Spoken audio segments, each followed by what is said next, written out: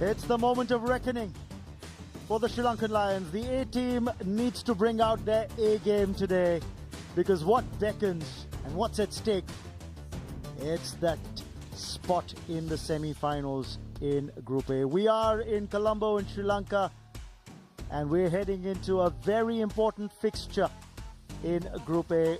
It's coming to you live from the R. Premadasa Stadium in Colombo. Sri Lanka A go up against Oman A.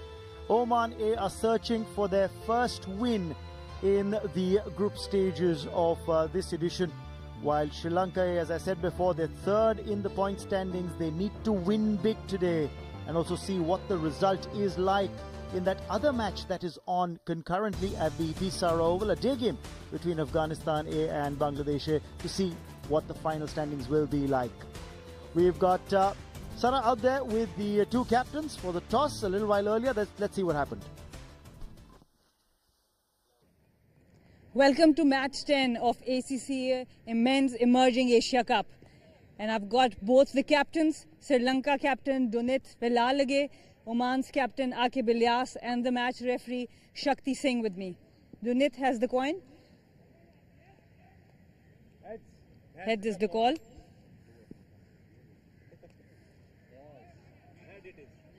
Heads it is. So Oman has won the toss. You have won the toss. What would you like to do and why? We will be bowling first because watching the yesterday's match, India against UAE, we could see the ball was turning in the afternoon, but in the lights, the ball was coming direct onto the bat. It was skidding up to the bat, and it's, the dew factor also might come in, so it won't be easy for the spinners or fast bowlers to give the ball. So we have quality spinners, so we can take the advantage of that, I feel. So what do you think, what kind of score you want to restrict Sri Lanka A for? The thing is, there is no limit score, we have to restrict them to 250, but whatever the score, we have to chase, that's it. Okay, and any team changes? Yeah, one leg spinner is in the side, Samesh Srivastav, and our senior players, Jati and Suraj, they are back in the side with Rafiullah in. Thank you so much. Thank All you. the best. Donat, you would have wanted to bat first or bowl first? Yeah, I want to bat first. You wanted to bat first, even though there's a lot of net run rate going on in the other match also. So what do you think is a good target for you guys today? Yeah, I think 250 is a good target. So we have good batting lineup. So yeah.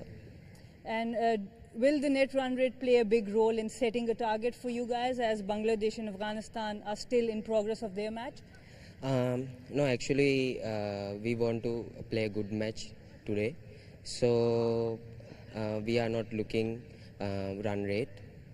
We want to play our normal game. And are there any changes on your side? Yeah, only one change. Bindra Fernando resting. Pramod Madhushan comes in. Okay, thank you very much and all the best. Thank you. So the news from the centre is Oman A has won the toss and they are going to bowl first. Let's have a look at the pitch also. A lot has been talked about the pitch. If you talk about yesterday's pitch and you compare it with today's, I do think today's pitch is a bit more solid. It has a bit more grass on it, but it's more solid. The grass is dead. I do feel it's a really good batting track. And definitely once the lights are on, it will come onto the bat better. So I think the decision of the toss is right to bowl first. Salamir there saying that good decision to bowl first by the Oman A captain who won the toss, Akib Ilyas. And take a look at the lineup. So there are 4 changes that you see for Oman A coming into this match. Suraj Kumar is going to be the keeper in place of Abdul Rauf. Jatinder Singh, the experienced batter, comes into the side. Shubha Paul doesn't find a place in the 11. Rafiullah and Samesh Srivastav in for Fayaz Bhatt and Mohammad Bilal. While Sri Lanka make that one change. Pramod Madhushan, who played the first game, was rested for the second. He comes back into this lineup in place of Binura Fernando, the left armer, being given a breather for today's all-important, crucial game. Bowled a good spell in that match against Afghanistan, aided Binura. A little surprising that he's been rested today, but all that for later. For the moment, Kalimullah's got the ball in his hand. Oman A, remember, are going to be bowling first. I'm Raman Banot in the commentary box. Warm welcome to Vinay Kumar. Thanks, Raman. It's a beautiful day. And yes, Sri Lanka definitely will be looking to win this game with a big margin to qualify for the semi-finals. Same way, Oman, they are searching for their first win. By seeing the wicket, it's going to be a very good game. Avishka Fernando got a big 100 in that first match itself of this edition of the tournament. Averages close to 40, playing his 77th List A encounter in his career. Got that big 133 that was so very important in Sri Lanka A, posting 349 in that opening game against Bangladesh A. Lasith Kruspul, he'd like to get some more runs under his belt. As the opening bat, you'd want that average to be in the mid or high 30s, not under 30. Yeah, as the opening batters, you will set the tone for the game, and if you're in 40 or 40 plus average, it's always good. Ready for the first ball of the match. Straight away, Kalemulla aiding that back of the length spot. Does look like one of those bowlers who does put in a lot of shoulder at the time of release, does Kalemulla. He's a strong lad, but yeah, definitely when it comes to pace, he doesn't have that express pace. But you can see that swing, hint of swing in the first ball. The area was really good. That's what you want. If you don't have that extra pace, that discipline is very important for the bowler. Important match for Sri Lanka A. He's picked the right line, just found the spot around the off stump, not pitching it up, no drivable lengths here, no easy drives to play early on in the innings for Avishka Fernando. He's keeping it simple. That's what it matters. If you play against, when you're playing against a big team, it's always sticking to your basics. Keep hitting those right areas and allow the ball to swing. He has one slip and one gully. Yeah, so the plan would be to keep that ball around off stump. Can't spray down the leg side. Yes, and that's the plan that he's sticking to. Because he's bowling with a 6-3 field. 6 on the off, 3 on the on. So that means the line will always have to be just outside that off stump. Can't even look at bowling middle or middle leg, because those are going to be easy pickings for Avishka Fernando. Yeah, when you see the field placement, and he looks like a outswing bowler. There is a field change, fine leg comes up and square leg goes back. Is there a little indication for something short of length? No, on the pad line. That's why he needed that little extra protection. First one's on the board. Avishka Fernando gets off the mark. He'd be happy to get runs against his name, because though he got a big 100 in the first match, he was out without scoring in the second. Fell to that inducker from Ibrahim against the Afghan A team when they played that match. He's a super batter. You see the way he bats. He's an attacking batsman. The first game he scored 133 runs in 124 balls. In that, 14 boundaries and 3 sixes were there. So second game he didn't score a run. So it's very important as a batter to get that first run, and you'll be very satisfied, and from there on you can take the bowler. Well, this is intriguingly poised. Group A in the ACC Men's Emerging Teams Asia Cup 2023. Everything to play for, no dead rubber so far for any of the teams. And let's take a look at the scenarios. The reason why I'm saying that is because you've got another match that's on concurrently at the Pisara Oval, where Bangladesh A were up against Afghanistan A, and they've scored 308 in that match. Now, if Bangladesh A win by 1 run, then Sri Lanka A must win by at least 46 runs. They need to score 250 plus and thereabouts. And if Afghanistan A win, then Sri Lanka A will qualify with just a win. A lot of times you, as a side who's looking at the net run rate, might want to chase, but that's not a luxury that Sri Lanka A have at the moment, because they've been put into bat. The first over gone. Sri Lanka A won without loss.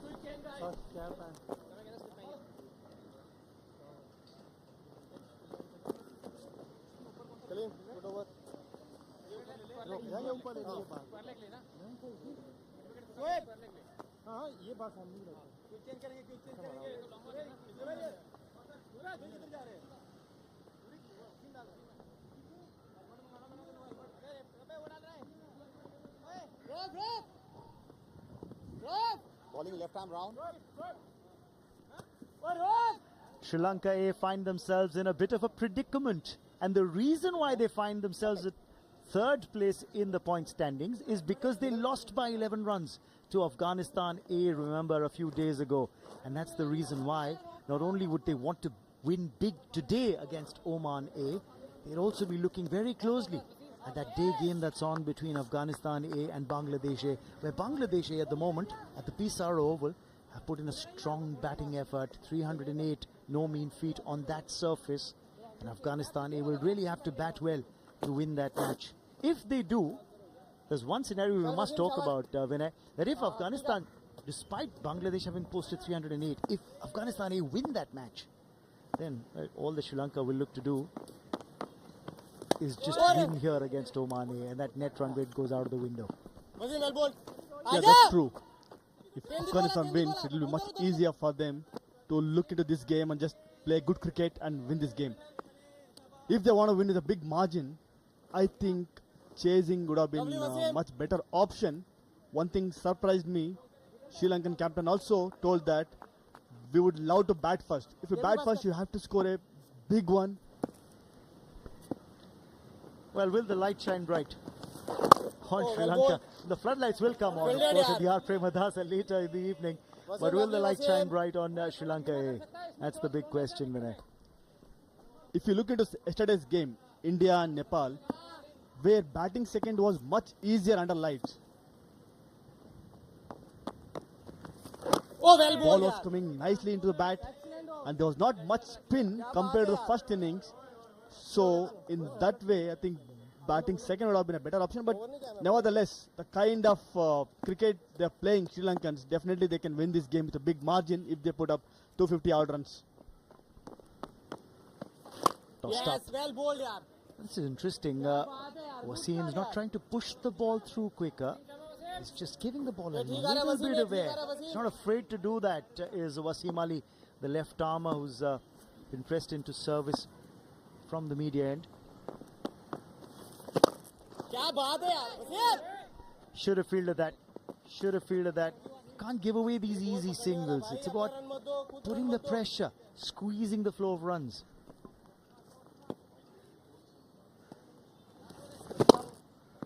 Chalo guys, wicket time boys, wicket time boys.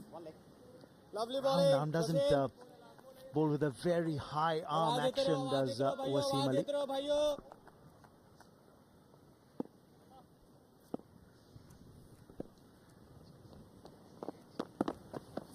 Oh yes, well bowled.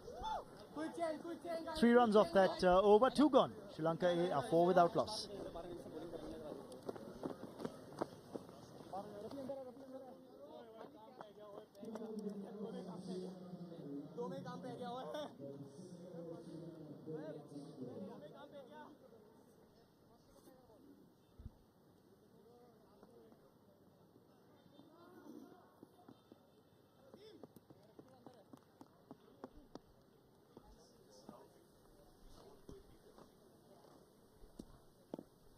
Comparatively sedate start for Sri Lanka A. 2 overs gone, just 4 on the board.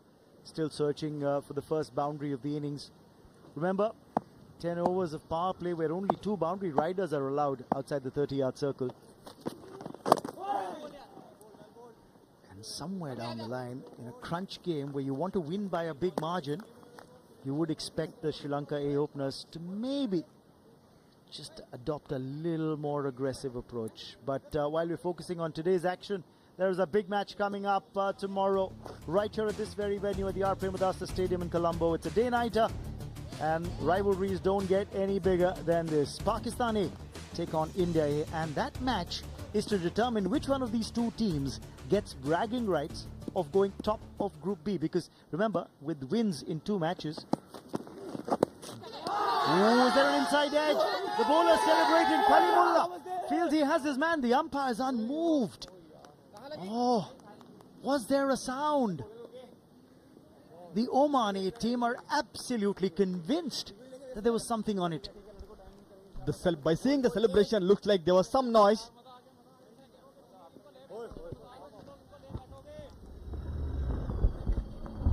There was a nick. Unlucky. Kalimullah. Bat and ball was in between bat and thigh pad. You need to wait and watch. There was some noise. Well, the umpire giving the benefit of doubt to the batsman, thinking that it was the thigh that the ball had nicked. Cruz Pulle. You have to make it count. Another appeal here. But this just seemed to be sliding down leg. Would have missed the leg stump probably. That's what the umpires felt as well. Leg buys being added on to the total. Batsman has stood few steps ahead, especially for this ball. That made umpire to think twice for this LBW, and this ball was slightly going down. A good bowling from Kalimullah. The first game against Afghanistan, he had done really well. He got 2 wickets, bowled 10 overs. Being a main bowler, he knows exactly what to do here. He's not trying to do many things, keeping it simple.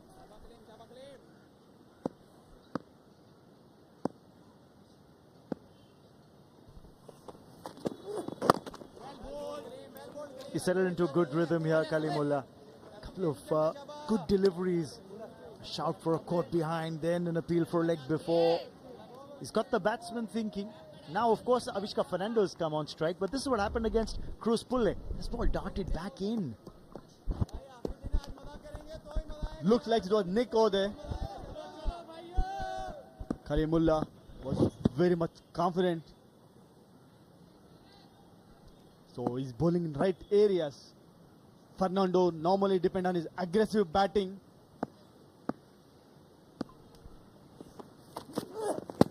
On the pad line, another leg by.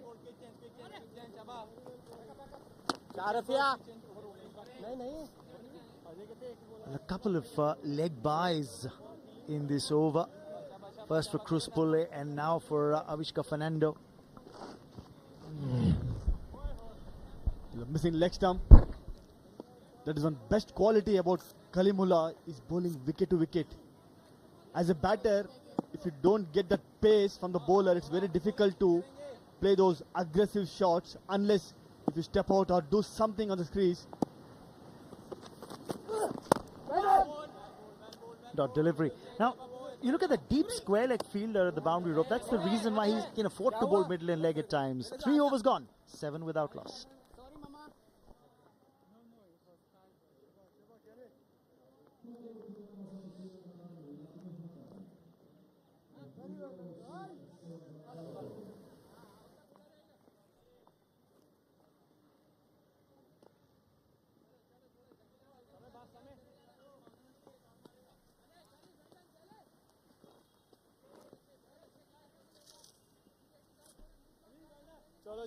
Chalo, guys, Basim. 4 changes for the Omani side. They've got the experienced batter Jatinder Singh Very well done, Basim. back in the lineup. The keeper, of course, as well. Suraj Kumar, the most seasoned campaigners, coming back for this last group match for Oman A. Who have a real outside chance. It was an upish, but a misfield will allow the single, and that's all that they will get. Yes. If you see yesterday's game, the way Indian left-arm spinners bowled, that may be the reason he's bowling a second over here, Wasim. But the length, especially the last ball, was too short. You need to bowl in the good areas to get a help from the wicket. Awkward bounce to the fielder in the cover region. Uses his feet well. That struck fine. Beautiful shot this by Cruz Pulle. Opens his account to the boundary. Cruz Pulle waited. Enough is enough. Let me play some aggressive shot here. He used his feet really well and went over mid-off. It's a beautiful shot here. This is what you expect from your top orders. When you need to score big, first 10 overs are very crucial, and that is going to set the tone for the game. What a beautiful shot this by Cruz Pulle. Gives you oodles of confidence when you get a boundary like that. This time around, squaring up the batter attack, getting the leading edge. That'll encourage Wasim Ali. He has 2 fielders outside. One is square leg and one is long on. So the last ball, line was really good.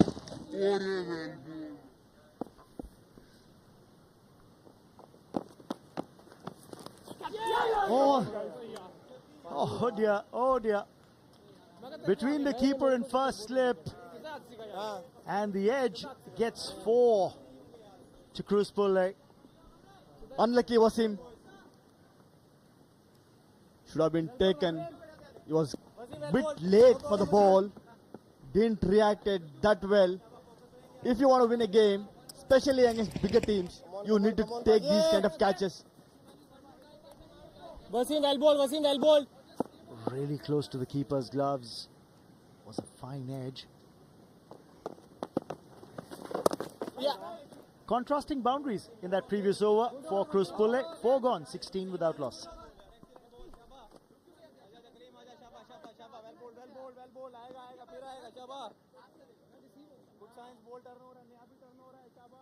Lovely guys.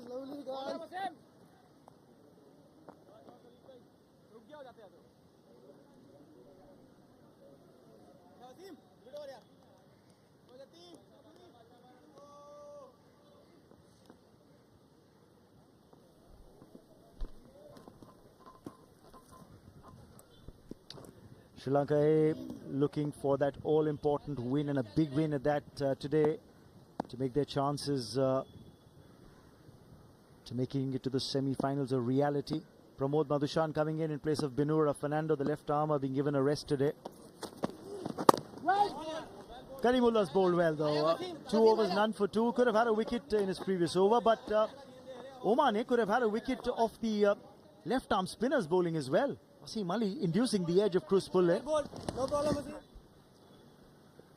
It may be keeper's catch as well. Close one. The first left fielder reacted a bit late. Kalimullah is doing a great job here. He's keeping it simple. He's asking some question to the batters, bowling in those right areas.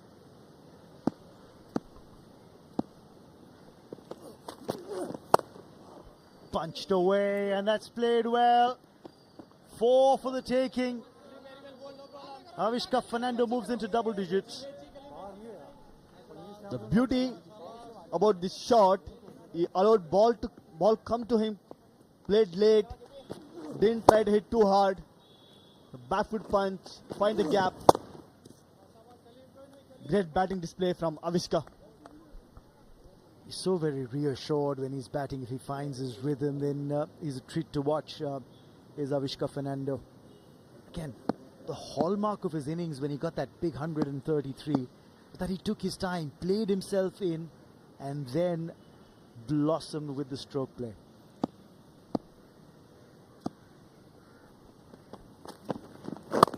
Again, allowing the ball to come to him, showing the maker's label as he punched it down towards mid-off. He is a senior cricketer in this team. It makes sense for him to take some more time and understand the wicket well, then go big. The first game he did pretty well, scored 133. Second game he didn't score a run. He got out early. He'll be a little bit cautious in this game. He'll take his time. Once he's set, he'll try to repeat the thing what he did against Bangladesh, scoring a big 100. That will definitely help here for Sri Lanka.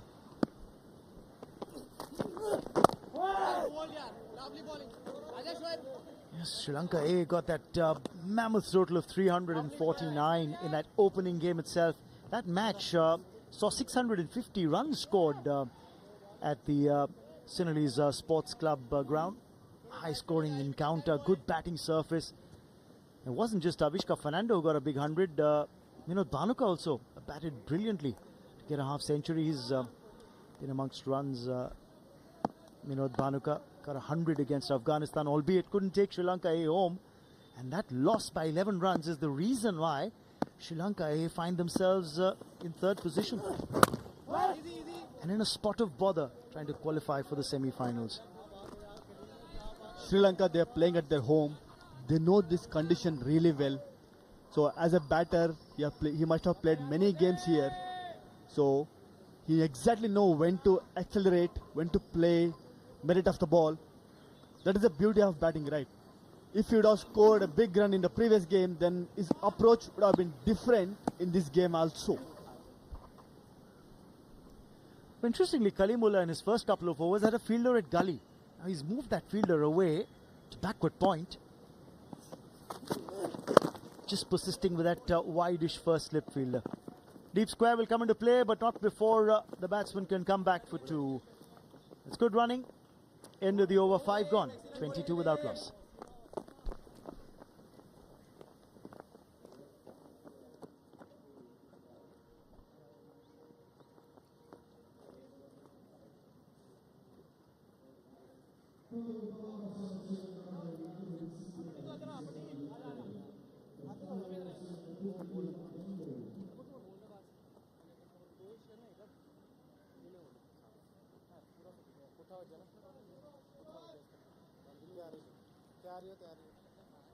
The epic rivalry in sport, one of the greatest rivalries that you'll see on the playing field. Pakistan versus India. It's the A teams of these two sides that clash against each other tomorrow at the R. Premadasa. This very ground in another day-nighter for bragging rights as to which team can actually top Group B. Both of them have qualified, remember, for the semi-finals. Oh, well bowled, yeah. Wasim's getting some turn, and the ball's gripping the surface, just like we saw yesterday when the Indian left-arm spinners were in operation.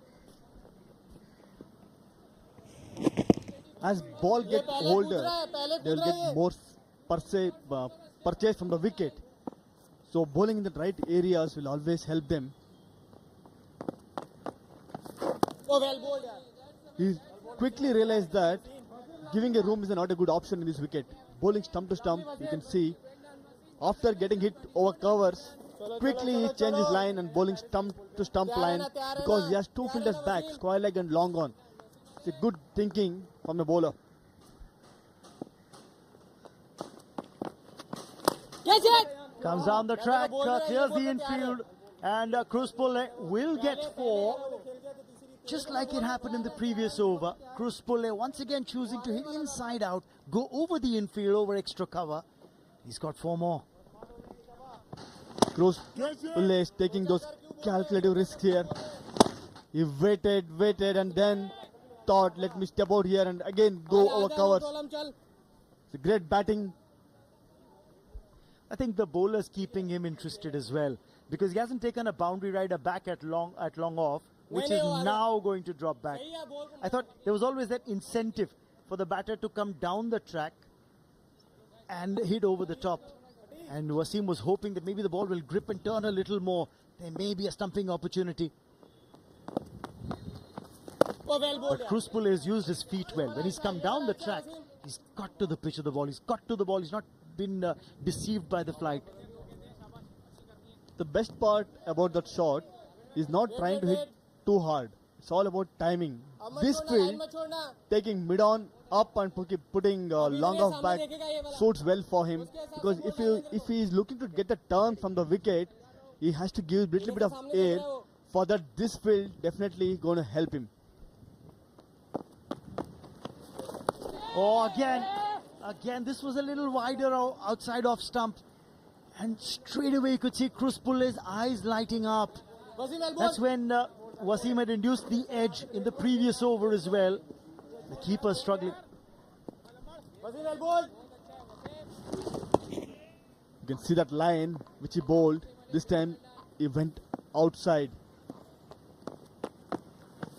Near into that wide line.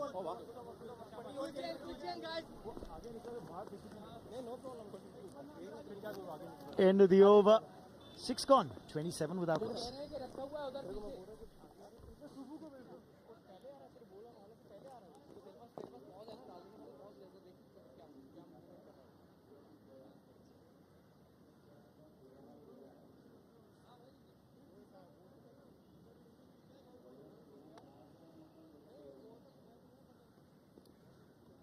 Well done.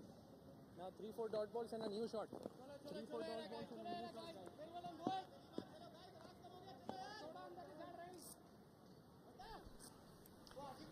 6 gone, 28 on the board. Wasim Ali has created a few chances, the left-arm spinner. Meanwhile, Kalimullah had a good second over of his spell, where he had an appeal for a caught behind, turned down, a couple of leg before appeals as well, that haven't fructified into something more concrete. But he's kept things tidy. He's not allowed the batsman too many freebies. But let's take a look at what happened in the previous over. Wasim Ali, again, beating the outer edge of the bat. Yes, the keeper struggling. And byes signalled by the umpire on that occasion. If you see that ball, the pace was a bit lesser. The more slower you bowl, you'll get the turn. And the line also was outside.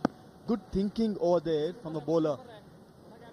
It's not that easy for a batter to play from that line.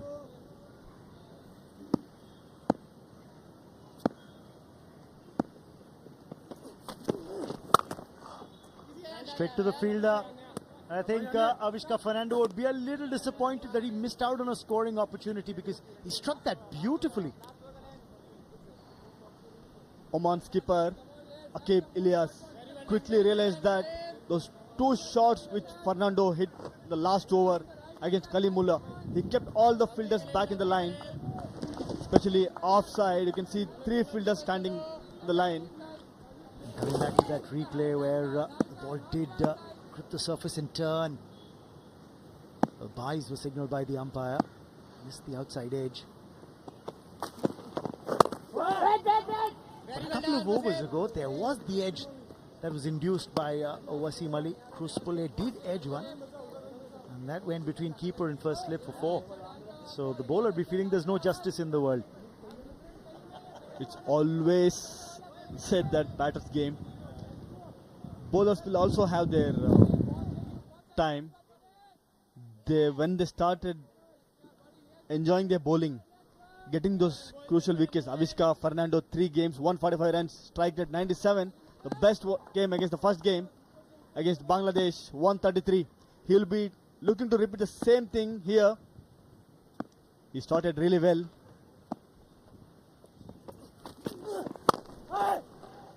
Oh, it's gone past mid-on. 4 more. This time Avishka Fernando chooses the onside. Again, he allowed ball to come to him. Timed it nicely. This time it was bit fuller from Kalimullah. He played it nicely. Right side to mid-on. Beautiful shot. Very well played. Avishka just made sure that he didn't completely turn the blade of the bat to make sure that he still kept it straight enough. Just at the last minute, guiding it past mid-on for 4. He's allowing ball come to him. He's not trying to go a bit harder. So that is the beauty of this game. The more and more you understand the wicket and opposition's bowlers, what are their strengths. Just take a look at that innings. Just highlights of that 133 that Avishka Fernando got. Just 124 balls, a strike rate of over 110 in that innings. Played shots all around the park. And once he was set, then look at the footwork. There were 13 boundaries and 3 sixers in this knock. He would love to repeat the same thing here. He started really well. He's looking good. Especially if you play 6 to 8 overs, then you'll come to know. Played that a little late and he's got it in the gap. Got 1, he wants the second and he'll get it easily. Good running by Avishka Fernando. 2 more to the total. Sri Lanka are 34 without loss after 7.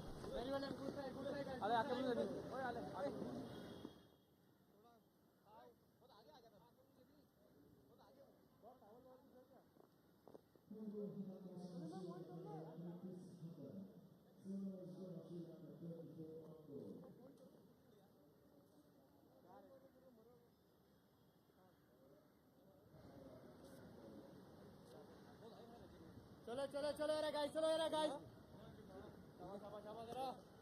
Very well done, boys. Very well done, boys.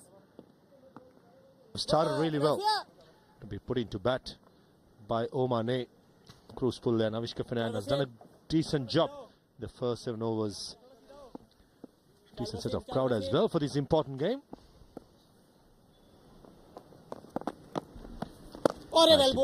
Nicely bowled by Wasim Ali, who has bowled really well. Been unlucky. Should have had Nasid Kruspule. But saying that Oman have done decently well, though they haven't picked up any wickets. As I say, a very good afternoon to Sana Mir. Thank you very much. Very Has well definitely looked like he is a regular new ball bowler. We saw yesterday a couple of bowlers starting with the new balls as spinners, but it's so important that you keep bowling a bit fuller. Lovely bowling, The, lovely the bowling. length is important and the pace. So he is varying the pace without giving a lot of flight. Beautifully played by Avishka Fernando. Sherat extra covers. Slight misfield just resulting in a single. What I figured with the spinners, the slower you bowl, it's not that easy to time the delivery. Yesterday in the India game against Nepal, it has turned a lot, and there is a difference between the two pitches. The ones what was used yesterday is about 4 pitches to your right from the screen. And today's pitch has a bit of grass and it's hard. I think this will hold on much more better than the yesterday's one. I agree with you. And that's why, while I was talking about Wasim, it's so important that you are able to change the pace without giving too much flight, because only 2 fielders are outside. There you go, slowing things down, not giving any pace.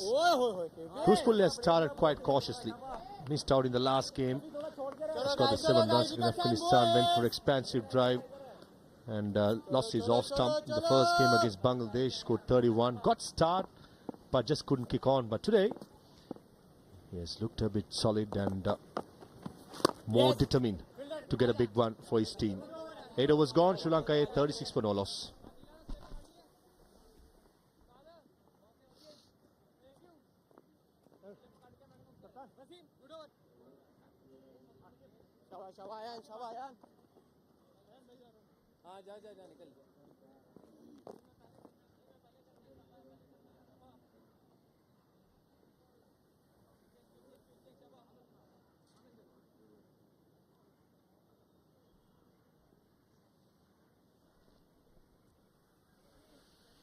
It's a beautiful day out here at the R. Premdas Stadium. Sun is shining as usual in Colombo.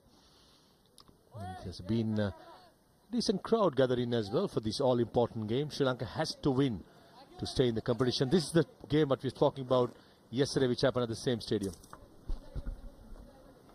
And Sindhu took 4 wickets, the spinner. India's dominant performance against Nepal.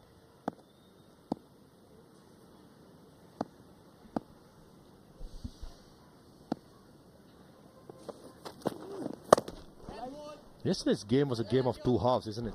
With the new ball, Harshit Rana and Hangrekar picked up 5 wickets, and then the left-arm spinner Nishant Sindhu. Lots of turn, bounce, just got the right pace, the length was perfect. Lots of rep being offered to the batsman. Plenty of turn. Usually day games does turn, but this is just extraordinary. I love how he pivots. From all the bowlers I've seen, his pivot has been one of the best.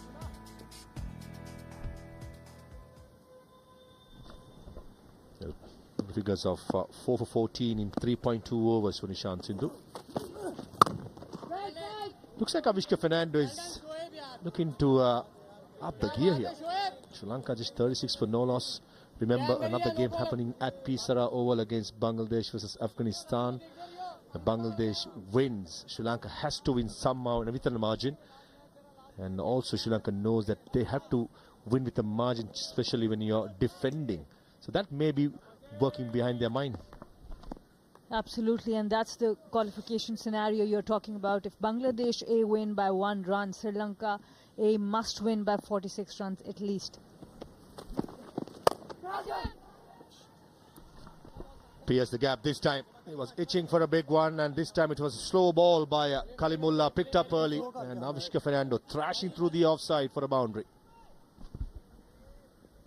He created that length for himself, used his feet on the up, full face of the bat, and the outfield did the rest. He looks a lot in control, Avishka Fernando, when you see him bat. He's not bothered too much. He doesn't like to overhit the ball. He's got a very still head. Good point you made there, Sana. I had a chat with him after the first game where he scored 133 against Bangladesh at the Sinhalese Sports Club. I just inquired him, you look more determined, or do you have any changes made to your batting stance or batting the way you bat? All he said was he's more determined than ever to grab this opportunity. So man on a mission.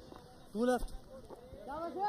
And that's great to have an opener like that who wants to set things straight. Look at this, using the pitch, coming down the pitch, creating that length and that still head while even he's walking, the level of the eyes remains same.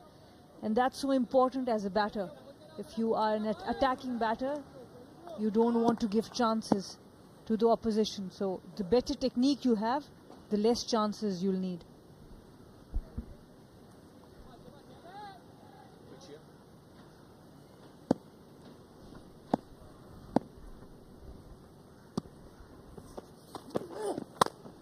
Giving himself some room, but just couldn't get the gap in the offside. Very unlucky there. Avishka Fernando timed it well. What he's doing well now, he has read Kalimullah. He's trying to bowl back of the length and hitting those bat hard. And unlucky that he couldn't get the gap right. Intelligent batting. This time he remained in the crease, used the depth of the crease. So now trying to pierce a different gap on the offside. First it was between cover point and covers. This was backward point.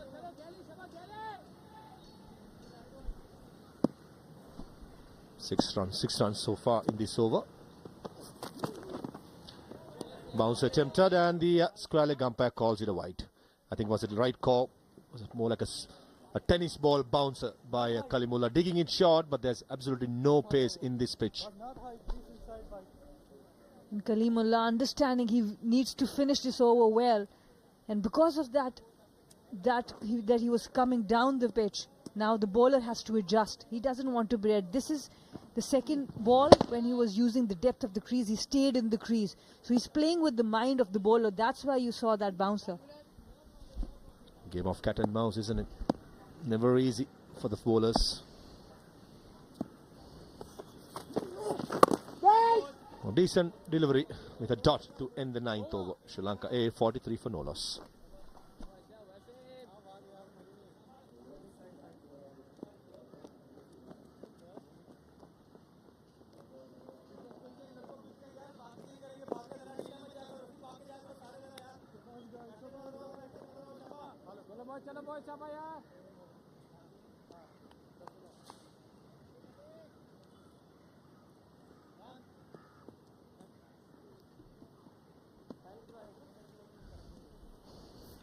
Plenty of batting for Sri Lanka to remain. Vinod Bhanuka, Pasandu Surya Bandara, Sahana Rachige, Ashen Bandar, the four batters who are in the team as batsmen. Then the all-rounders, Dunit Vellalage, Chami Karunatha again. Lasit Cruzpulle. This is the third time in this innings, and this time goes all the way for a 6 and bigs the first one of the day.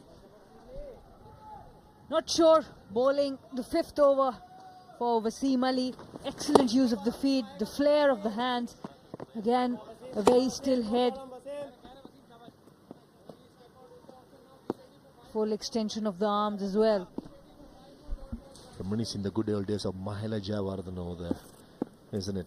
Such a nice stroke. Inside out again, comes down this time. Straight towards the long off and brings up the 50 partnership between Avishka Fernando and Lasit Cruzpulle. That was needed for Sri Lanka to take the pressure off them. What players Sri Lanka has produced. Mahela Jayawardene, Sangakkara. Slowing things down. Wasim Ali predominantly bowling is slower. It's the right tactic to use in this pitch, isn't it? Absolutely. But as a bowler, if you're bowling your 5th over, the batters have got an idea of what you're doing. And that's why they are going after him. Being yourself a spinner, Sana, the challenges of bowling in the power play. And after the power play between the 11th over and the 40th over, what sort of a mentality a spinner should be aiming at?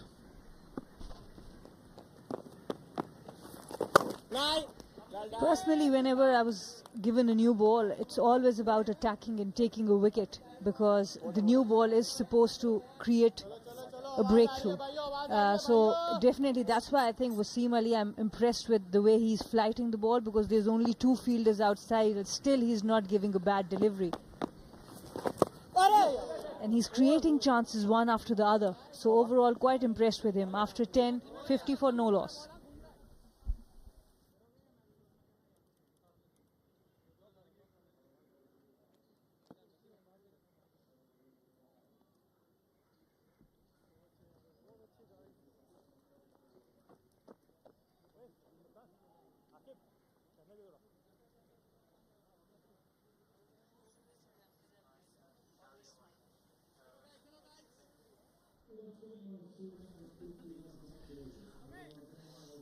A contribution of 25 and 21 by Avishka and Lasith Cruz-Pulle respectively. Finishing the first power play and begins the second one.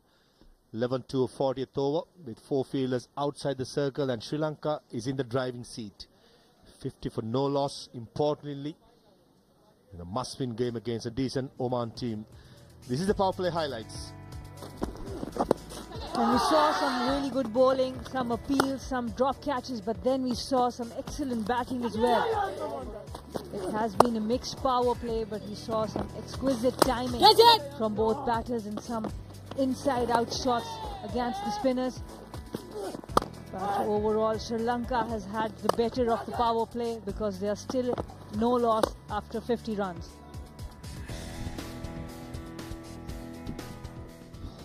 Bowling change from the far end. Ayan Mohammad Khan, the left-arm spinner. It's going to be a left-arm spinning test for Sri Lanka. Wasim Ali has bowled 5 overs, and it's now the turn of Ayan Khan. Left-arm round. He will enjoy these conditions. It's about being proactive for Sri Lanka, not getting bogged down. They've had a good start, plenty of batting to follow. In the first game when they played Bangladesh at the Sinhalese Sports Club, mustered a score of 349. If they can get at least 275 to 80 in this pitch, I feel it's a very good score. Though, as you said, Sana, in your pitch report, you said that this pitch might be good to bat under the lights. It might skid on, which I think will be the case. But saying that, runs on the board always. Nicely played. Very nicely played by Cruz-Pulle, using the pace, bisecting that gap between Car Point, and welcomes Ayan Khan with a boundary. The left-arm spinner operating with only 1 point fielder. There was no third fielder. And Lasith Cruz-Pulle, he was well aware of the field. Used the pace of the ball, opened the face of the bat, placed it perfectly for 4 runs. It's a bit different between Wasim Ali and Ayan Khan. I know Ayan Khan just bowled 1 delivery. The pace what they deliver. Wasim was bowling really slow. Looks like Ayan. Let's boot it flatter, quicker. Do you think there will be a big difference in this surface? 2 different dimensions? Of course, I think with any pitch, the variations play a huge role, especially in the one-day format now also. Yeah! What a ball! That was the arm ball. You're talking about variation, and variation it is. Avishka Fernando missed it completely. I thought for a second should have been in the front foot. As you correctly said, it was fuller, it was quicker with the arm ball. Just had the feeling that Avishka Fernando missed the length completely. Yeah, should have been in the front foot. The sideway angle tells me a story that he misread the length and pays the price. Avishka Fernando has got a start. The man on form for Sri Lanka goes to 25 of 38, and Sri Lanka loses their first at 55.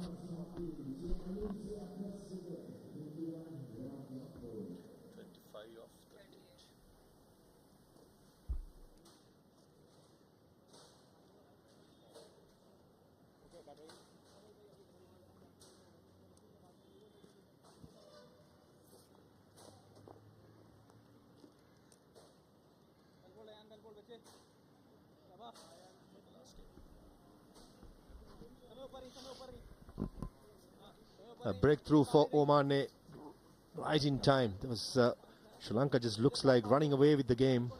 And all of a sudden, Avishka Fernando missed a straight one. Was clean ball of Ayan Khan in his first over. Man in form, fresh from that 100 against Afghanistan at the Colombo Cricket Club. The left-handed wicket-keeper, Minod Bhanuka.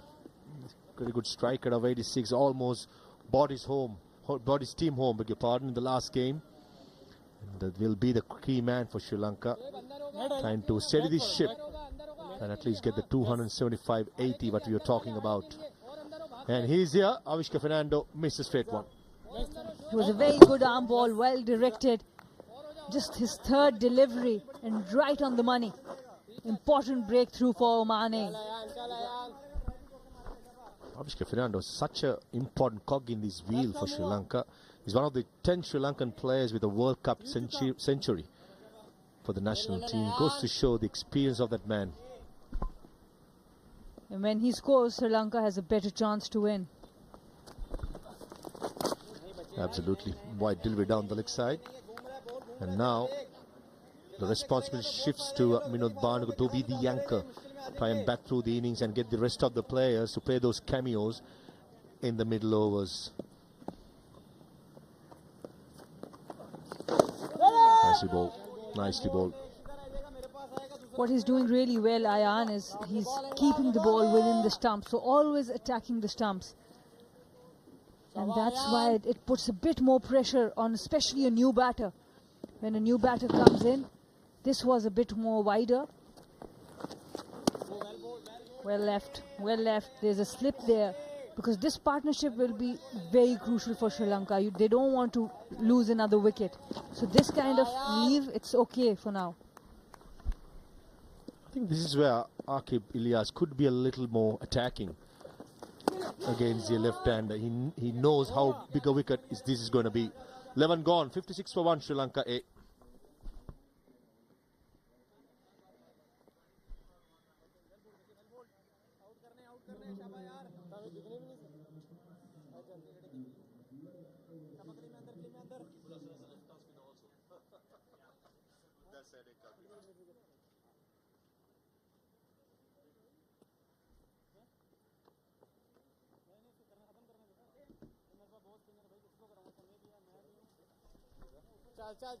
There's another game happening at Pisara Oval, an important one. Bangladesh A, Afghanistan A.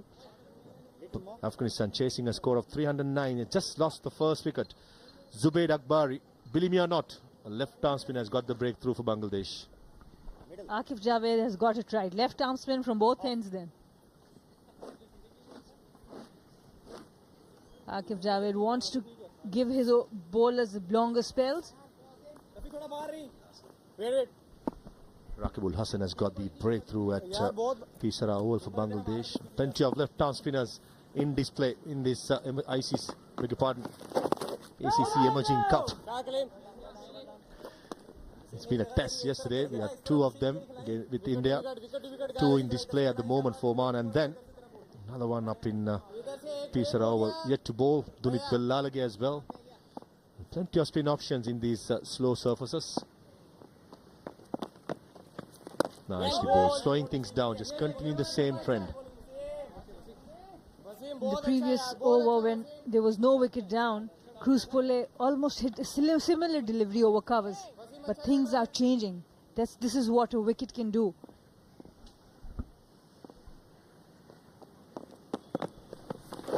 The power play. Aqib Ilyas have got a sweeper cover, long off for Lasit Cruz Pulle with a long on and deep square leg. The boundary options, how I see it, either when it's short to go through cow point or else use the slog sweep or mid wicket. Will Lasit Cruz be brave enough to go against the turn? Can Sri Lanka afford to lose another wicket? These are the questions have to be answered by Lasit Cruz Pulle. Generally, he's a very attacking, very positive player, but at the moment, Sri Lanka just need a partnership building on to erase the pressure from the middle order, isn't it? Absolutely, and a lot is at stake, as we talked about all the qualification scenarios as well. So it's not a normal game for Sri Lanka. They might have to win it with the net run rate. So might have to score really big. All those things on the minds of the batters. In actual, all you have to do as a batter is see the ball, but all these thoughts keep coming in. Yeah, just quietly. Plenty of changes in the field. Sweeper cover comes into the circle, and this extra cover fielder move into mid-wicket. There's 5 fielders in the leg side, 4 in the offside with a slip fielder. On all 3 fielders in the offside are saving the single. Williams has the option of getting one more player in the boundary lineup, but has not chosen to. Quite attacking mindset from Oman. I like this because only 4 fielders on the offside. He's going to bring the ball into the left-hander, so plugging the gaps for the singles as well as the boundaries. Yes, well bowled. Wasim, well bowled. This is good batting, Vinod Bhanuka, man in form. He'll take a little time to settle down in this pitch. It's important he does that. The conditions are different. At Colombo Cricket Club, wicket was slow and docile, but this pitch looks really good for batting. Righty one idhar, lefty one idhar. It's good to see Oman taking their time, making sure they have the plans right to the new batters.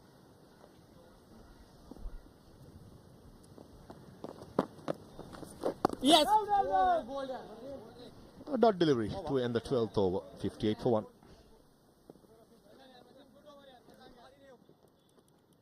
Good chain guys, good chain guys. Lefty guys,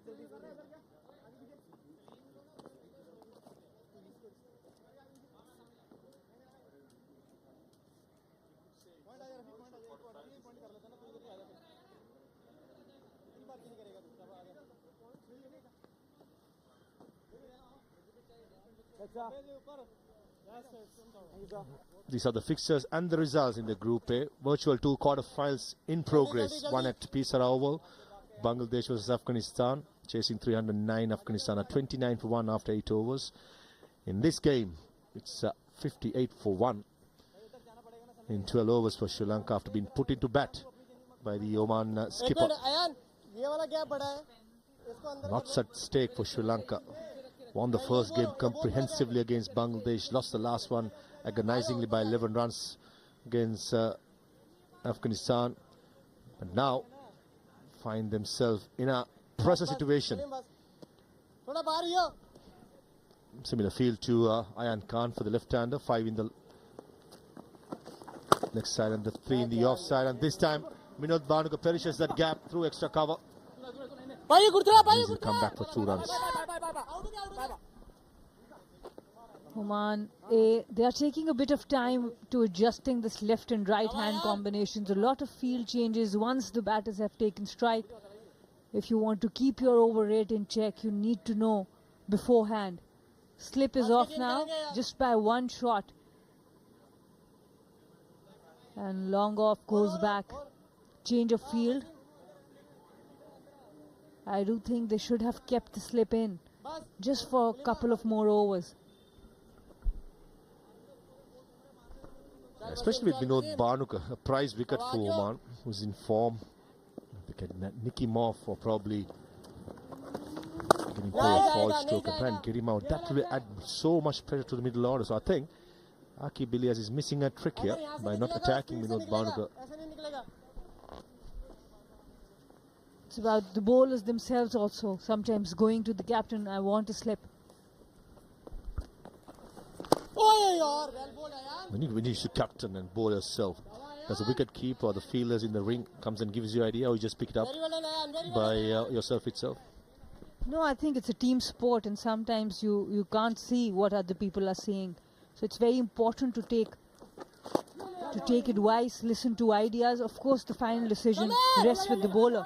Even as a captain, I can suggest, sometimes make them see things. Vinod Bhanuka in the last game against Afghanistan, 119 of 103 deliveries. Started like a tracer bullet. There's lots of wickets falling from the other end, but he just kept on going. Anything short, was quiet, but strong at it. Very strong to the offside. Spinners, he found it really easy to bisect the gaps as well. Unfortunately for Vinod Bhanuka, just couldn't get the team home. Such a great game, a huge crowd around Colombo Cricket Club. For Sri Lanka, it was agonizingly losing it by 11 runs.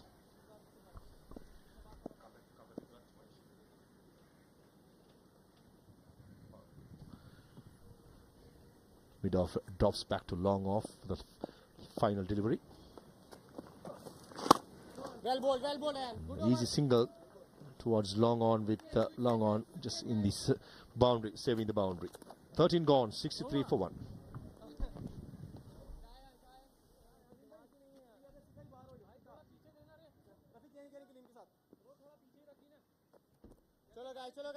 चलो guys. जल्दी यार, quick change यार. Clean बार दौड़ के. रफी किधर आ गया? Lefty है. अयान इधर आ रहा है पीछे आ. अयान किधर आ रहा है? अरे लेफ्टी है ब्रो, इधर आ तू.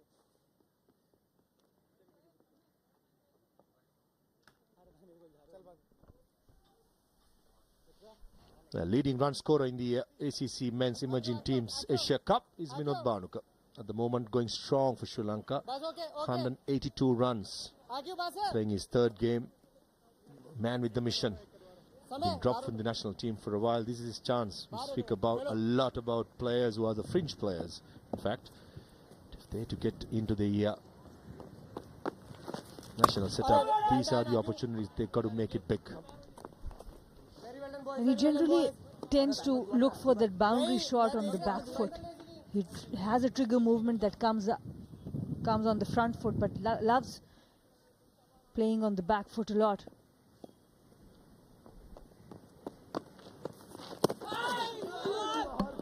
So as a spinner, I was about to make this point, as a spinner, if you're going to go fuller to him, and with the change of pace, you can get him out. Just this length is perfect. Yeah, missed stumping there. Nicely bowled. Spot on there. It's all about playing in the batsman's mind. Not bowling with the same pace, varying the pace, playing with the batsman's patience. At this occasion was nicely bowled by Wasim Ali. But the wicket keeper just couldn't grab it down the leg side. Not out, says the umpire. Wasim Ali has been really impressive. And listen, this is the stumping chance. He dragged him outside the crease, and on the first go, if the keeper would have collected. They have changed the keeper in this match, so not working for them till now. Well bowled, Wasim, well bowled. Quite a simple chance been missed by Suraj Kumar. Chalo yaar guys. Good spell by Wasim Ali, just continuing to bowl without a break, bowling his 7th over.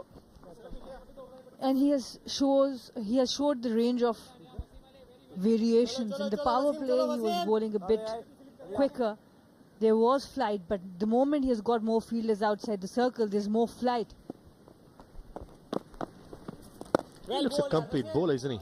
Looks like a bowler who prefers to bowl with the new ball, because predominantly not bowling quicker. This was the stumping chance. Could have had the second Mane. That to the prize wicket of Vinod Bhanuka. Missed out. How costly that's going to be for Oman. Shot this time. Took the aerial route home mid wicket and brings up a boundary. After 22 deliveries, Lasit Cruzpulle. 14 gone. 68 for 1.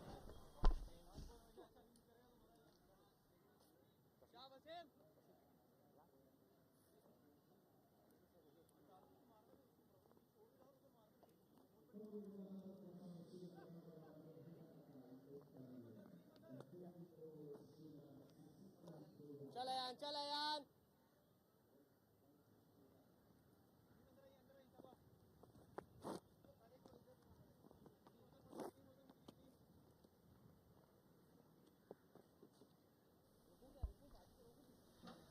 Lost that one wicket of Sri Lanka. Avishka Fernando bowled by Ayan after he made 25. A big wicket being claimed there by the left arm spinner Ayan Mohammad Khan. Was going to continue now to start the third over of his spell. 1 for 11, the left armers bowling figures. Both the left arm spinners causing some trouble to the Sri Lankan batters while bowling in tandem. And as they say, Oman A's captain is thinking that left is right. Yes, Raman, that's true. Ayan Khan bowling really well here. He got the dangerous Avishka Fernando's wicket. The way he was batting in this innings looked like he had some plan how he batted against Bangladesh. Now this is what happened in the last ball of the previous over. Cruz Pulle pulls one away for 4 towards mid-wicket. And that brings me to a point that Cruz Pulle doesn't look like the kind of batter who'll play the sweep shot. Why would you want to have that square leg fielder so square? Instead, if you could move him around a little wider towards mid-wicket, it might give you a catching option as well. You know, that's just a thought, you know, as the left arm spinner. Width on offer, and again, I can tell you one thing, the wicket keeper will struggle to get thank you cards from the two left arm spinners today. He has been struggling in this innings. If you see the way he was collecting the balls, the hands are too high and it's a bit stiff. Those hard hands, it will be very difficult to collect ball smoothly. Well, there have been a few chances for the keeper. Off the bat, the edge not being latched onto. And again, inside out and wide of sweeper cover. That will be 4. It's something that Cruz Pulle has relied on and revelled in. He's executed the shot well. Another boundary. He's picking the bowler really well here. You can see he made himself a room, stepped out nicely, went pitch of the ball, went over covers, even though there is a long off on cover fielder was back. Finding that gap, that shows how good a batter he is.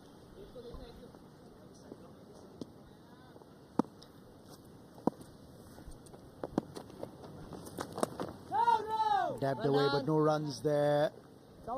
End of another interesting over where Oman had their chances. 15 gone, 73 for 1.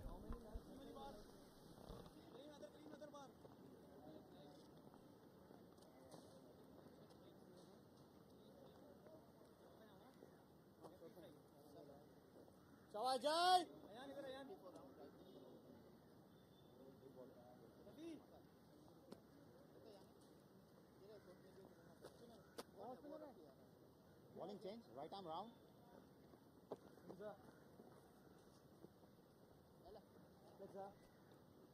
One leg. Shawajai.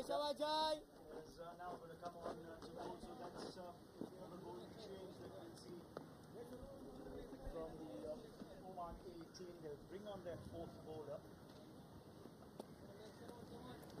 Fantastic over rate for Oman, you'll have to say. We're in to the 16th over now. The 4th bowler being pressed into the attack. Odedra is coming on to bowl now. Oh, that ball turned from the off-break bowler. Straight away there was spin from the off spinner. They need a wicket here. This partnership is looking good for Sri Lanka. This is a full ball. You could have played in front foot. Bhanuka.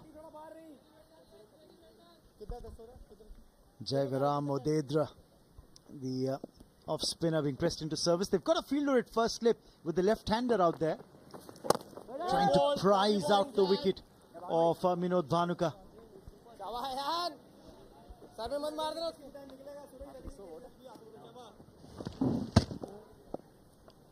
It was supposed to play front foot. He went for back foot. That is the reason Bhanuka missed that ball.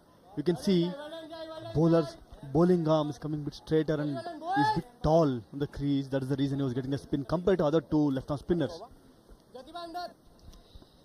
And also, there's going to be a big wicket. Minod Bhanuka, they'd like to target the left-hander and get him out as quickly as possible. They had their chances. Should have had him out stumped. But the opportunity was missed by the wicket-keeper, Suraj Kumar, who's come into the side today. He hasn't had the best of outings behind the stumps as the keeper. Missed a couple of outside edges that he hasn't latched onto. And that stumping chance as well. So he's definitely under the pump. You can't give a second chance. You can see there, Suraj Kumar's keeping. I think he's getting up too early. Hands are a bit stiff. Not collecting the ball.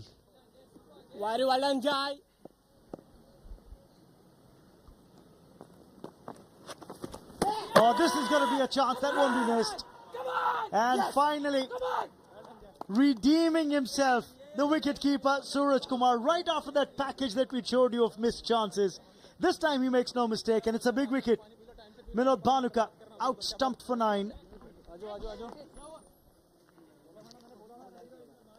He was very happy. Suraj Kumar was not having that great day, but this one will definitely boost his confidence. Bhanuka missed this one. The line was outside. Went for a big shot. Bhanuka 9. And the score 75 for 2.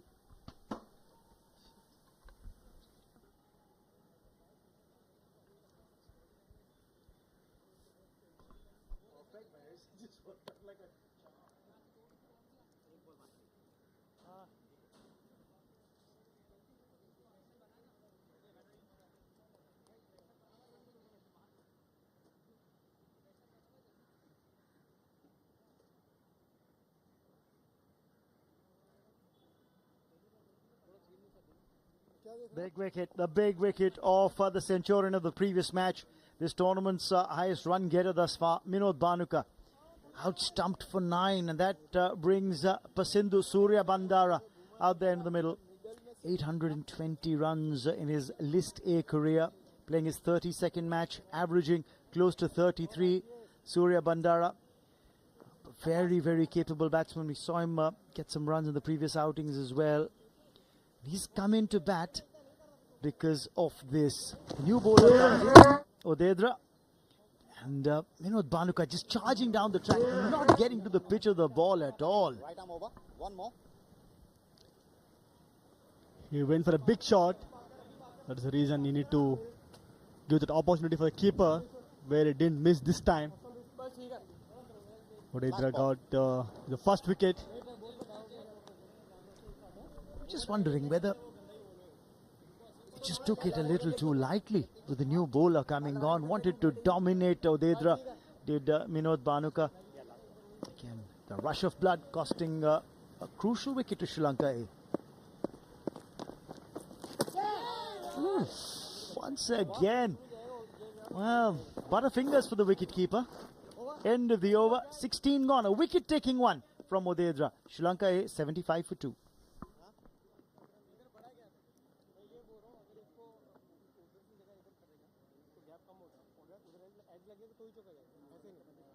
उसको आकिब को भी बोलना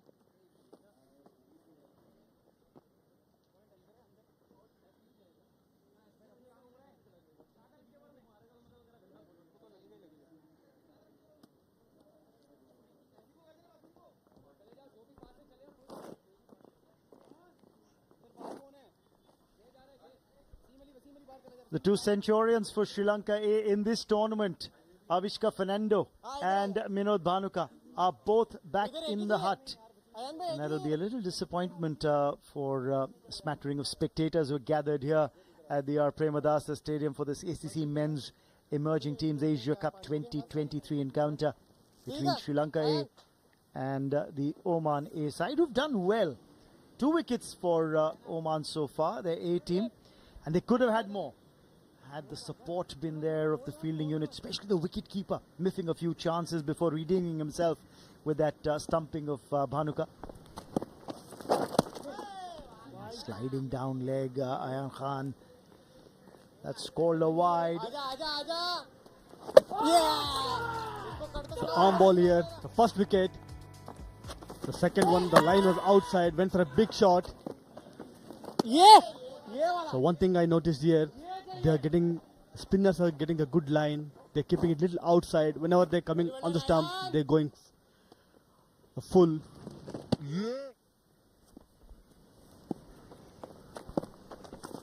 Trying to play that late, and very lucky Cruz Pulle doesn't get bat on ball. That would have been trouble. One thing if you notice, whenever Cruz Pulle was batting, if the bowler bowls 8 stump or 9 stump line, is not able to score those big ones. Yes, he's struggled to score and get runs freely whenever the ball's been pitched outside the off stump, a little further out. He hasn't really been able to work it away. times when he's used his feet and hit inside out, that's when he's looked more menacing. He's picking those right balls to go over covers. Well, Ayan Khan, remember, born in India, in Madhya Pradesh, played the Syed Mushtaq Ali trophy as well in India for Madhya Pradesh. Moved on to Oman, playing for Oman on this side. He's done well.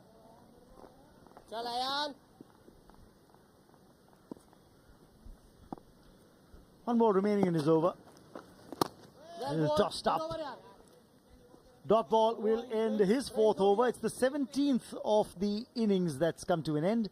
76 for 2 Sri Lanka A, and it's time for a drinks break.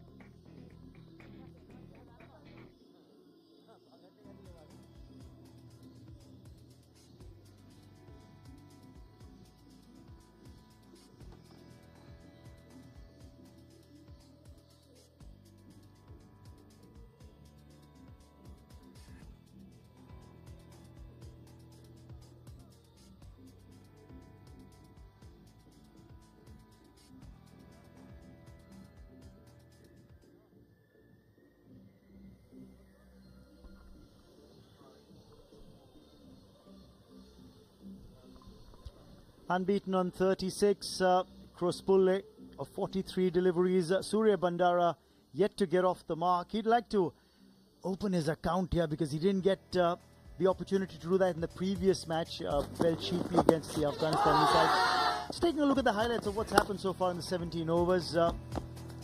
Look, good shots, chances going up begging for Oman A early on. He could have had wickets early on as well. Crosspulle then using his feet to come down the track and play a couple of good shots. Spinners have done really well for them, especially Ayan Khan got the wicket. Jai Odedra got another wicket. Wasim Ali has bowled 7 overs till now. As that was a wicket that Ayan Khan took off Avishka Fernando. This was the stumping. Finally Odedra getting that big wicket of Minod Bhanuka, out-stumped, and the keeper finally coming to the party, Suraj Kumar, after missing a couple of chances off the outside edge, and then a stumping chance was missed as well. But he did come good in the end. Got Minod Bhanuka out-stumped. It's now up to Crosspulle, who's out there with Surya Bandara to try and stitch together a partnership for Sri Lanka A. An interesting story here. Crosspulle, who's batting on 36 in this edition, the 2023 edition, this is his highest score. He got a 31 in that opening game against Bangladesh A. Didn't score too many against Afghanistan A. He just scored 7 odd. So 36, that is what he's batting on today, is his highest. And he's given chances, remember, to the Oman A side. There have been those outside edges that haven't been latched onto. He has given few chances there. Both the Centurions back in the dugout. So it's a great opportunity here for the new batter to score big. And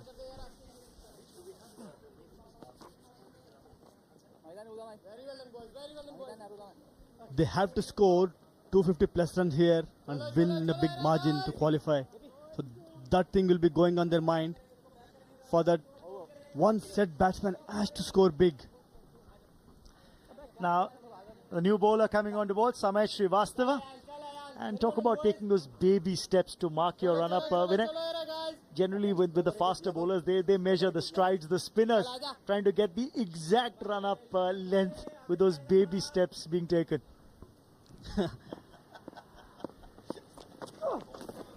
Well bowled, good shot. Every bowler have different ideas which works.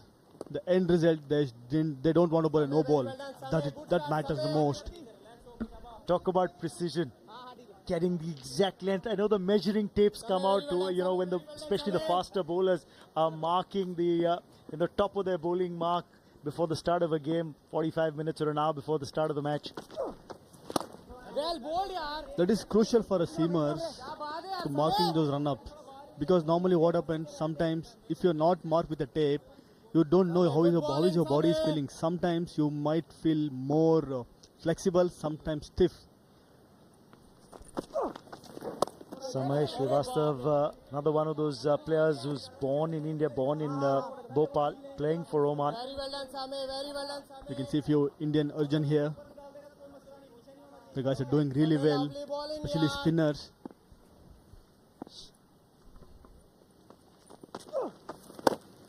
The heave-ho, and he's picked the gap. One bouncing over the ropes for 4 between mid-wicket and long on. Whenever ball pitched on the stump, cross puller played really well. This one on the stump, full, went for slog sweep. Knows exactly there was a vacant area. Made a full use of that. Again, I'll raise this point. With the left arm spinner in operation, you also saw the mid-wicket a lot straighter rather than wider to close that gap between long on and mid-wicket. He hasn't looked that kind of batter who'll play the sweep. His hitting arc seems to be more that wideish mid-wicket region. As a spinner, you'd want to plug that. A small clues, you need to understand what is batsman's strength. So according to that, you need to set your wicket. For that, keeper has to be very clever. He will be in the best position to see those angles.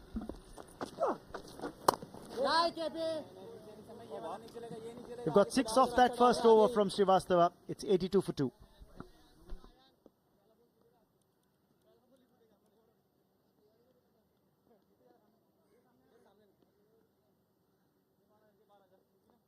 Chalo guys.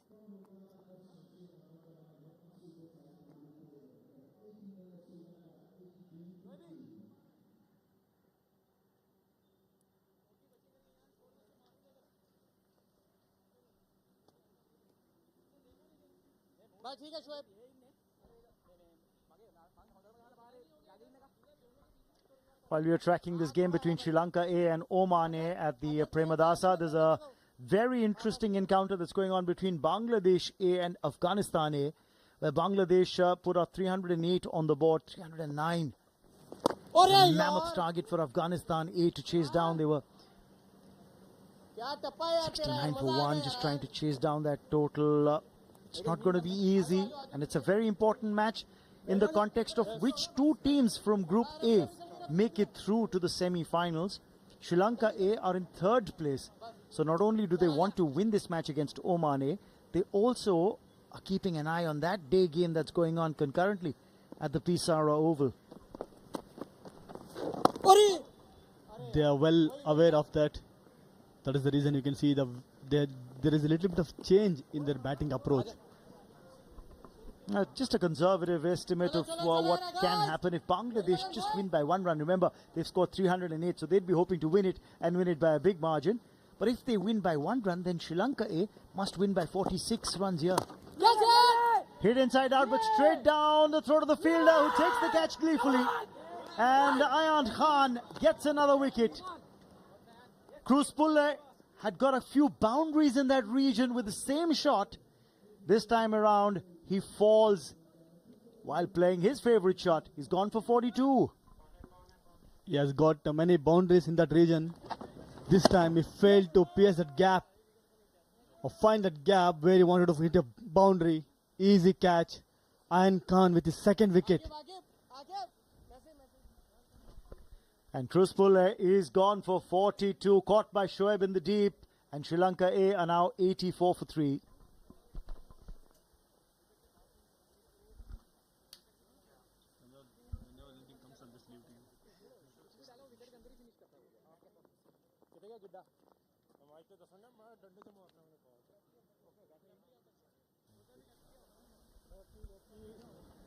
lefty hai guys. Ayan lefty hai. Lefty hai.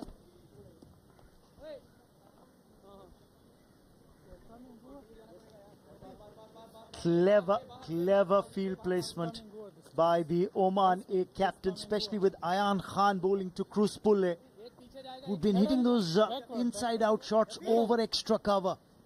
And instead of having a sweeper cover, he's moved and had a deep extra cover in place just for that very shot. And Kruspul just falling prey. That's about field placements. That's what you got to look at. Arachige comes out to bat. 13 half centuries in his List A career. In the 72 matches that he's played before this is the 73rd. Let's take a moment to consider this. It's an important wicket that they've picked up. Now the left-hander who's come out to bat has got a job on his hands here. They have to stitch a partnership here. Tried to hit over covers but couldn't find that gap. Easy catch over there. Ayan Khan leading the bowling attack for Oman here. Again, clever bowling by Ayan Khan. You know, against Avishka Fernando, it was the arm ball that did the damage, that came in with the arm. This time around, he's let the ball rip, and that's why it's gone off the slice of the bat as Kruspul has tried to play it. And he's found the fielder in the deep. Good field placement as well. Cut away. A misfield will allow runs here, and there could be a couple if not more. Long chase for the sweeper cover fielder Shoaib. By the time the throw comes in, it's a long boundary. They run 3. It's turned out to be a costly misfield. 19 gone. It's 88 for 3.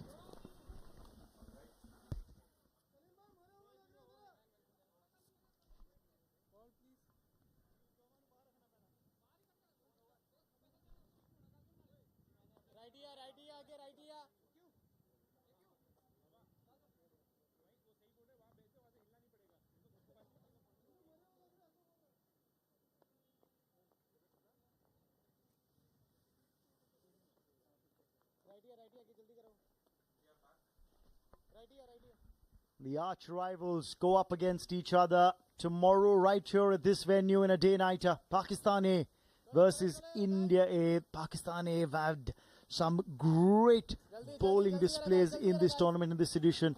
The Honey's been in good form. Mohammad Wasim Jr. has been working up good pace. The spinners, Qasim, yesterday took a 6-4. So that bowling unit going up against the India A batting lineup, something to look forward to. Yash Dole with 100 in the first match. Abhishek Sharma getting an 87 yesterday. You had Sai Sudarshan getting a half century. So this promises to be a humdinger of a contest, Vinay. It's going to be a cracker of a game. Indian batters versus Pakistan bowlers. Indian batters, they're in really good nick. The way they were batting, they're scoring runs. And remember, it's not just the A sides who go up against each other tomorrow. There's lots more of those key rivalries across other matches as well in August, September with the Asia Cup.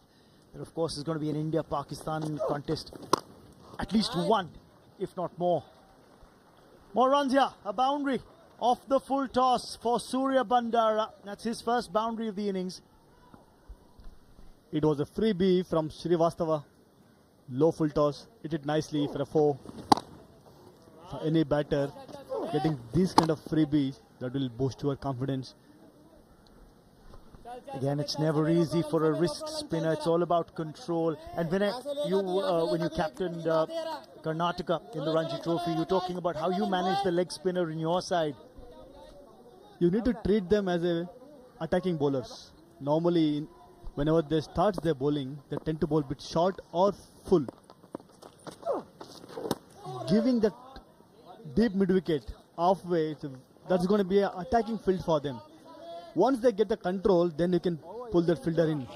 That's how I used to handle my leg spinners, because though he was my wicket taking bowler, giving that confidence always helps. Reaching for that ball, Surya Bandara, not to the pitch of it. It's not that easy bowling leg spin, because it's difficult for them to get that line and length earlier. So you need to give them a bit of cushion to get used to bowling that length. Yeah, the more and more you play higher level, you need to be ready from ball one. But here that was a very good ball from Srivastava. He's letting it rip now. You just get a feeling that he's growing in confidence, is Samay Srivastava. Make it out from the way he's releasing the ball out of the hand.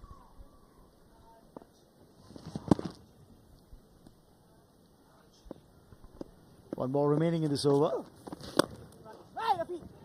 Barring that boundary ball, he didn't bowl too badly, albeit he still goes for 7 off this over. 20 gone, 95 for 3.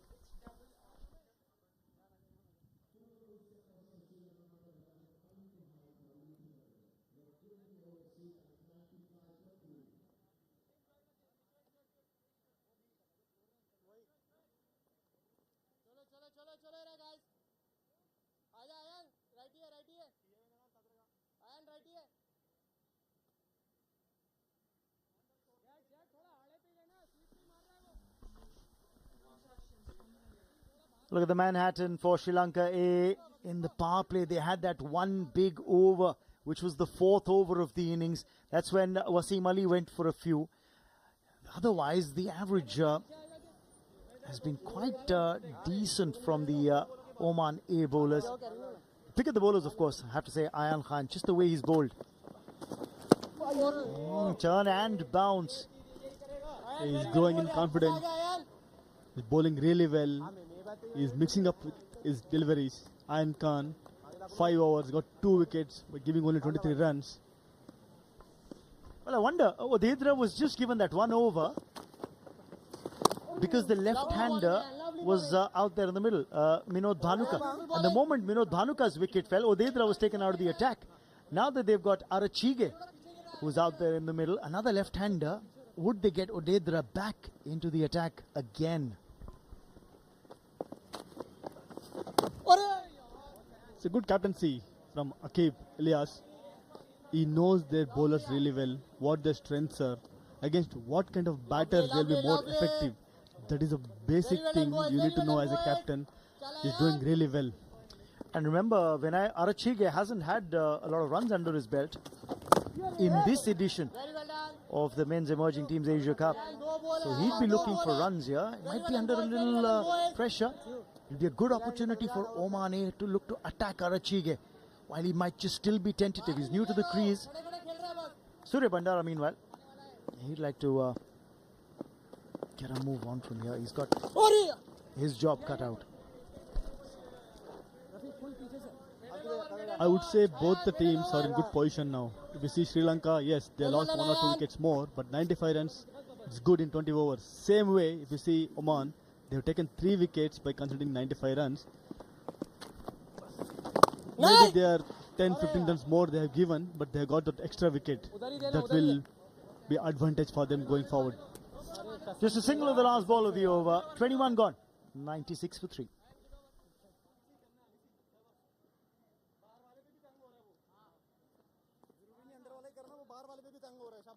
चलो guys Ayan, very well done.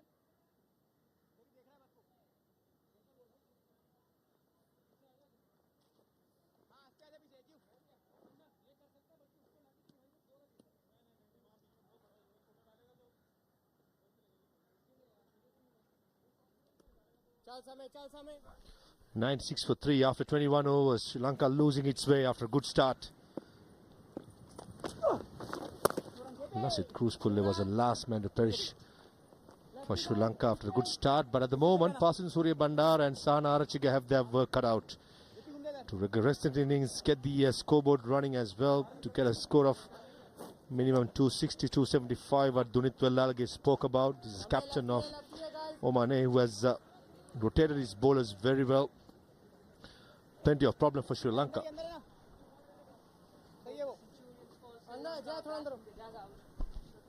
Okay.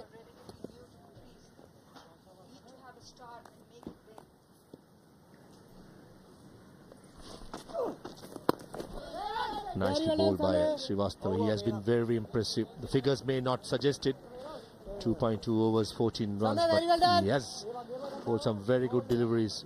So nice to see a leg spinner giving it a real rip, isn't it? When they get it right, they are definitely a handful. Nicely bowled again by Srivastava. 2 is the call by Arachige. And Surya Bandar comes back for the second one and made it a bit so easy. Really good timing there by Arachige. And both these batters, who are relatively new at the crease, have got a big job at their hand. They need a partnership here and make it big, because both the centurions for the Sri Lankans are back in the dugout.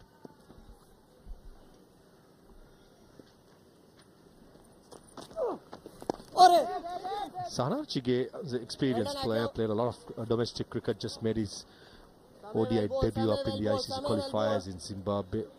Hasn't scored much in this edition of Emerging Trophy Asia Cup, just 2 runs and 3 runs against Bangladesh and Afghanistan. Ideal opportunity to take a claim, and all important Asia Cup and the World Cup coming in. He's in the mix of things. Masu Surya Bandar in the other way has scored a lot of domestic runs, scored a 43 against Bangladesh in the first game, missed out in the last game against Afghanistan. So all to play for. And that's 100 up for Sri Lanka. The first one came in 56, first 50 came in 56. The second one a bit slower because of constant wicket loss.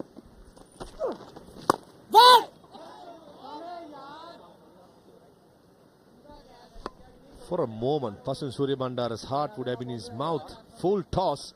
Samir Srivastava. Can't believe it that he missed it. End of the 22nd over. We'll come back and have a look at that. 101 for 3.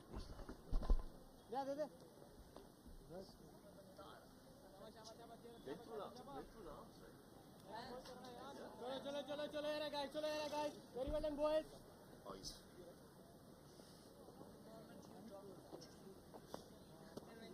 Chalayan. Classic. Very well done, boys. Very well done, boys.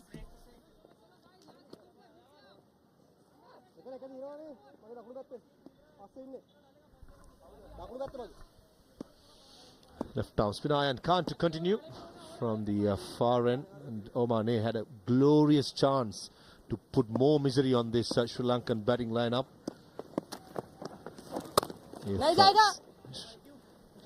Samir Srivastava had held on to this.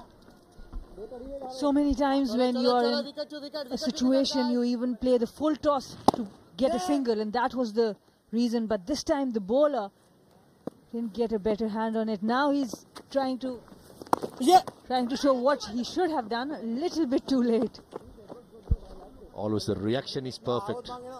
Saying that in this juncture, in this level, you expect those to be taken.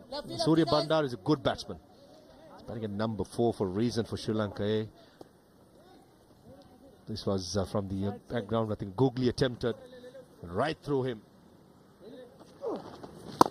Got to be taken.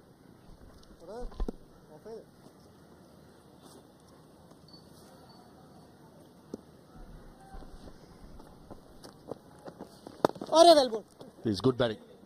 Previously it was Pasan Surya Bandar, tapped and run. Now this is Sana Arachige. This is what the batters of Sri Lanka should do now. Rotate the strike and not get bogged down from their each ends. And also not about just hitting boundaries, going for those big shots. Important, it's a one-day game, you need to take it long.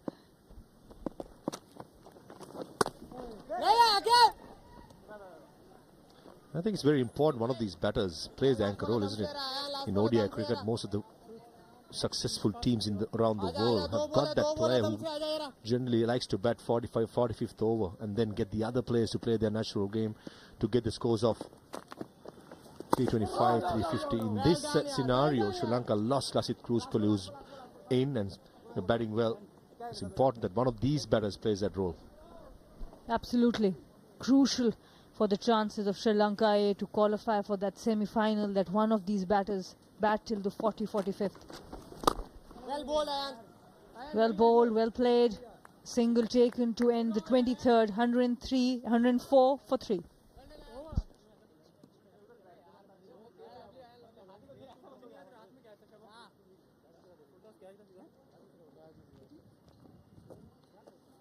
Lefty righty righty हमारे पास plan बोल डालो बाहर वाला क्योंकि वो wait ही कर रहा वो सिर्फ आगे वेट कर रहा है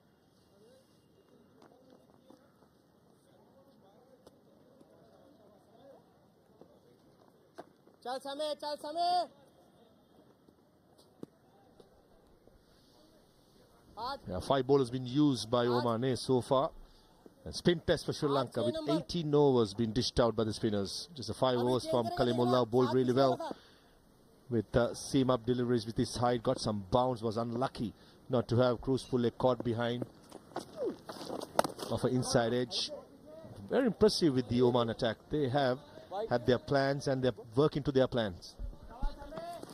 Absolutely, and there were a few more chances than the 3 wickets that have gone down if those chances were taken.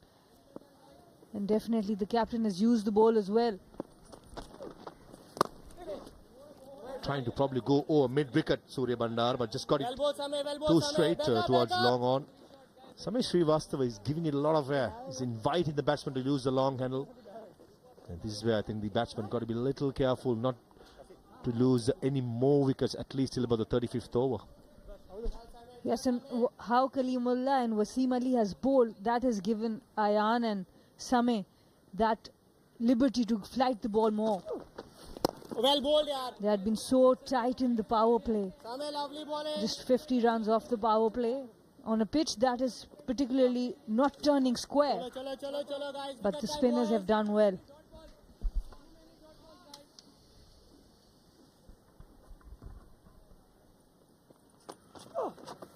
Well bowled.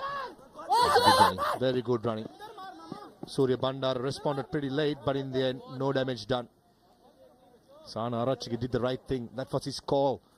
The ball is in front of square. It's always a nice striker's call, and non-striker got to respond. Surya Bandara was a little lit to do that, but in the end, no damage done.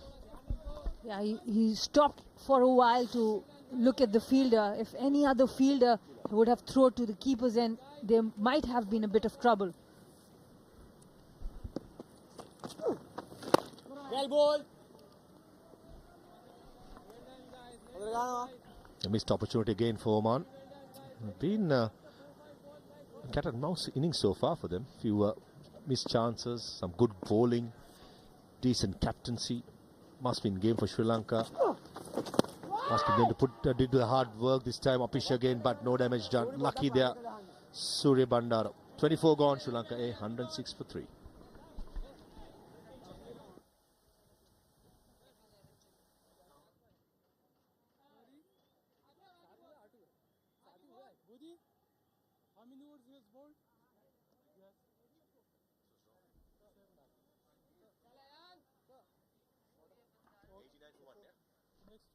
Chasing 309. Chasing 309, correct? 89 for 120 overs. Right.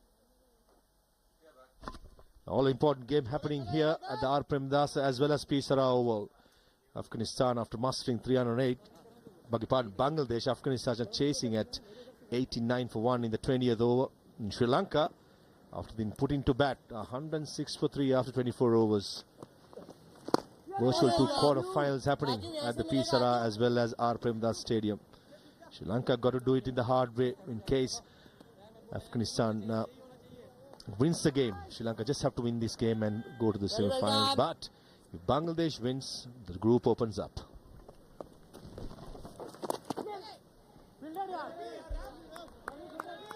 And Ayan Khan got away with that one. It was not the best of deliveries, but good fielding from Oman. Plenty of dot deliveries in the last 2 overs, understandably. Ayush without a boundary. That's how well the spinners of Oman have dictated terms in this passage. And not only they have not given boundaries, what they have really done is the strike rotation has not been as easy. There's always 5 fielders, 6 fielders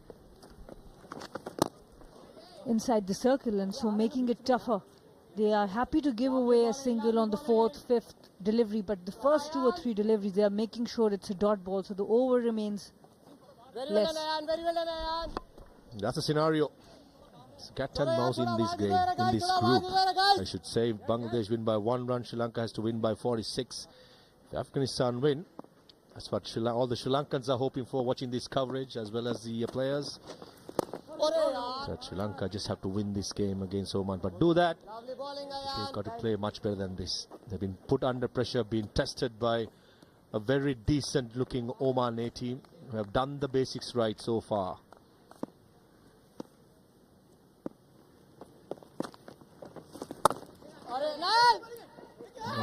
Slight misfield, resulting in a single. Almost with some communication in the middle, but no damage done. Halfway mark. Sri Lanka 108 for 3.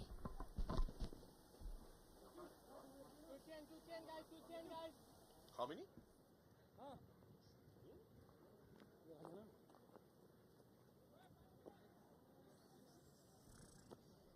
9-6 the correct one, right?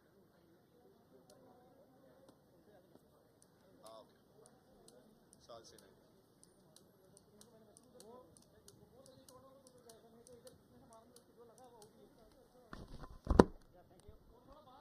Boundaries are hard, come to heart, and 93 dot deliveries, Sana. That's just not good batting, isn't it?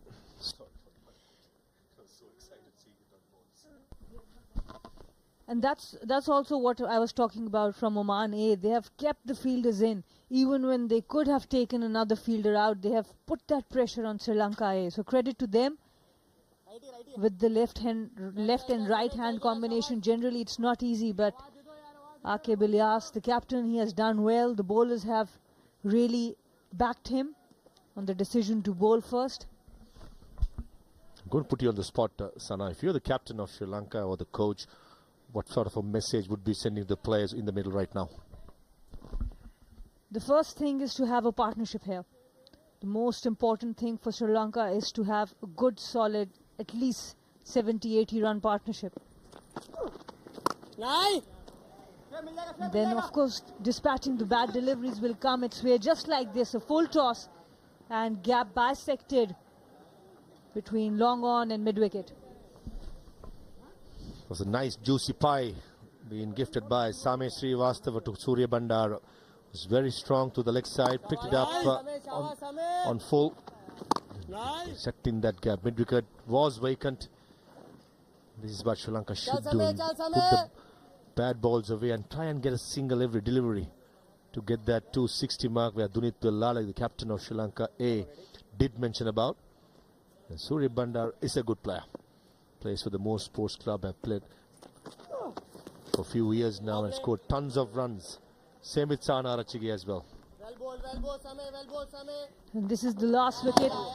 Talk about field placement. Bowlers bowling to their field. Deep cover there. An easy catch. Ayan Khan with his second wicket. Right throughout today, Cruz Pull has scored 3 boundaries over extra cover, inside out, and 1 over the lines. It's 4 times.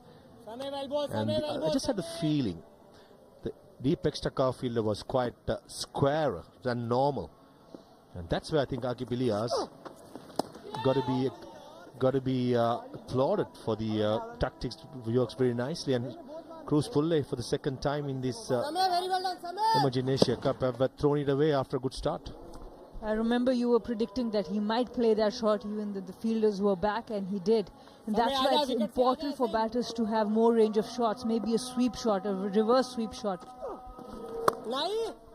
He doesn't use the sweep shot to his advantage. Maybe if you take historically the batsmen who are taller don't like to sweep it conventional sweep. They like to go slog sweep. That's something that if Cruz Pulle can bring into his game will be a huge advantage playing in international cricket, because Nothing remains secret for a very long time. Opposition do find out about your strength and weaknesses.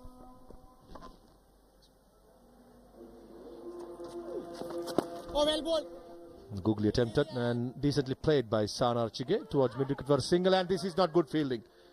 This is not good fielding and gives a boundary. It's going to be 5 runs, 4 overthrows with a single.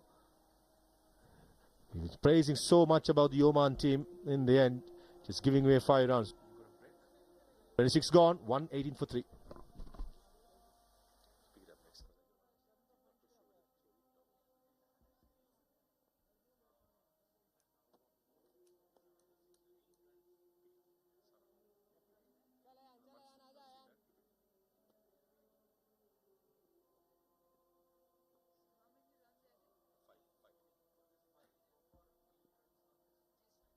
चलो guys.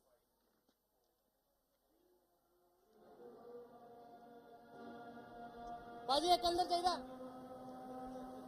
And we have been talking about Oman A with the field.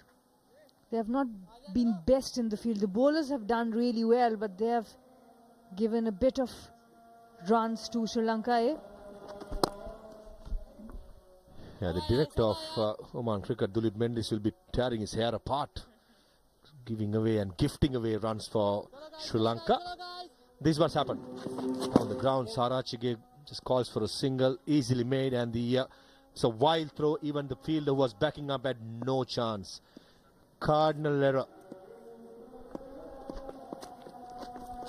Comes down the ground, Surya Bandara, predetermined, nicely bowled by Ayan.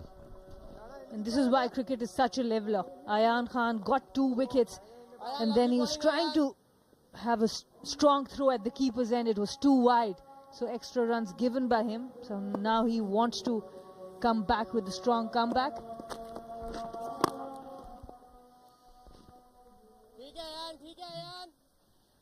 Partnership building for Sri Lanka. 36 of 48 deliveries, just what the management would have ordered. Build a partnership and get the big hitters in the middle order. Come later in the innings. Ashen Bandara due to come at number 6. Then the captain Dunit Vellalag at number 7. The 2 all-rounder Dushan Hemant and Chamik Karunaratne. Plenty of batting to come, but the foundation got to be laid by these 2 batters in the middle right now. Absolutely. They are now set. They've had a look at the pitch. They understand the conditions really well, and they both have good range of shots as well. They can run well between wickets. So this is the perfect pair for Sri Lanka A. A relaxed mood at the moment. Oh, well bowled, yaar. Ayan, good over there. Just see 2 runs in that over. 120 for 3 after 27.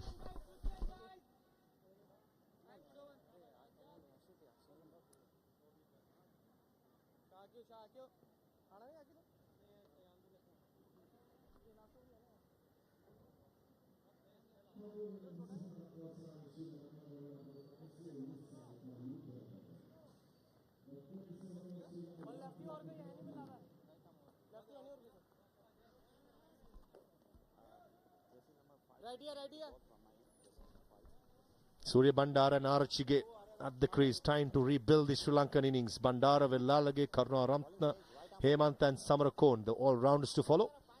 With Pramod Madushan in this team today, replacing Bruno Fernando. Not for sure he's injured or rested. Would have liked to have Bruno Fernando at 11, especially the way he bowled. Spot control to this Sri Lankan bowling lineup. He's quite inexperienced, got to be said. Odedra to come into the attack from the media box in. Deep square leg, deep mid wicket, long on, long off. The 4 fielders outside the circle.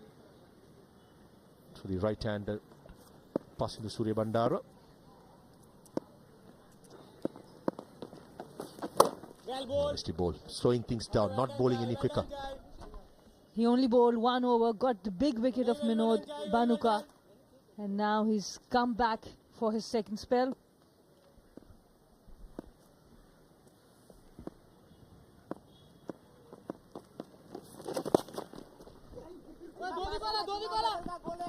So is a call. No chance. Not going for the second one. Don't want a suicidal run out at the moment.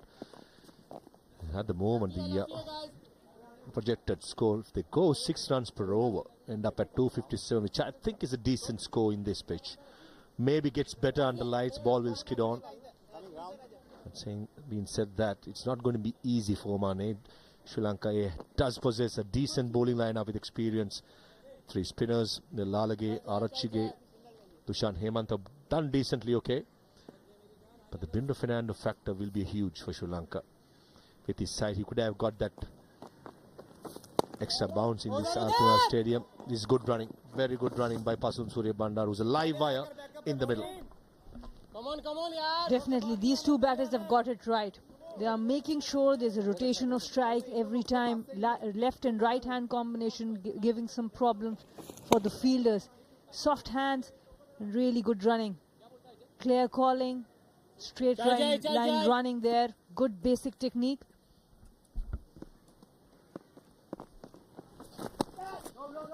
Oh, well done, yaar, Akil.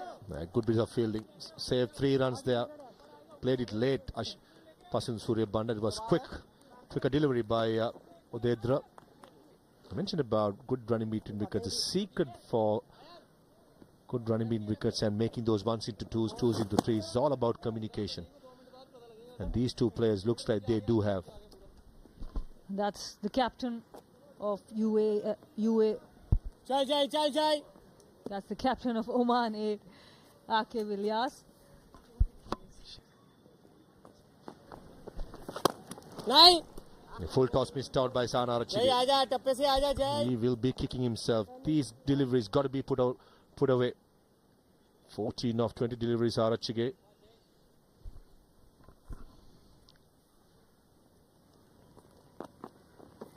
Nine, Jai. Another full toss. Just for a single towards the long arm. Ends the 28th over.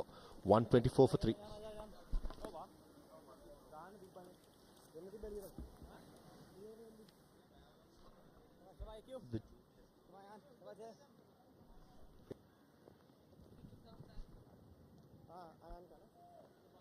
Ayan. Lefty, guys. Lefty. Very well done, Ayan. Paji. Jatiba. Decent count been gathered for this all-important game for Sri Lanka against Oman. Remember, there's another big one coming tomorrow at the same stadium. Clash of the Titans, the big one. San Arachige bisecting that gap this time. Coming back for the second. Do they go for the third? No. Just happy with the 2 runs. Very well done, Jai. Plenty of turn being offered in this pitch. Take a look at this. Taken square, the outside edge been missed out. There's another outside edge missed out. Left arm spinners. That went through the gate of Avishka Fernando. Binod Banuka. Missing it all, ends up. It's a challenge. 1 turns, 1 goes straight. And Sana Mir with 240 international wickets. You would love to bowl in this pitch, don't you? Well done, KP, well done. Yeah, I do think I've always enjoyed bowling in Sri Lanka. But now, not anymore, I think. It's easier to talk on cricket. Who's your bunny? You would have had some bunnies in interest. You 240 wickets. You got to give me some names.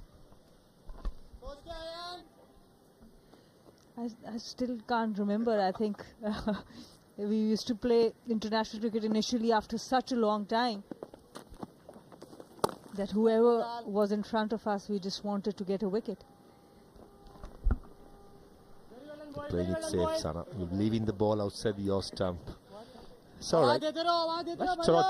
Pick your brain on playing against India.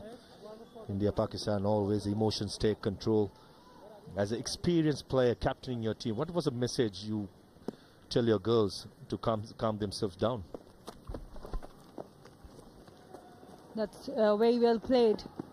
Quite fine this time. I do think playing against India, it's always a big game. It's always high intensity, and you can't run away from that. Sometimes people say just treat it as a normal game, but the reality is you can't. There is more interest. And these youngsters from both the nations, Pakistan A, India A, are going to be up against each other tomorrow at 2 p.m. And I do think embracing that pressure, embracing all that comes with it is very important, and you just understanding that if you perform in this game, you'll become hero for years. The idea is whoever soaks in the pressure well. It's good running again by the two batsmen. Soaks in the pressure well in those big games will come out triumphs. At the moment, both the teams look solid. Pakistan have a very good side with plenty of bowlers who are quick and good batters as well. But India has looked $1 million. They got this replay again, made it look so easy. India got all bases covered. They got good spinners. They got a couple of decent fast bowlers. And as always, Indian side, when it comes to batting, looks solid. So huge game coming up tomorrow. There is no game called red rubber when you play India-Pakistan. I personally am looking forward to that one. 29 gone, 132 for 3.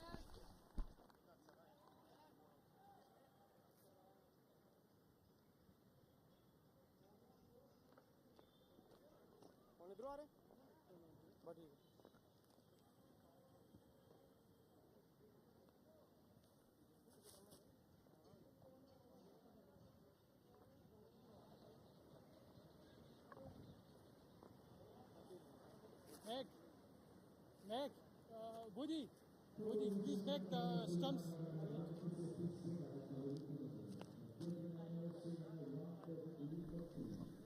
Five bowlers used so far by the Omani captain. The most successful one, of course, is Ayan Khan, who's bowled out his full quota of 10. 10 overs, 2 for 39 for the left-arm spinner. Got that all-important wicket of Avishka Fernando early on. And then got Cruz Pulle out as well.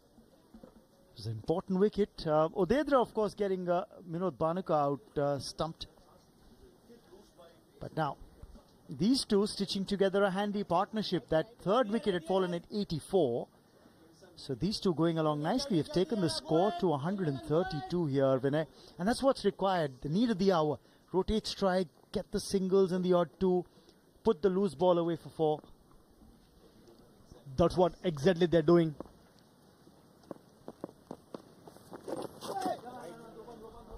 Turn, but down leg, and 5 wides will it be? Will it get to the fence? It's a tease for the fielder. He's pulled it up inside the boundary rope as Samay Srivastav. Wide signaled by the umpire, so there wasn't any bat involved. He signaled the wide earlier.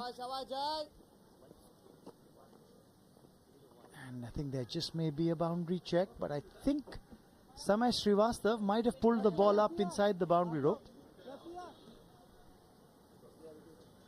Take another look at it again. It's a good effort from Srivastav. Yeah, he pulled it. So the wide called and runs added on. The 50 of the partnership comes up. They ran 3, got 1 for the wide as well. So 4 in all is what that delivery is cost. That's got to be bowled again. Yeah, he has to bowl. The good thing here is getting a turn. Odedra bowled 1 over, got 1 wicket. Then it took off. Again, he's coming in second spell. So this partnership is a very fruitful one for Sri Lanka. Even though they lost 3 wickets, these two batters are playing really well. That's what they need to do here. Well done, yaar. Rafi. Not being able to cut off the single there. It's always going to be difficult for the fielder standing at short extra cover on this side when the bowler's bowling to the left-hander, because you're on the strip, you're on the square, so the ball travels a lot quicker, and diving isn't that easy for the fielder there, Vinay. Yeah, it's not easy because there are wickets and ball comes faster. You can't dive, you won't get that cushion. So it's definitely, compared to other side, this one will be a difficult one, but the players are doing a great job. They can't give any excuse on that. They have to give their best when they're representing for their country. It's all about that pride. Till now, if you see, they used 5 bowlers, out of 5, 4 spinners. Especially Sri Lankan batters, they struggled against spin. Come on, guys. Yeah, scoring wasn't that easy, especially when Ayan Khan was bowling, the left armer who's bowled out his quota of 10. He applied the pressure as well. Look at those bowling figures. He's gone at under 4 runs and over, Ayan. His 10 overs costing just 39. He was very clever. Whenever he bowled full, it was on the stump. Whenever he was giving a bit air, it was outside off stump. So, as a bowler, he knows exactly what he was doing. That is the reason he bowled he finished his quota of 10 overs and got those 2 crucial wickets.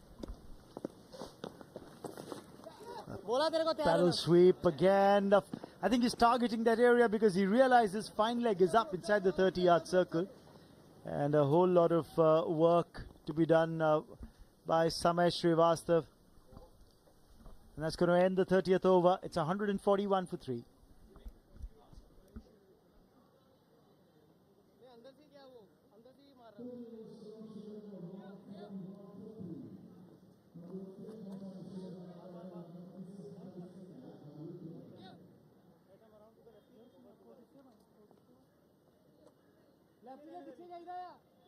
Jersey number 47 is bowling.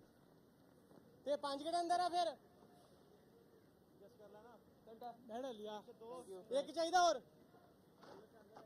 अंदर अंदर कलीम अंदर आई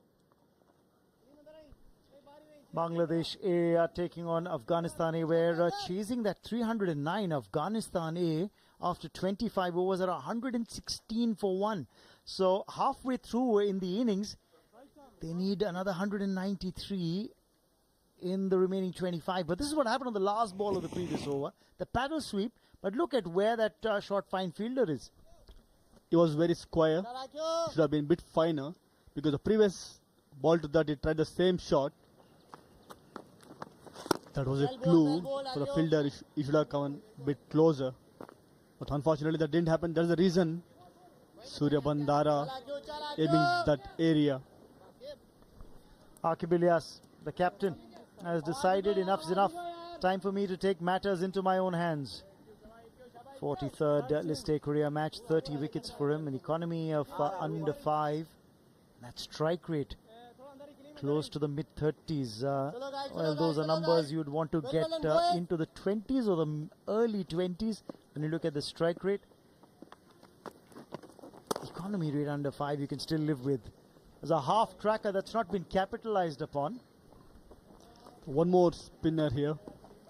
If you see, Aqib Ilyas, captain, the last 2 games when Oman played against Afghanistan and Bangladesh, he has taken 2 wickets. And he has bowled 10 overs. Sri Lanka has to be very careful here. The more and more spinner comes, they need to find the right ways, right gaps to score those big ones. Spot on, when I got a couple of wickets against Afghanistan, took 2 wickets against Bangladesh, the A side as well. Did Aqib Ilyas. Got runs with the bat against the Afghan team as well, the A side. Scored 39 in that game. Couldn't score against Bangladesh. Another half tracker outside off. He's getting away with it for now. And it's interesting, he's trying to bowl wrist spin to the right-hander and he's bowling off breaks when he's got the left-handed batsman on strike. And I wonder in that change-up whether he's losing control over where he wants to land the ball. It is going to be difficult to bowl leg spin. Off spin much easier for him, and also he's looks like a part-time bowler, so the pressure definitely will be less for him. He just also is a captain, so he has to just come and bowl there, and it's up to him. He wants to bowl more, he can bowl. If you don't want to bowl, you can get other bowler. Just a quick thought there. Those are his numbers in this tournament, in this edition. 4 wickets, as we said before. A lot of times we've seen captains who are capable bowlers under-bowl themselves when they're leading the side. 31 gone, 146 for 3.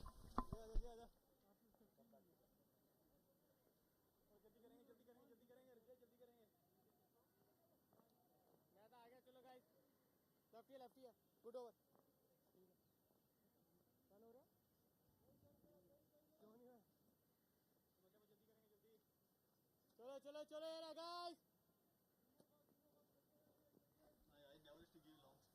एक जगह ही थी.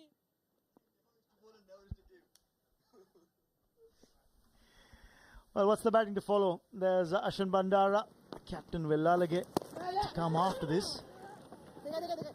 Well, a bit of bounce there for Odedra, and I'm a little surprised why, after just getting that one over, Odedra wasn't brought back into the attack immediately when Arachige came out to bat. Maybe skipper was thinking both the set batsmen, both the batters who scored hundreds, they were back in the pavilion. So let me use him against the good batters. Once they get set, I can get him and again look to get wicket here. That was the plan behind it. Why play catch up when you can already go ahead? There was a mix-up. Yeah, that was a good point, Raman, what you mentioned. Yeah, when you're on top, you should always look to finish the game. But sometimes, by seeing the previous games, captain will be having some plans how to go about each batters. That will dictate the term. Maybe the matchups must have been discussed in the pre-game meeting. 107 dot deliveries, make that 108 after that previous delivery as well. I'll come back to that point I was making, Vinay, about captains under bowling themselves. You, Captain Karnataka, how did you choose to rotate your bowlers? I am a strong believer, especially for faster bowlers, they shouldn't bowl long spells.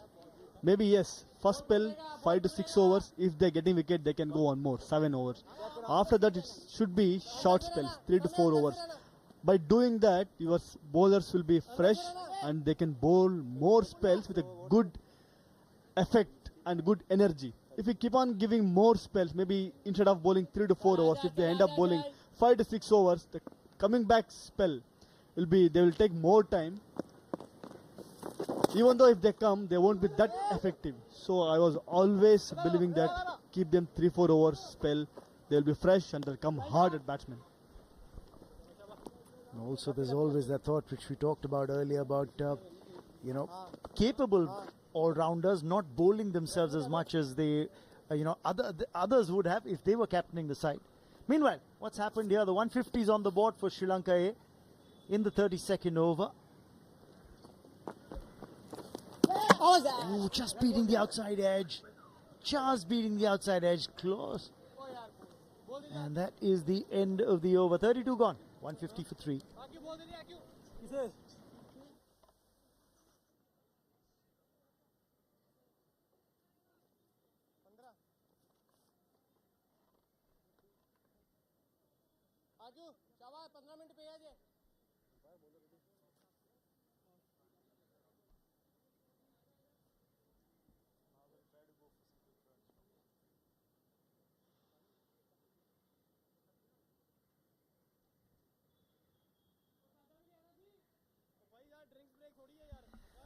And the most expensive over of the innings was the 10-run over that came in the middle over spell. But they've got to 150 for 3, 32 overs gone.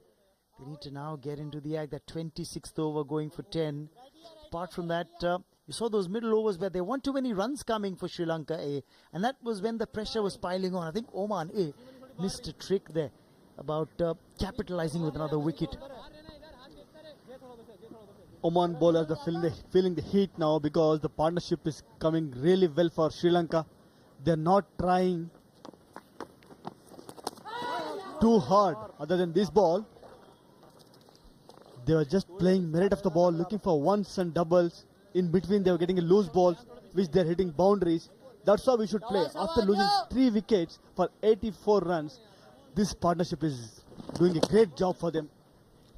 Well, he's struggling behind the stumps.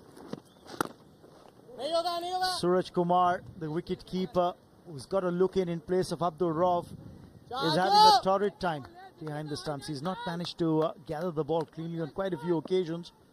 In fact, a few chances have gone a-begging as well. Meanwhile, Surya Bandara picks his spot and gets 4. Again, it's that spot between long on and that fielder at mid-wicket is a lot straighter. Surya Bandara is playing really well here. He's picking those lengths and fighting the gap here. Good shot. Went for slog sweep. So talking about keeper, while getting up, the timing is not matching. That is where he's missing that trick.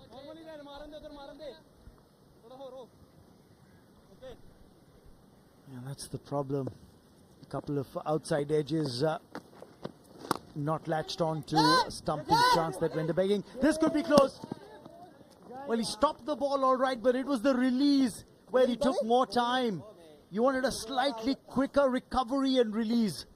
Good understanding between both the batters. They didn't stop. They just went on running. That is the reason easily they made it. You can see non-striker. It didn't stop there. That was the reason easily he reached. And one more important thing, if you see, when Ilyas is bowling, he has a much better control with his off spin than leg spin. Whenever he bowls leg spin, he's giving more runs. Absolutely spot on. That's a dot ball to end the over. 155 for 3 after 33.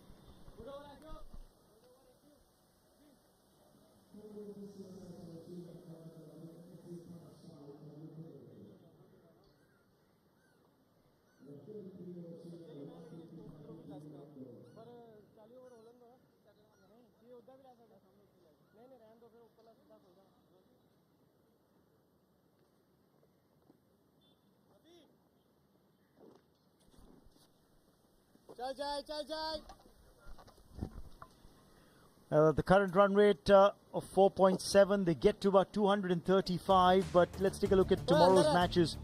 Of course, at the Pisaro Oval, it's Nepal against UAE's A side, both sides searching for their first win. Meanwhile, in the afternoon, it's that humdinger of a contest where Pakistan A go up against India A right here at the R. Premadasa in Colombo. All roads will lead here tomorrow afternoon, because that is where match action will be at its finest.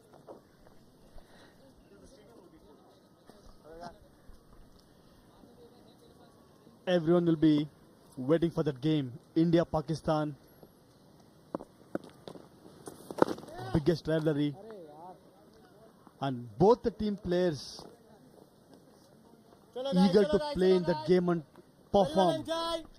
Going into a big match, Vinay, how would you, prepare? What's the behind the scenes that goes into going into a big match where, it's a keen rivalry, everyone will be watching? It's very important as a bowler or as a player. You need to understand that there is one more game. I know there will be so many things will be involved. A beautiful delivery here. There'll be runs here once again. It's a chase for Samay Srivastav. He's been kept busy in that region. And it's a long chase for him. But he does pull the ball up inside the boundary rope. But Arochige hasn't looked convincing when he's tried to come down the track. Again, caught in no man's land there. Saved by the outer edge. Odedra is doing a great job here.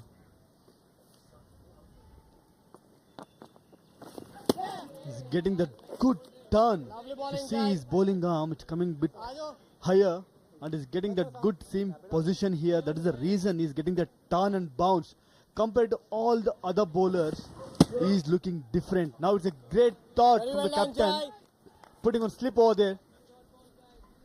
Should have had it right from ball one. A lot of times, you've got to back your bowler. You know he's getting the turn. You saw it earlier as well. Maybe that outside edge would have gone straight to hand. Is it about closing the stable door when the horses have bolted? Exactly. He should have kept on the ball one. The slip fielder should have been there from ball one, but unfortunately, after that edge, he kept the fielder. Sri Lanka A, 158 for 3.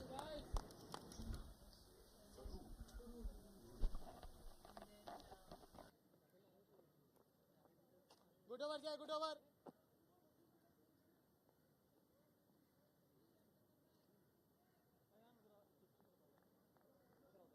और fuel इधर आ रहा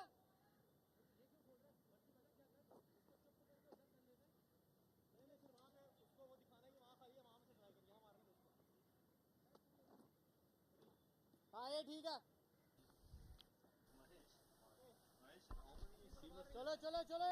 Projected scores if you look at the current run rate, they'd get to 232 and thereabouts. Sri Lanka, their captain Villalagi at the toss said 250 and thereabouts would be a good score. If they are to get there, they need to score at about 6 and over from here for the remaining 16. Well ball. But I think Oman could do well to cut out those boundary balls. Just build a little more pressure on this duo. Maybe create an opportunity when you aren't just getting one. They are playing waiting game here. They want batsmen to do some mistake and get out. After that, they can take over. But till now, we have seen only one fast bowler bowling, Kalimullah. After that, it's all about spin, and they're doing a great job. Even though they didn't consider more runs here. And their captain also said it at the toss, did Aqib Ilyas, that they saw the India A versus Nepal game and saw the kind of turn the India A spinners were getting, especially the left armers who bowled in tandem. Abhishek Sharma when he was bowling with Manav Sutar, and then later when Nishant Sindhu came on to bowl, all of them managed to get turn and bounce. So that's probably what Aqib Ilyas had at the back of his mind as well, and that's why the spin heavy bowling attack from Oman today. It's much easier to bowl in the afternoon. For spinners, they're getting the turn and bounce. But when they come to bowl in the second innings under lights, I don't think they'll be getting the same kind of help from the wicket. So it's a good thought from Ilyas. Winning the toss and bowling first. Well, that previous delivery kept just a tad low, I got a feeling. And we'd like to take a look at it again, because that might put a little doubt in the batsman's mind when he's playing on the back foot. Now, it didn't rise as much as Surya Bandara expected, which is why he had to adjust the shot. Especially on that ball, he did put extra effort, Ilyas. You see this ball, he was flighting. Maybe that is the reason the previous ball kept bit low. End of the over, 35 gone, 163 for 3.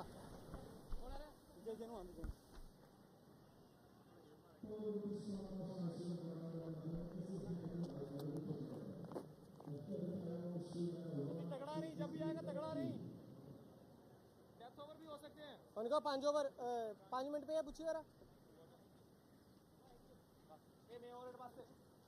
Coming ground the stick right ही है ओए last over है coming ground चल जाए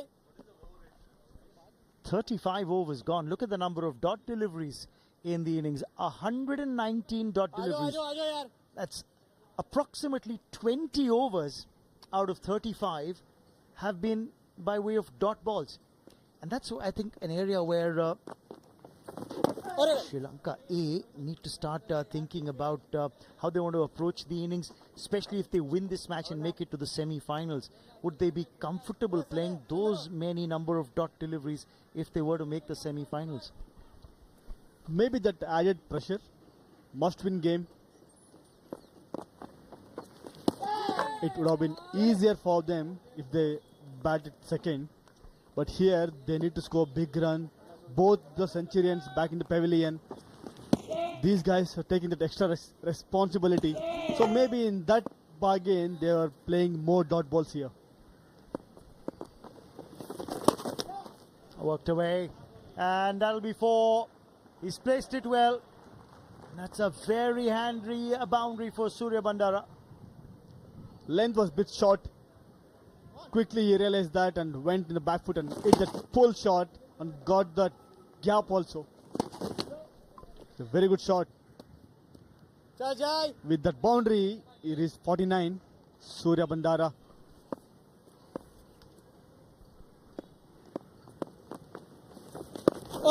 The two things you've got to look at for Surya Bandara is played well. He's got a half century. Wasn't amongst runs. Looking for a big knock here, and he's got one. His 7th half century in List A cricket for Surya Bandara. Superb display of batting here. The first game against Bangladesh, he scored 43 runs in 32 balls. This one is much more valuable than that one because the team is under pressure. He has to perform. Must-win game. He scored 15, 64 balls. अरे यार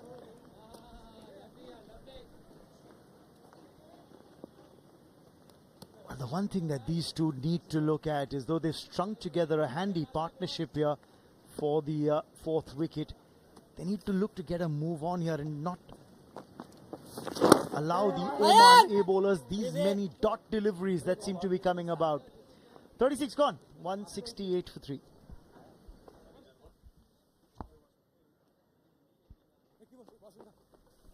And it's also time for a drinks break.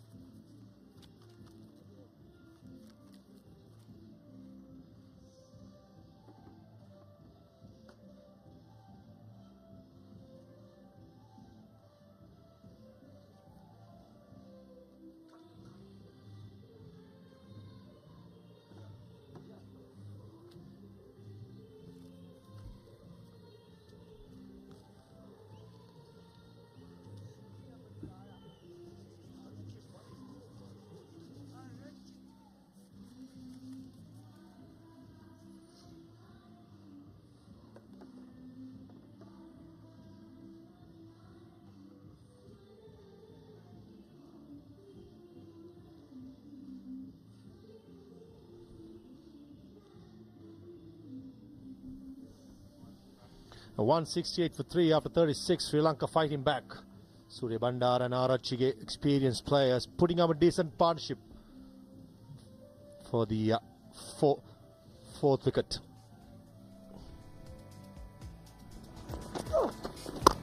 Has been superb. Anything loose. Surya Bandar especially was quite strong at it. 50 of 64 deliveries with 4 boundaries. Played that cameo against Bangladesh in the first game as well, and that moment bought his 50. Young man playing it really well.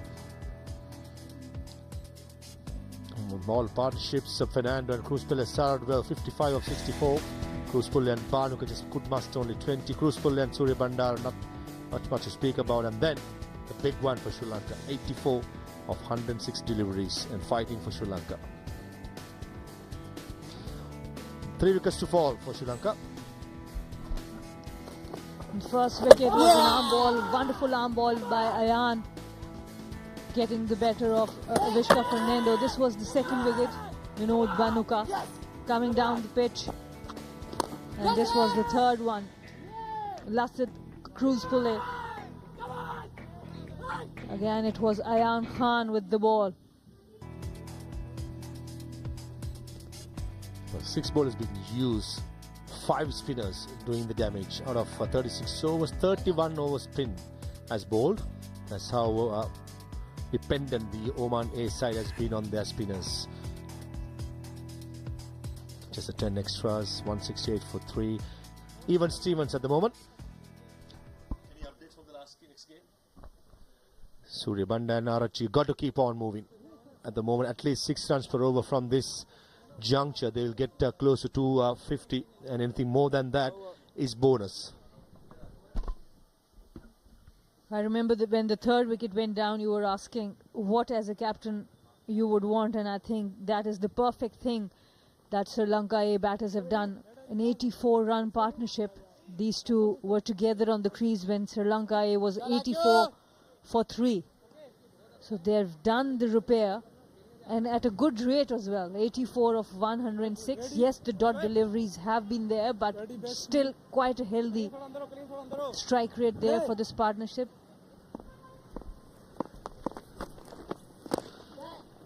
Skipper Akib Ilyas continues more than useful, bowling those leg spinners to the right-handed Pasun Surya Bandara and off spinners to the left-handed Sana Arachige. Very useful to have, isn't it, in your team? Yes. Absolutely, I think it's always good. It's a variation, but you should not become predictable. You can bowl either of the two to the other as well. So you can bowl that leg spinner to the left-hander. You can bowl that off spinner to the righty. Because as a bowler, you don't want to be predictable. This was more of an arm ball. Having variations key, but the important thing is to know when to use what. Decent delivery again. This is the hallmark of this partnership for me. The run in between wickets among these two batters. They have understood each other really well. The run scoring has been really hard. It's not a free scoring pitch, is it? It's getting slower, lower once the ball loses the hardness. It's tough work against the spinners, but what they can do well is to get the singles inside edge. Goes for the first run, comes back for the second. There's a lucky break for Surya Bandara. Very good delivery there. Flighted up. Akib Ilyas. Almost took the inside edge onto the stumps, but this time lucky Surya Bandara. He has been playing with a lot of control, a lot of confidence. Surya Bandara has made a name for himself in the domestic circuit. He plays spin well. And again, good hallmark of the partnership, running between wickets. And I think he has an extra gear to go, and he'll have the license to go. Goes upstairs just to check. He always directed can be close, but seeing it from the commentary box and not seeing the excitement from the Oman, think which way this decision is going to go. They look comfortable, both these batters. They don't stop in between. Apart from one or two occasions where there was ball watching, generally they are quite confident about each other's call. Comfortably in. That's why no excitement from Oman. If the third umpire is there, why not use it, says the head umpire. We should be able to get the decision and get on us going. And also what's very impressive from Oman as well is the over rate. At the moment, it's just past 4:30. Ideally by this time 35 overs to be bowled, but Oman has bowled 2 more extra. Just finished in the 37th over. 173 for 3.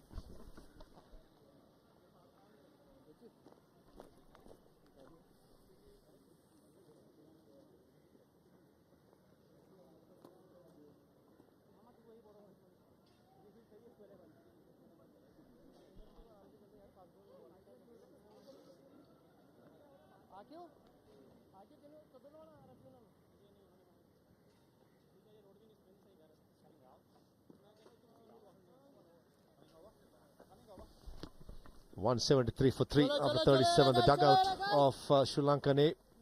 What I want to know and interested about to find out is, in case if the left-hander gets out, which is Arachige, will Dunit Villal come at number 6 to get that right-hand, left-hand combination going forward with plenty of spin available. Huge appeal, maybe just outside the yaw stump. The umpire was quite confident. Just want to finish my point. Right hand, left hand combination against good quality spinners is very important. Absolutely. No. Attempted reverse sweep. Definitely outside off stump. That saved Surya Bandara. And yes, because of that, it's even more impressive from Oman. That with the left and right hand combination, they've still managed so well. And a very good shot by Arachige for 4 runs. Good sweep. First boundary been brought up by Sana Arachige with a typical sweep shot. He's quite good at these strokes. All this time he's just playing the safer end. For this occasion the length was offered. The square leg was in front of square leg. And behind square there was nobody. This is a safe shot. and all around the ground. This is good batting by Arachige. It's a 15 boundaries in this entire innings.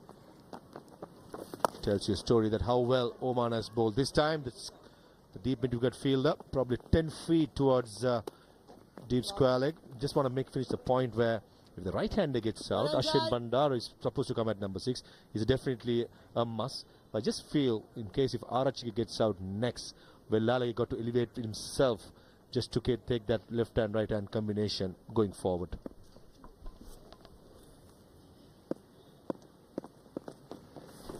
Reverse sweep attempted again, finds the gap.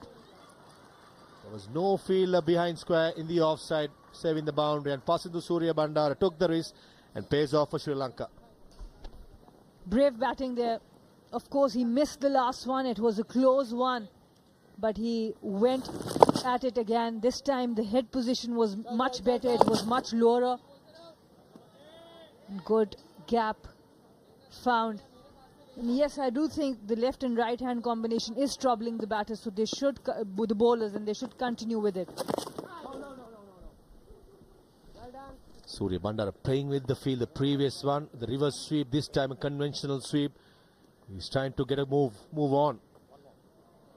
Yeah, supporters of Sri Lanka coming in numbers. I'm pretty sure once the floodlights switches on, people come after work. Big game before the massive game tomorrow. 99 is a partnership at the moment of 117. Outside the off stump, right option taken, but just couldn't get the connection. 38 gone, 183 for 3.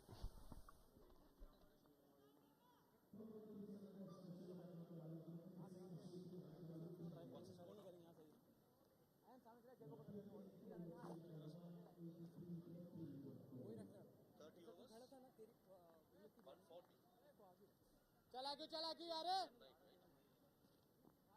ओए लफ्टी है ओए लफ्टी है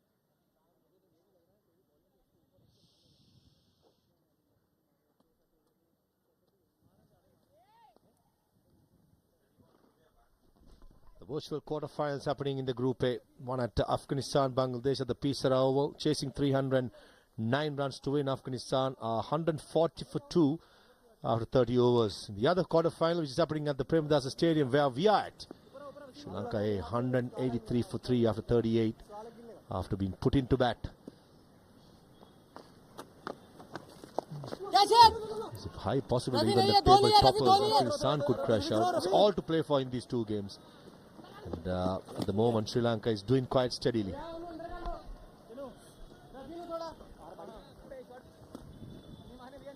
That was the last ball of the previous over.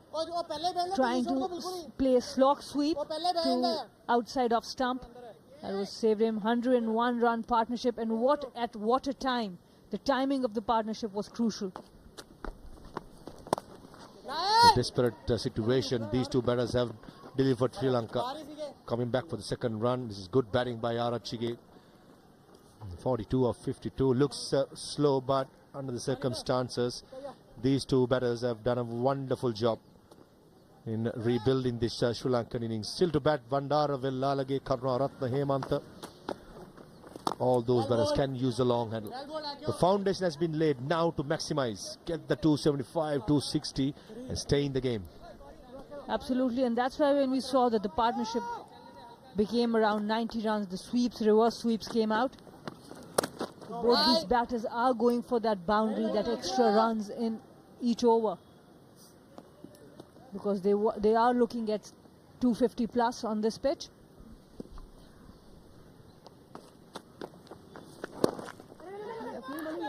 This good bowling by Aqib Ilyas, just playing with the patience of Sana Arachige with some good bowling. It's not been easy, but one thing what Sri Lanka cannot do now is to play any more dot deliveries, especially with these two batters. Until they are in the middle, they got to target single every delivery and try and possibly go boundary every over as well. 129 dot deliveries, that's how well Oman have bowled, and 16 boundaries and a maximum. Full marks to the Oman side as well. We have spoken less, but they have been magnificent. Another dot ball. Bowlers bowling to their field. After 39 overs, Sri Lanka 188 for 3.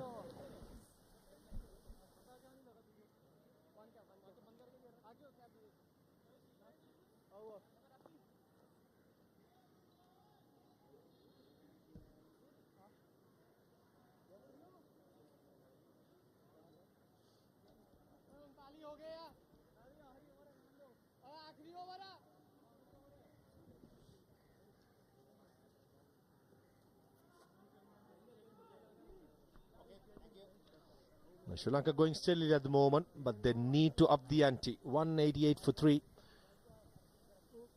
Tough work has been done, and now is to get the accelerator, press the accelerator and go from there. Change of bowling for Oman. After plenty of spinners being operation, we finally have a seam bowling option coming in. Rafiullah from the media box end. Oh, we spoke early. That's a bit of a bluff. And straight away, spinners comes into play. It's been that sort of a day. Spinners have taken over. We were talking about, no, I think he's also going off. Now someone else is coming to bowl. So a lot of decisions being taken. Maybe Wasim Ali was bowled really well up front. 7 overs he has already bowled. But we are not going to say he's coming to bowl because there might be another change. Classic case of being proactive while commentating. Spoke a bit too early. Wasim Ali has bowled really well with the new ball. We were very impressed with the new ball, the pace he bowled at the top order batters. But now he's in the firing line. Will he bowl quicker? Will he have the guts to fly the ball? Only time will tell. Still the 4 fielders are allowed. Not the 5th fielder at the moment. There's a 5th fielder in the ring. Looks like the sweeper cover comes into the circle. Will Arachige target the left arm spinner? He did bowl really well after the power play as well. 5 overs in the power play, 2 overs after the power play. So he is an intelligent bowler and they will need him to get the breakthrough. More than 100 run partnership here. Straight away, reverse sweep attempted and got some glove or bat. But just the 2 runs there. Another big scoring option for San Arachige against the left arm spinner is a sweep shot. At the moment, deep mid wicket is quite square. There's a big gap between square leg and deep mid wicket. But it looks like he might target that pocket where the dressing room areas are, where the 2 huts are. That's an inviting boundary to the leg side. I think San Arachige will be better off losing the long handle than going after the reverse sweep. Yeah, because only 4 fielders on the offside. He's trying to go against the spin. That might not be the best option because the gap can be created. Oh, well bowled. Easy, Kalim. Well bowled. Single dash time. Looks like one of these batters got to go now. As simple as that. So much talent in the Sri Lankan lineup remaining in the dugout. It's about try and maximize the opportunity. We spoke about Sri Lanka has to win with a margin in case Bangladesh beats Afghanistan at the Pisara over. More the runs is better. At the moment they look quite relaxed. I tell you what, as soon as they know that Bangladesh, if they win their game against Afghanistan, they will be feeling the heat. Straight down the ground, right over the top of the bowler. No timing at all, just for a single. As you mentioned, the scores in the last over, 140 for 2 in 30 overs. So it's anyone's game still there as well. So Sri Lanka can't be relaxed. Just going for the win might not be enough for them. So yes, one of them have to accelerate now. So this is where tactical movement is very crucial. Left arm spinner can be targeted by Arachige. Right arm off spinner can be targeted by Pasin Surya Bandara. Need some proactiveness here. Arachige not very confident to go on to the leg side where 3 fielders are on the boundaries, trying to look to open up onto offside. But that has not been easy. A chance there, bit of nerves. A direct hit would have been really close. He's approaching his 50, so nerves are coming in after 40, 192 for 3.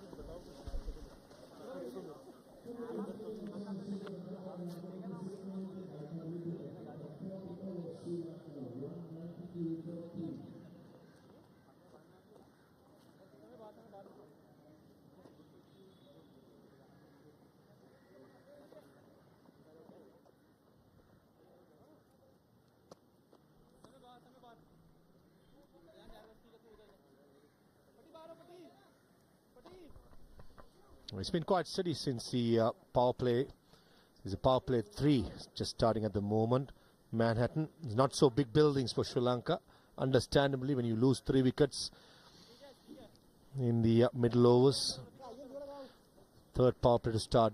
5 fielders can be outside the circle, saving the boundary. Breaking down the Sri Lankan in his first 10 overs, 50 runs, good start by the openers, and then in the middle overs, 11 to 20 at 45 with 3 wickets. That's where Oman put lots of breaks. The 21st to 30th over, just a 46 runs, and the last 10 overs, they scored 51 runs. I think now Sri Lanka should target at least 270. And Arachage, he's approaching his 50, so a call with soft hand singles was rejected by the partner. It would have been really close if it was a direct hit. Keeper still not collecting it really cleanly. Good old yes, no, no damage done for Sri Lanka. Happy with the single, Sana Arachage, possibly wanting Pasindu Surya Bandar to be aggressive.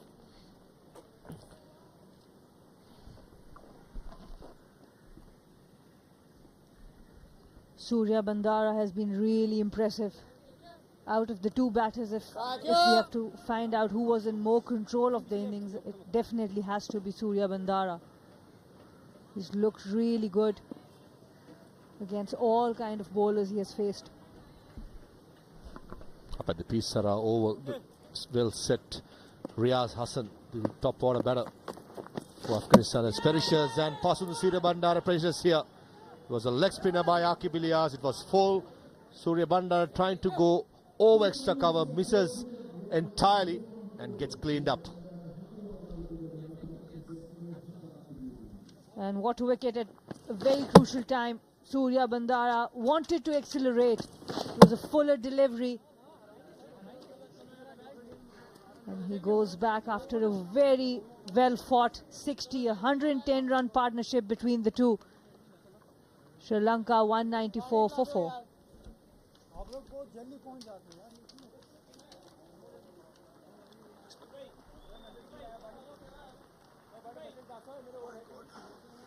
Surya Bandara kitna? 60 of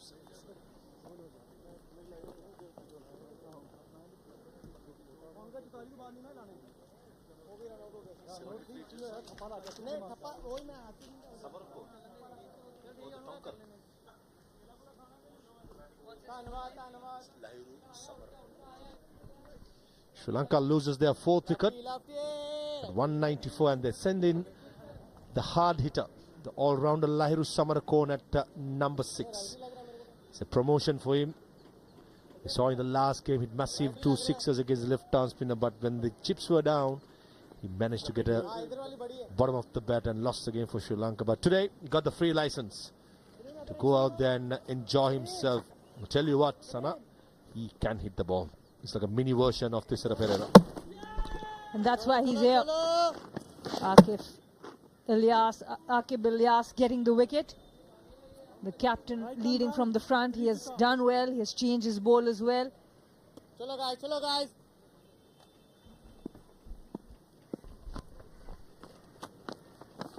Oh, well bowled, Sri Lanka clearly meddling with their tactics. Chala That work in the favour of Sri Lanka. They just need some injection in the middle overs, isn't it, to have that run rate to go high as possible. 3 overs since the last boundary. They need that in the middle overs. 6 wickets in hand. That should not be it. The 3 overs have been in the last 13 overs without a boundary. Good over, very good over from the captain.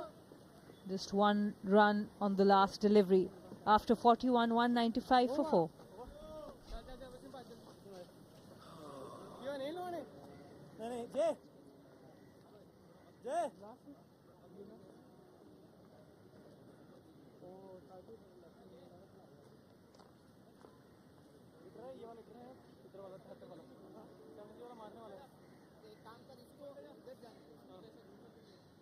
चल जाए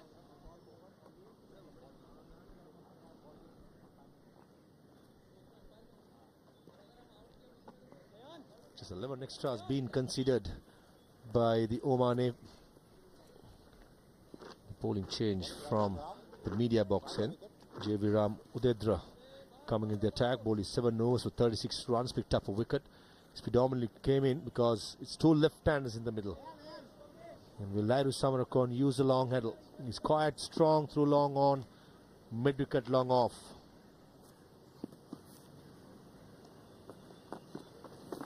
Well Beautifully bowled. He's been really impressive, hasn't he, Udedra? Absolutely, all these bowlers, Udedra, Wasim Ali, they have been very, very impressive, and the good use by the captain as well. Now the new batter is on strike, so he brings on Udedra and saves Wasim Ali for later. And he's done the job.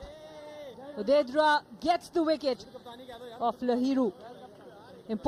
Another important breakthrough, and the change in batting order doesn't work for Sri Lanka. Clearly, tactics have not worked for Sri Lanka, unfortunately.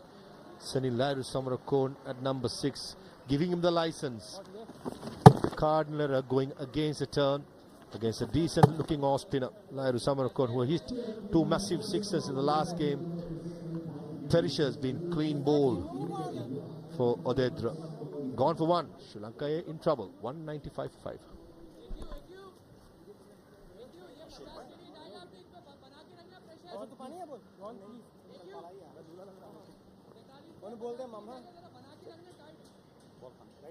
Righty. Wasim. Jai, well bowled, yaar.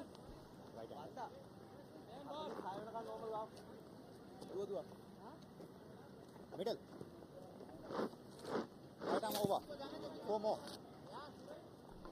Spinners of Oman putting the brakes on the run rate of Sri Lanka. Ashin Bandara playing his 75th game, strike rate of 83. I think this is where the senior players like Bandara have got to come into play for Sri Lanka. Oman have dished out a special game today with the amount of spinners being used, how well it's been used by Akil Ilyas is very impressive. At the moment, they are dictating terms. Absolutely, and the use of the spinners from which end to which batter, that has been extremely impressive. Udedra, who's bowling from the media end, that's the last wicket.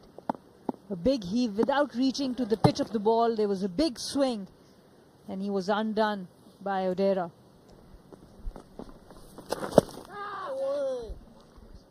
So with the media end, operating from the media end as an off spinner, you have a longer boundary on the leg side for right-handers, because the other side of the ground is 65 meters. From this side, it's 70 meters. You mentioned about how well tactics being used by Oman. Single there towards extra cover. The cricket director of Oman is Dulip Mendis, who knows the Sri Lankan system very well, being a Sri Lankan. And the consultant bowling coach for Oman is Dhammika Prasad, who recently retired.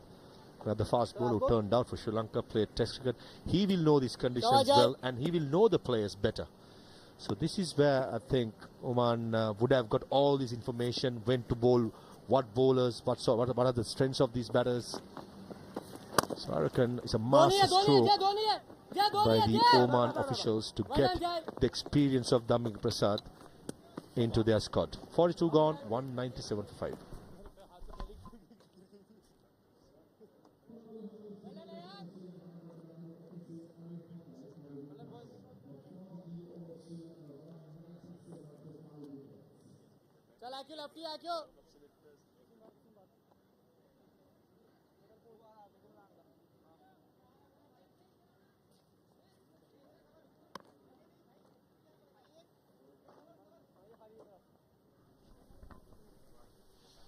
The run scoring has been coming down for Sri Lanka, the Manhattan, especially because of the good bowling.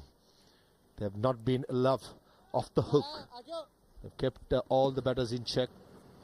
As you said, Sana, they've been very smart how they use the bowlers. This time, Sana Arachia came down the track against the captain Akib Ilyas, turned, bounced, and the wicket keeper had the simplest of effort to get a stumping for his name. Akib Ilyas, he has really bowled well. The captain making sure that the bowler's batter come down the track. He was nervous in his 40s.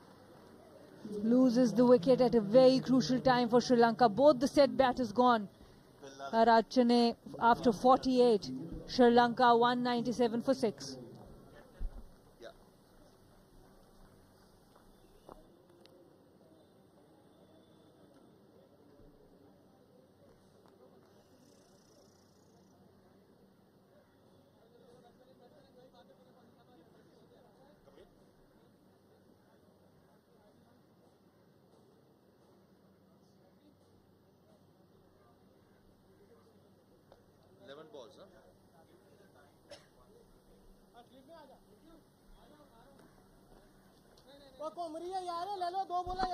Captain Dunit Vellalage at the crease, coming at number 8. Can he steady the ship for Sri Lanka? Young man, still early days in his career, but been renowned and identified as a future leader. Very good head on his shoulders. Captain this knock. The last 11 deliveries, Sana, just 3 runs and 3 wickets. How poor has Sri Lanka been ever since Surya Bandara's wicket did fall. Beautifully bowled, slowing things down. He was definitely anchoring the innings, making that partnership. Absolutely great work by the keeper this time. Easy take. The captain has bowled really well. What Sri Lanka has not done well either is when they decided to accelerate. It was the third power play when 5 fielders were outside the boundary. If they could have just accelerated 4 or 5 overs before, they had a better chance to accelerate. They had one boundary that they could have targeted. But once the fielders have gone back on the boundary, they've tried to overhit and lose shape in the process. Good point you make. I've realized that successful teams, men and women in ODI cricket, have played that package where 30th to 40th over, if they have wickets in hand, if they have had 2 set batters, they go after the bowling, since only 4 fielders outside the circle. So I think this is where the inexperiences of Sri Lanka, maybe other teams as well in this competition, is being quite to be seen. And Sri Lanka today in this surface has been bamboozled by spin, just 5 overs with the fast ball, and then it's all been spin bowling, and I don't think Sri Lanka had the right game plan to encounter those spin attack. Yeah, especially when they had really had a good partnership, they could have gone after the bowlers in between that 30 and 40 overs. There's a single Dunit Vellalage and Ashwin Bandar, both of them quite quick around the wickets. It's been 31 deliveries since the last boundary. That's how well the Oman attack have bowled. Single been called and made it look easy, and brings up the 200 for Sri Lanka at the end of the 43rd over.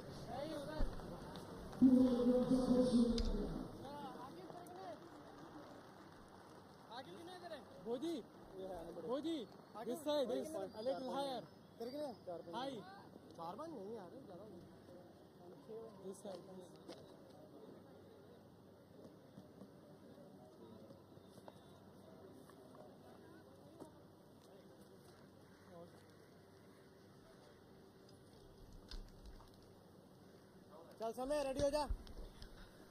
Look at that split, and the fourth 50 taking 67 deliveries in the innings. The second 50 was also pretty slow when they'd lost 3 wickets in quick succession. It's a similar story in the fourth 50 of the innings, from 151 to 200. They've again taken more deliveries because they lost wickets, and they lost 3 of them in a flurry within the span of just 3 runs.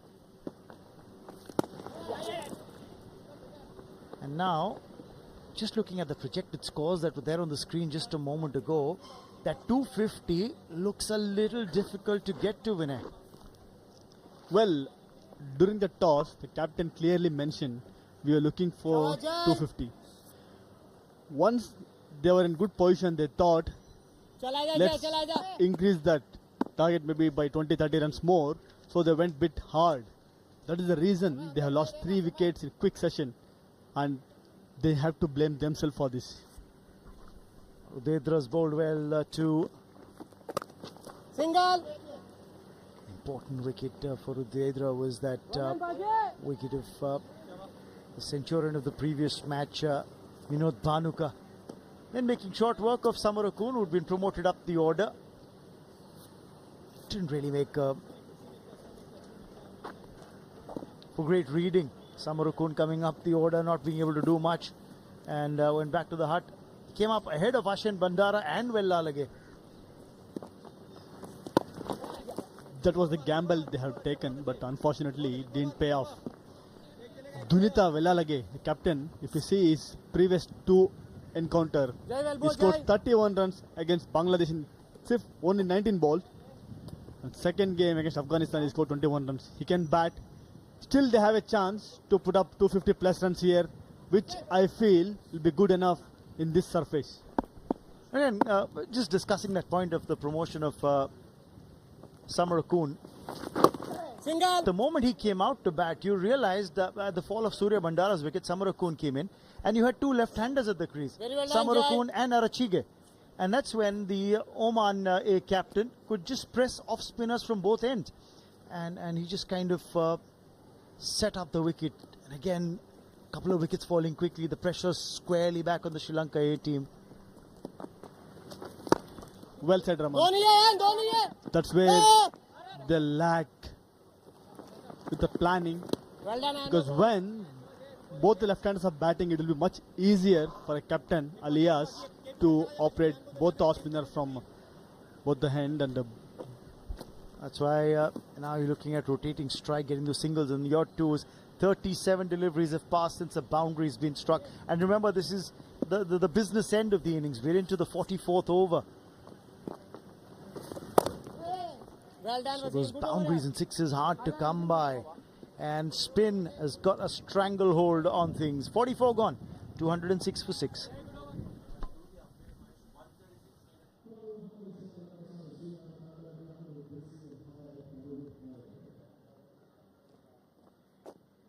चला क्यों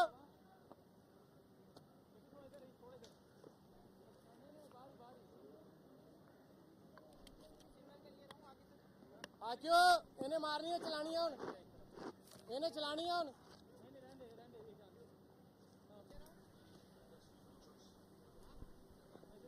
Well, Sri Lanka A would be keeping a very close watch on that other match, Bangladesh A versus Afghanistan at the Pisara Oval, where it's definitely a chase on for the Afghanistani side. Meanwhile, a welcome boundary. About 6.5 overs had gone by before a boundary's finally been struck, and a welcome one from Sri Lanka A's perspective. There was a mistake from the fielder. He was running in the other way. He thought ball is going towards covers, but ball was going towards point, and it was a full ball. Ilyas, whenever he bowls leg spin, he was not that effective compared to whenever he bowls off spin. He was there. He was there every time whenever he bowls off spin. So whenever the left-hand batter comes, he's bowling off spin and for right-hander leg spin. Well done, Rafia. Rafia. Oh, that misfield will allow the second run. And they'll get overthrows here. This is sloppy from Oman. Where there should have been just one, they've managed to run 3. This is basic error from Oman fielders. Where there was 1 run, they gave 2 bonus runs. Look at Ashin Bandara. Look at him scampering for the first, got the second, and then knew the third was on when he saw the wayward throw. Really, credit goes to Ashin Bandara for having converted this 1 into 3. He was pushing his captain for those extra runs. Every run matters here because this is a must-win game for Sri Lanka A.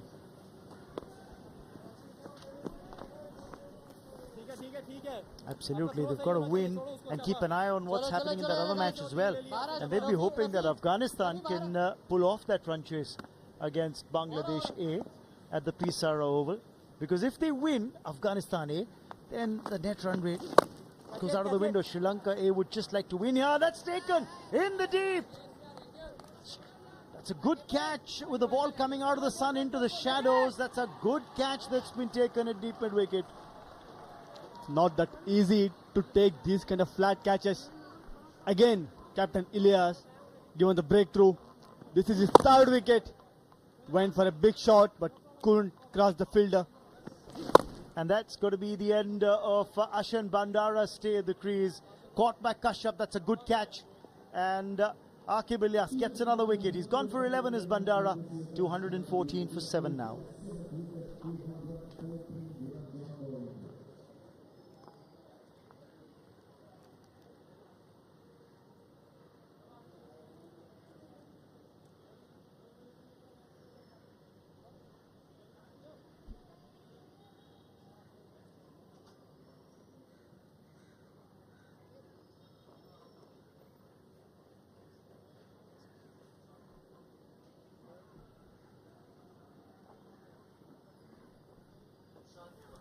Ashan Bandara gone for 11 of 10, caught up by Kashyap of the bowling of Aqib Ilyas, the captain, picking up his third wicket.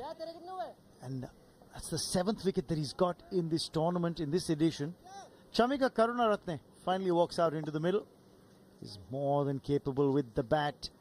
His 87th List A career contest, 5 half centuries in his List A career. Very capable bat, and he's coming really low down the order at number 9 for Chamika Karunaratne. I don't really think that does justice to his batting capabilities.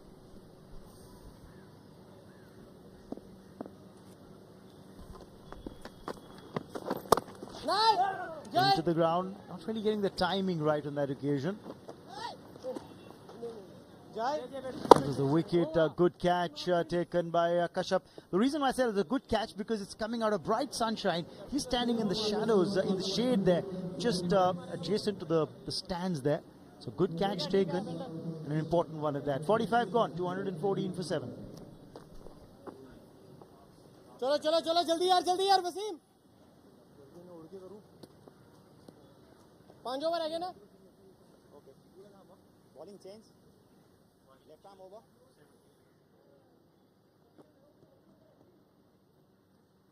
Rafi Wasim is going to come on and bowl now. Wasim Ali, look at his bowling figures, 8 overs, none for 36. He's been unlucky. He should have had at least a couple of wickets against his name. There were catches that were dropped off his bowling by the wicket keeper. That's why he's gone wicketless, but he's bowled well. Bowled in the power play with the new ball. Oh, and again he's getting turn. Was there a hint of inside edge? Yes, runs signaled by the umpire. The wickets that fell. Avishka Fernando was the first to go, cleaned up with that arm ball from Ayan. Then came the stumping, and Vinod Bhanuka was out in that fashion.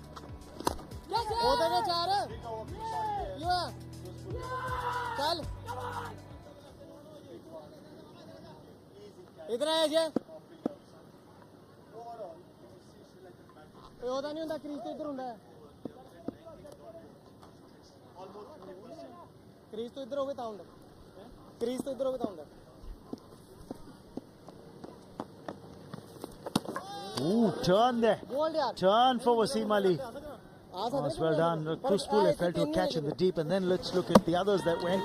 This was very important wicket. Surya Bandara got 60. Samarakun got the promotion in the batting order. Not that it mattered more, because he was out for 1, and then the stumping of Arachige. easy Call is for 2, but they've just got 1. The last Bandara went for big shot, couldn't cross the fielder. Very good catch there from Kashyap. If you see from the last 7 overs, Sri Lanka had played 19 dot balls. It's almost 50% of the ball where they went for. Oh, he's down the ground, but he hasn't got the distance, got the elevation. It's just going to fall between long on and long off. That's very good running between the wickets. Well, Lalage, well, didn't connect that well, but he still managed to get a couple of runs. Come on, guys. Come on, guys. It was a good thought from the batter, but couldn't connect that well. That is the reason he didn't get the distance. Nevertheless, he got 2 runs. Every run going to matter here. What is surprising was that the fielder at long on didn't get to the ball. खिंच के भाई खिंच के भाई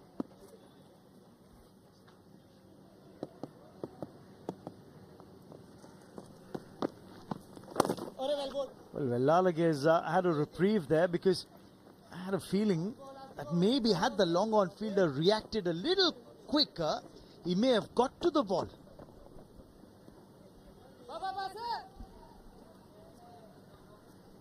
Definitely, ball was in the air, but it was inside the 30-yard circle, exactly behind bowler's head. So it was difficult for both the fielders. They were in confusion.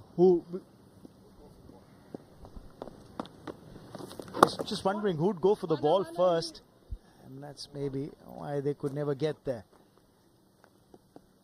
Take another look at it from the... He's got it off the toe end of the bat, and you're right, it's gone just over the bowler's head. But I just had a feeling the first reaction from the fielder at long on was that maybe it wasn't coming towards him. It was going towards long off, but late reaction costing a bit. 46 gone, 220 for 7.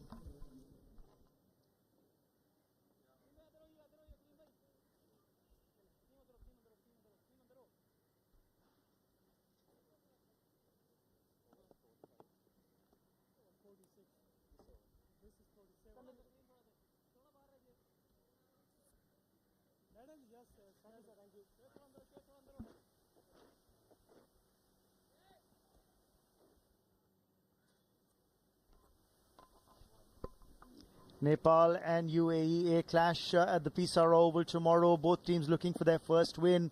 Well, it's that epic encounter right here at this very venue in the afternoon. It's a day-nighter. Pakistan A go up against India A. The 2 unbeaten sides so far in this edition. One of them may just had that unbeaten record blemished a little before they march through to the semi-finals. Both teams, remember, are already through to the semis, Pakistan A and India A. It's just about which team tops Group B.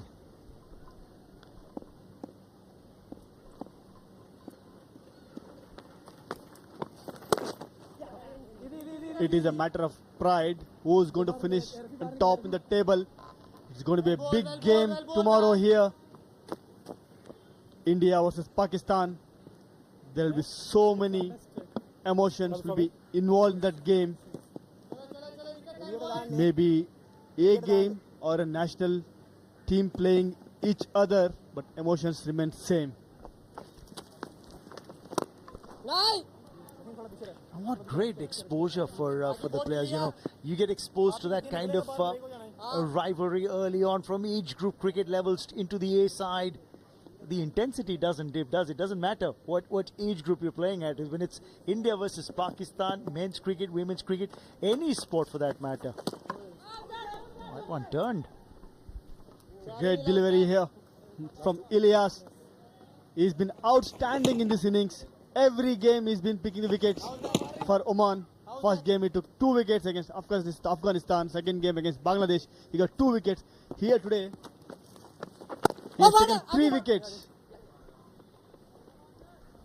And he's looked more effective against the left-handed batters, as we discussed earlier as well. Aqib Ilyas, the captain. 7 wickets so far in the tournament, and he'd be looking to add some more to his kit. He's into his 9th over, remember.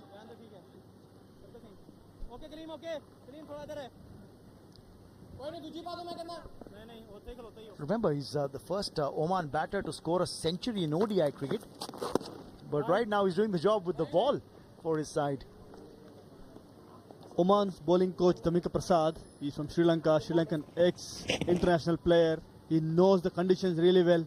Same time he knows the strength and weakness of each batters. That is the reason maybe here they're operating more spinners. 8 wides in the innings so far. But yes, you're right. 47 overs gone. Only 5 have been bowled by the pacers. And it's back just been the lone pacer Kalimullah. 224 for 7. Ball इधर दे दे हाँ इधर आ देखो मेरे को ला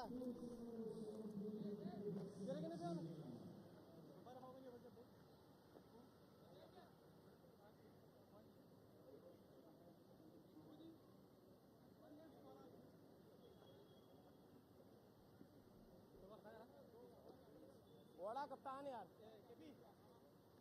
बाजी बच गए बाहर निकले बाहर निकले बाहर निकले पटी इंद्रा पटी इंद्रा इंद्रा इंद्रा जा Kalimullah, the lone pacer for Oman A, 5 overs, none for 22. And then all the other bowlers have been the spin bowling options for this Oman A side. It will be much easier for spinners to bowl, especially in that last power play when they have 5 fielders outside and they're using that really well, especially Ilyas using the bowlers really well, especially spinners. Well bowled. Now, I'd like to see the approach of Chamika Karunaratne here. 3 overs to go, that's just 18 deliveries, make it 17 now. Does he look to have a go? He's got the capability to clear the boundary rope. He's a well-built lad, is Karunaratne, but he's got the left-arm spinner against him. Makes room for himself. The intent is clear. He wanted to play the big shot, had to adjust it at the last minute. Some good field placement we can see here. They exactly know Oman bowlers what will be the plan behind their batting, Sri Lankan's batting now. They need to go big. So they're covering all those big hitting areas and just bowling wicket to wicket. They're not giving those boundaries easily. And these are big boundaries, remember, 65 to 70 yards. Albeit from the end that Wasim Ali is bowling now, the leg side boundary for Wellalage is going to be that 65 yard boundary. So maybe, just maybe, Wellalage chooses to hit with the turn and goes on the leg side. It will be interesting to see Wasim which line is going to bowl. Yes, he's gone for it and connected well. 1 bounce and over for 4. He's finding the gap, went for a sweep. The much needed boundary for Sri Lanka.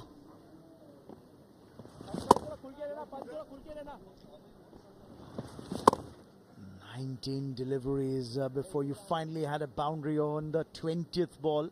So a long gap finally being filled. You wanted shots like these in more frequent fashion. And now the line's changed. Because he knows that Wellalage would be looking to hit with the turn. He's bowled outside the off stump now as Wasim Ali. Maybe Wasim was looking for that wicket. That is the reason he bowled on the stump line, which he got hit. Immediately he changed his plan and went outside. That has to be the plan because this is 48 over. Batsmen, they don't look to play singles. They'll always look for big shots. So you need to know which line to bowl. They've got 6 off this over, 2 balls remaining. They've got to try and maximize things here. Karunaratne, does he go inside out? Now looks for a single. Makes his ground easily. And in fact, they might just get overthrows here. That's another problem for Oman A. The fact that they've given away too many runs of overthrows. Apart from the 12 extras they've conceded, it's the overthrows that might come back to haunt them. These 2 batters are taking those singles and doubles easily. It was straight to the fielder. Direct hit. Maybe he would have been in trouble. The way they're pushing for each run, that shows how badly they need to score those 250 odd runs here. Down the ground. Just get a single, which means Karunaratne will retain strike. Because that's the end of the over. 48 gone. 233 for 7.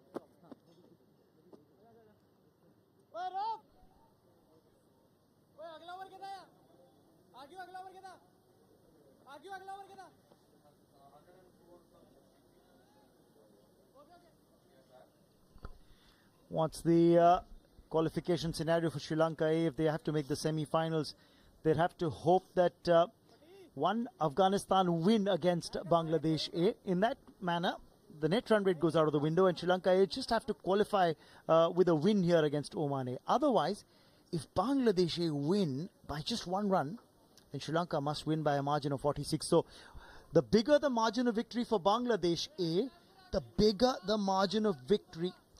It has to be bigger for Sri Lanka A here. They'll have to win by a big margin against Oman A if Bangladesh A get a big win. But what is this? Are they just trying to play with us in the commentary box, or are they just trying to confuse the batsman? Because the fast bowler comes up, marks his run up, doffs his cap, takes it back and walks to his fielding position, and a spinner takes the ball from his hand. Exactly, this incident happened twice in this innings. Maybe captain realizing that it's better to go with spinner here than fast bowler. Kalimullah bowled really well in the first spell, but unfortunately he's not getting the second one. I think the spinners are doing a great job here. So sticking to spinners, not a bad idea. Hit down the ground and hit cleanly and hit for maximum. This ball was full and the Karnaratne went straight as arrow. This is a good idea. Good idea to have Karnaratne on strike. He'd like to take on the leggy as well. Ilyas being struck down the ground. Good catch by the ball boy. In the air. And that is going to be another maximum. Karnaratne hitting those big sixers here. First one was full, second one was short ball, but he was not in that balance while hitting that shot. Still, he connected nicely and got a 6 over covers. Now you can change the field change. The point fielder is coming in and maybe covered fielder is going extra cover. I think he's sending a message to the team management back in the dugout. He sent Sambar a cone at 6. I was sitting in the dugout. Why not me? I can hit it better.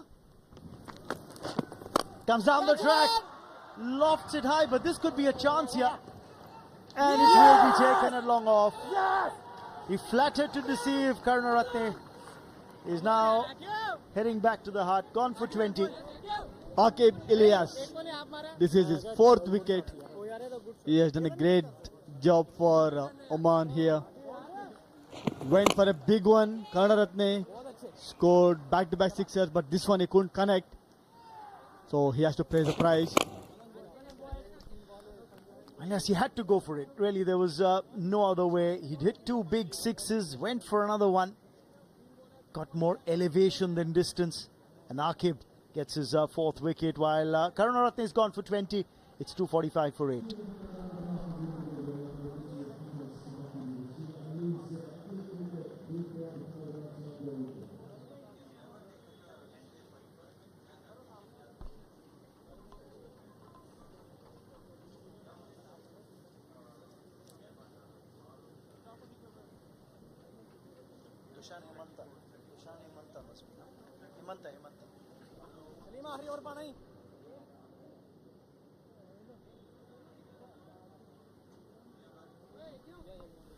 Four wickets for Aqib Ilyas. He's eyeing a 5er in this match. He's got 3 deliveries left in his spell. Meanwhile, Dushan Hemanta walks out into the middle. Now over 1100 runs for him in 62 matches in his list A career. Before this is his 63rd. And he knows 9 deliveries to go. He'll have to have a swing. Looks like he can bat. But the important one is here. Ilyas has never taken 5 wickets in first class list A cricket. So it's a great opportunity for him to achieve that milestone. He has 2 balls left. For left-hand batter, he'll be bowling off-spin. He'll be more effective whenever he bowls off-spin. So there will be a chance for him to take those 5 wicket haul. Meanwhile, this is how Karunaratne's wicket fell. Never got to the pitch of the ball, and therefore when he was hitting, he was always going to get a lot of elevation rather than the distance. You can see in that shot, he lost the shape. That is the reason he couldn't hit it. Goes for the reverse there. Some improvisation from skipper to skipper. Played sensibly, looking for 2 here. Great running between the wicket. Tapped the ball and got 2 runs. After 49 overs, Sri Lanka 8, 248 for 8.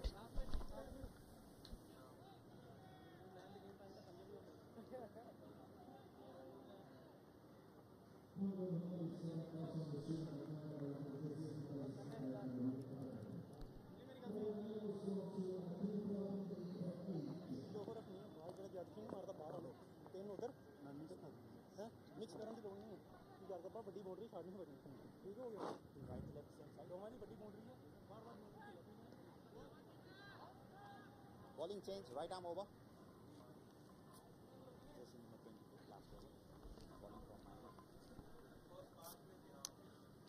Finally, you've got some pace here, but look at match number 12 that's coming up tomorrow. Pakistan A versus India A. That's the humdinger of a contest expected tomorrow. A day-nighter where Pakistan is very fancied bowling attack. Goes up against the India A batters. That could be the matchup to watch out for. We waited a long time after the first power play. Kalimullah's 5-over first spell came to an end, and we didn't get an over from a medium pacer for the next 39 overs. And now finally Kalimullah is coming back for another spell, and we see a medium pacer in action for the final over of the innings. He will be saying, thank God, twice I came to bowl and went back. See, finally I got 1 over. He will be looking for that wicket. If that's the case, then just spare a thought for Rafiullah, who didn't get a ball. Yeah, definitely. I can feel that how we felt coming to the wicket and giving cap to umpire again, sending him back, not even bowling 1 over, entire innings. Well, it's been spin heavy for Oman. Aqib Ilyas, he's been justified in that decision. He himself picked up 4 wickets in his quota of 10. 4 for 58. A tad expensive when you compare it with the other bowlers. Those 58 runs that he gave away.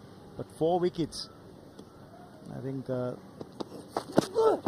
Shamika Karunaratne taking toll with those big hits over the boundary rope in that final over. But this could be too critical. There's a chance of a run out here, and will it be referred to the third umpire? No. Fielder has gone to the wrong end. He should have gone to keeper hand. There was a chance. With this, Sri Lanka A scored 250. Psychological advantage definitely will be with Sri Lanka because both the captains agreed during the toss 250 will be good enough in this innings to win this game. Looking at that replay, maybe a direct hit might have had the batter in trouble. And that's just that minor difference, the fraction of a second that it takes to collect the ball.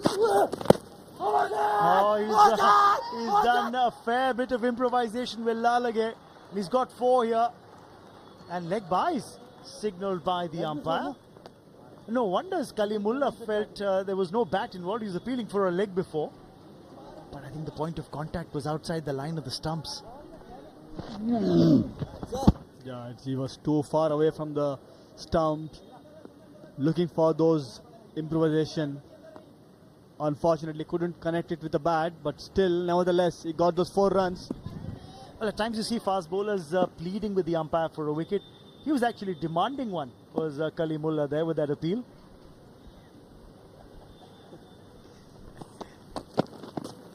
Loads of improvisations here, but the slower one. Again, they've run the bye. That's clever from Sri Lanka. They're trying to add whatever they can to the kitty. One more fumble from Suraj Kumar, wicket keeper. captain's got 4 wickets here. The first wicket, you can see both leg spin and off spin. As he bowled well, did Ilyas, got Surya Bandara, then got rid of Arachige, then picked up the wicket of Ashen Bandara, and the last, of course, was Karuna Ratne, caught in the deep by Odedra. Down the ground, there is long off.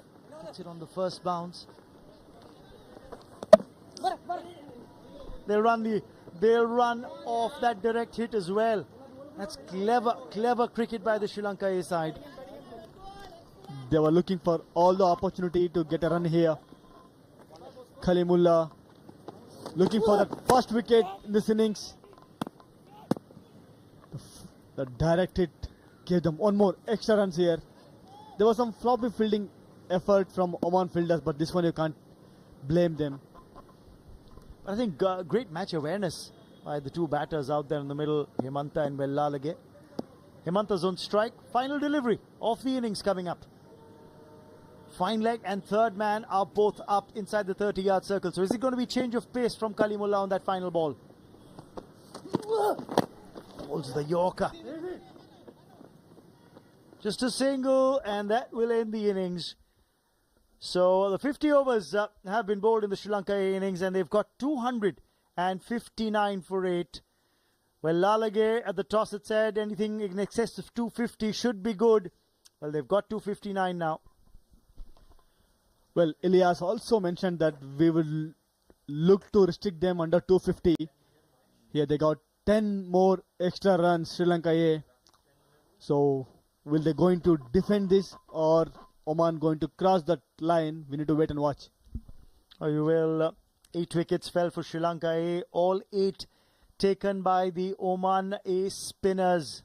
Kalimullah, the lone pacer used in the attack. 6 overs bowled by him. Those are the only 6 overs of pace that we saw out of 50. 44 overs of spin.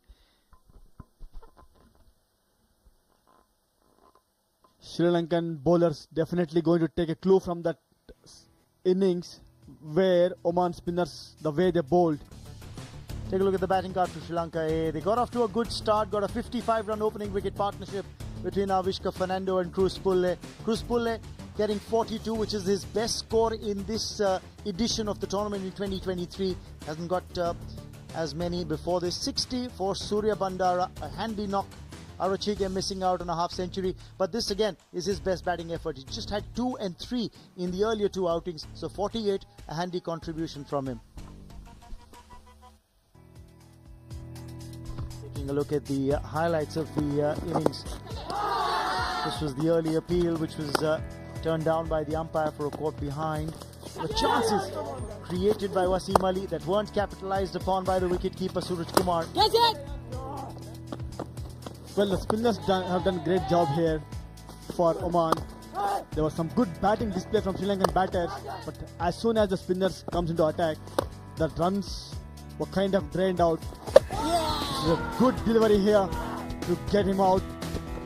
Yes, Ayan picking up the important wicket of Avishka Fernando.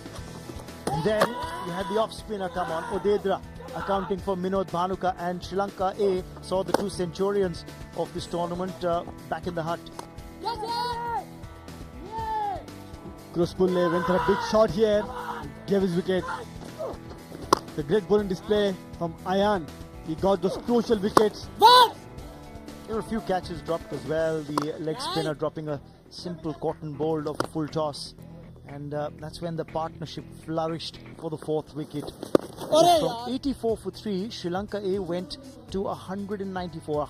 A half century came up for Surya Bandara, and those two put on 110 for the 4th wicket. Did Surya Bandara, and that partnership really blossomed between him and Arachige.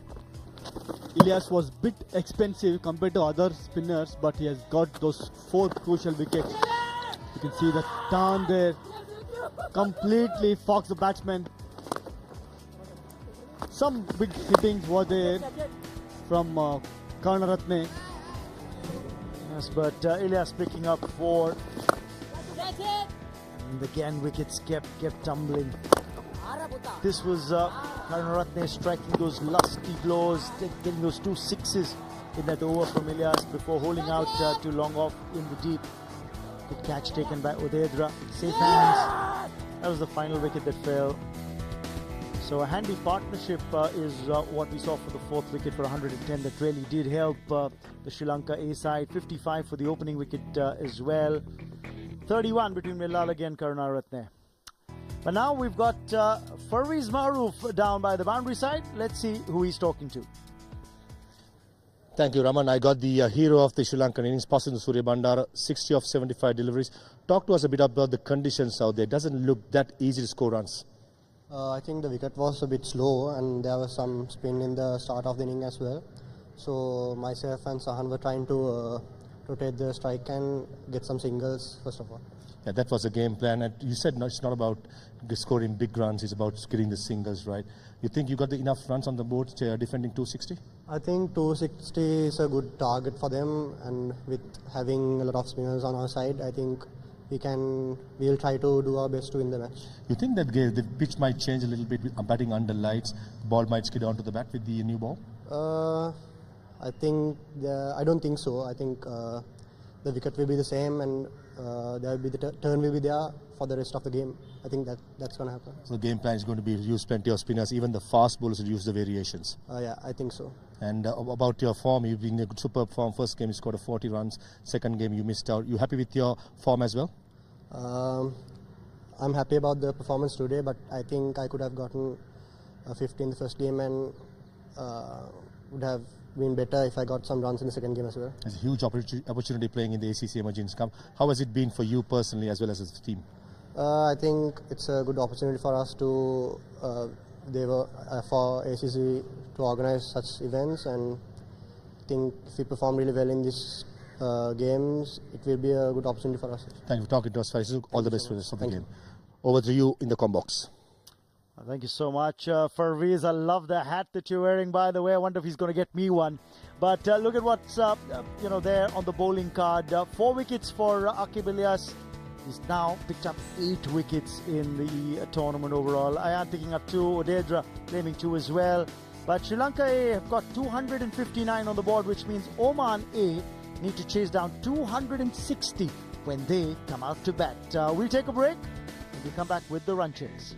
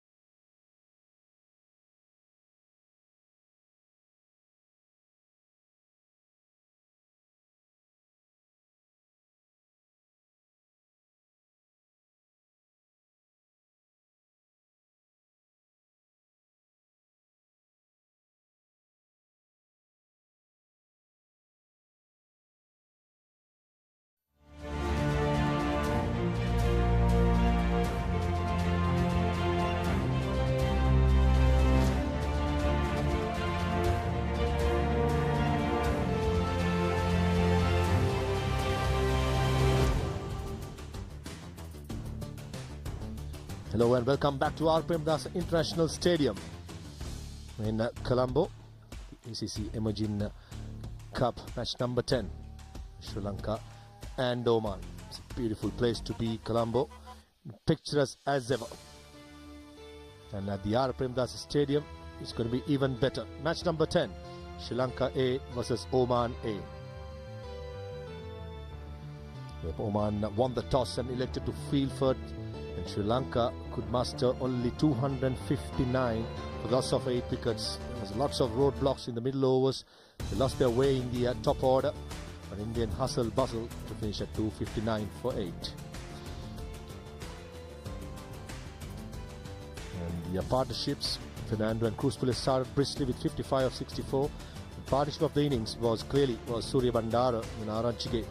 Put out 110 runs in 133 deliveries. Lalage as well with Karunaratne, 31. Plenty of spinners used by the Oman A. Only 6 overs of fast bowling, 44 of spin. Everyone chipped in. Pick up the bowlers with the captain, Aqib Ilyas, picked up 58 for 4. As well as Udedra Ayan picked up 2 wickets each. And the target for Oman is going to be 260 runs in 50 overs. Sri Lanka has to win to stay in the competition. As I say, good evening to Sanamir. Good evening to you as well. We've got a very good game on our hands. Sri Lanka must win for them to stay in the competition. Kashyap Prajapati opening for Oman A. Prajapati will be partnered by the dashing opener Jatinder Singh, experienced man, represent the national team as well. Will have a lot of responsibility in guiding this Oman A side to the score. Quite evidently, straight away, the captain himself, Dunitwal Lalage, bring himself into the attack. You're wondering whether Dunitwal Lalage will use the spinners. We have the answer now. He's going to use himself. Got 3 fast bowlers in Karunaratne, Samarakone and Pramod Madhushan. But I think this is a good move considering the fact the pitch is helping the spinners. And he's got a good idea of the pitch as well, watching for more than 40 overs and then batting for 22 deliveries. A very well made 21 not out when he came to bat. One slip in place, long off, and deep square. 2 fielders out of the circle.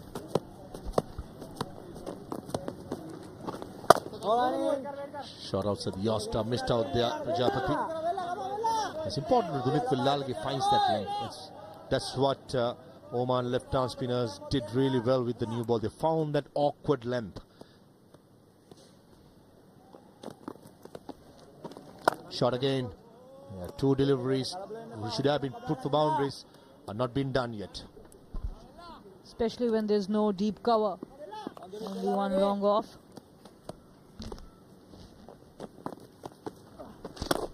That's much better. That's much better. And Oman opens their mark with a single.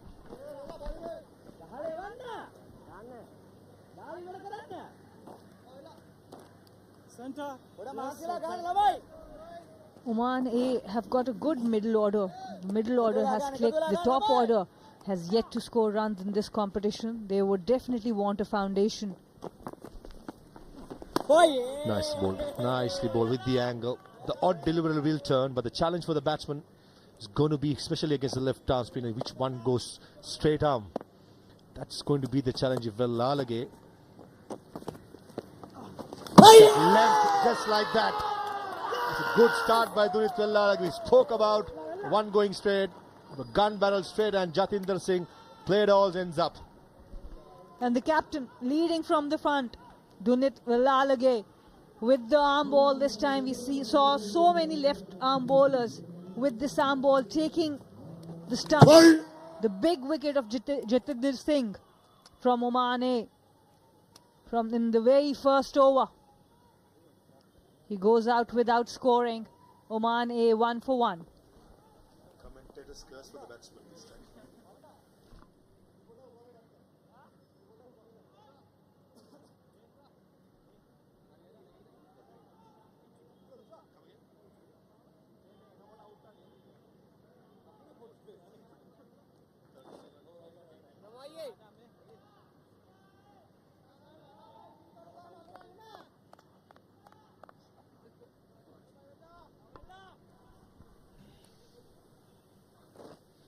Good news for Sri Lanka fans. If you're joining just now, Oman has just lost their first wicket. Jatinder Singh, clean ball by Dunit Wellalage with the one ball which went straight. Aqib Ilyas, the captain, coming at number 3. His ball really well, picked up 4 wickets. Can he do the job for Sri Lanka? The Pisara over, looks like Bangladesh are getting home. 35 runs need of 7 delivery for Afghanistan. There's more to smile about for Sri Lanka, and they need to win big to stay in the competition. First over gone, 1 for 1.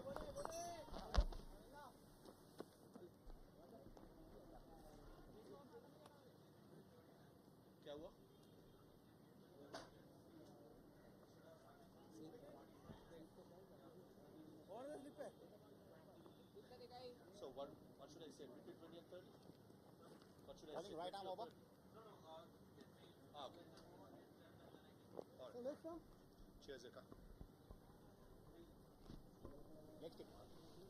Pramod Madhushan to bowl the second over from the media box end. Played the first game, missed out the second game against Afghanistan, was overlooked by the management of Sri Lanka A to bring in Lairu Samarakone into the team. And today gets opportunity again with Binder Fernando being rested. Good bowler, could bowl those skiddy sort of outswingers to the right-handers. Toe slips in place. I think Wellalage is doing the right thing. He's hunting for wicket with the new ball. That's the best way forward to dent the run scoring. Use the new ball well. And the Sri Lankans have the attack to restrict this inexperienced Oman team. Some swing, good length to start with. Very good overall. Sri Lanka is spot on. They are turned on. They know their future in this tournament is in their own hands. If they win by a good margin here. And that was the wicket. Captain taking out Jatinder Singh with an arm ball. A very impressive first over. It's rather loose shot by Jatinder Singh, isn't it? Just near to the crease. A huge gap between the bat and the pad. Found perfectly by Dunit Wellalage. This occasion, ball keeping a bit low. This is something that Oman A will be encountering with. Bounce is not consistent. Take a look at that. It keeps low, shoots down. Not so good signs going forward, isn't it?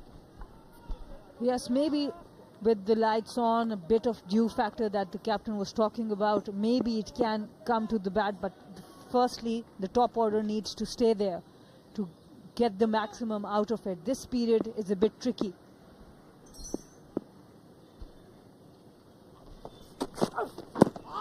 It's almost like with the new ball, it's the best time to bat. It will skid onto the bat. It's important Oman gets a good start. In the mid-lows, it's going to be tough with the pitch behaving the way it is. It's gripping and it's not easy for run scoring. The first 15 overs, the start's going to be crucial for Oman as well as Sri Lanka. And the body language of Sri Lanka is very, very positive. They are chirpy in the field. They are coming in with the bowler. And it feels like they know that this is a very good total for them. Yes, it was difficult to get there, but it's enough. Spirits are certainly high. Getting the first wicket as well as knowing that Bangladesh are cruising through with Afghanistan. That is more motivation for the players in the middle for Sri Lanka. They have to win, and have to win with a margin, with a better net run rate to go through. And it only happens in cricket. A table topper, they may crash out of the tournament. Afghanistan, they were on 4 points before this game. But with Sri Lanka and Bangladesh, if they win their respective games with good margins, Afghanistan can be out of the emerging Asia Cup. Sports is a great level, isn't it? One day you can be in sky high. One day you can easily come down to kiss the sands. It's a good shot by Pratajip, just for 2 runs. Lairu Samarakone giving the chase from mid-on. They need energy. Sri Lanka needs energy.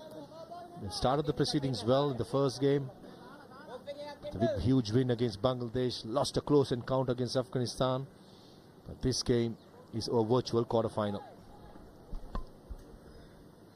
He's good shape on the ball. He's bringing the ball in also. Just one slip now. It's plugged that field on the offside.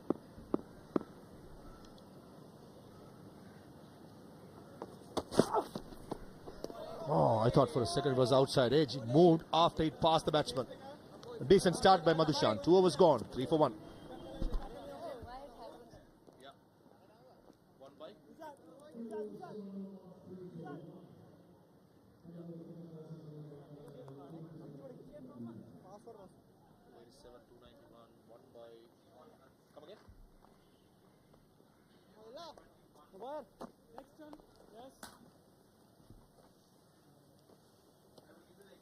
Yeah. Take it time. No worries. 3 for 1 after 2 overs, Oman. We got news from the Pisara Oval. The game has concluded over there. Bangladesh have beaten Afghanistan by 21 runs. We'll make the calculation and get the right amount of runs where Sri Lanka needs to win this game to stay in the competition. That's it. So this has worked well for Sri Lanka. A really good delivery. So Parvez, why is that whenever you take a slip out, this ball swings more?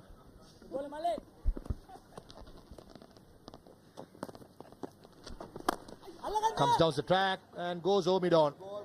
It's a good stroke by Prajapati. The ball was coming into the right hand with the angle. What he did really well was to get to the pitch of the ball. Lalage doing the right thing, giving some air, trying to buy the wickets. And this is a good shot, very good shot. Against the turn, but still safe. Good pressure, boy. Come on. Right. Oh, yeah. We just got the confirmation from our stats team that Sri Lanka has to win. 36 runs. Minimum by 26 runs to stay in the competition. Even though if Sri Lanka wins, they don't win a margin of 26 runs, they be out of this ACC Emerging Cup. The information will be thrown across to the players in the middle. Now the game really starts. And definitely with this match being started at 2 p.m, they have that advantage. They can easily know what the target they need is. So 260 on the board. They can still qualify if they can keep Oman under 220, 230.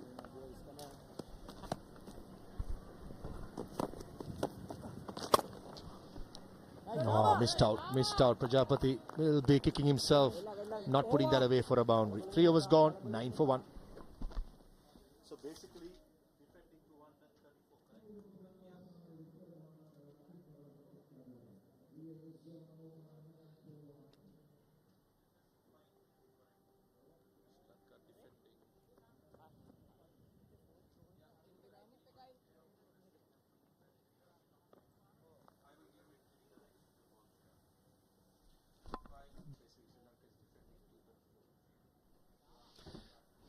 It's getting closer and closer in Group A. Group B, already 2 teams are qualified. Bangladesh qualified already. It's a battle between Afghanistan and Sri Lanka. And Bangladesh are top of the table after losing the first game, winning the last 2, straight up the ladder. For Sri Lanka, they're defending 234 to win this game and be the second team to get through the competition. So basically, forget about the 260. It's going to be 234 now. They were helped by 17 extras in the bowling and at least 20 to 25 runs in the field. But they batted well, especially the partnership between Surya Bandara and Arachage. That was the turning point for the Sri Lankan innings.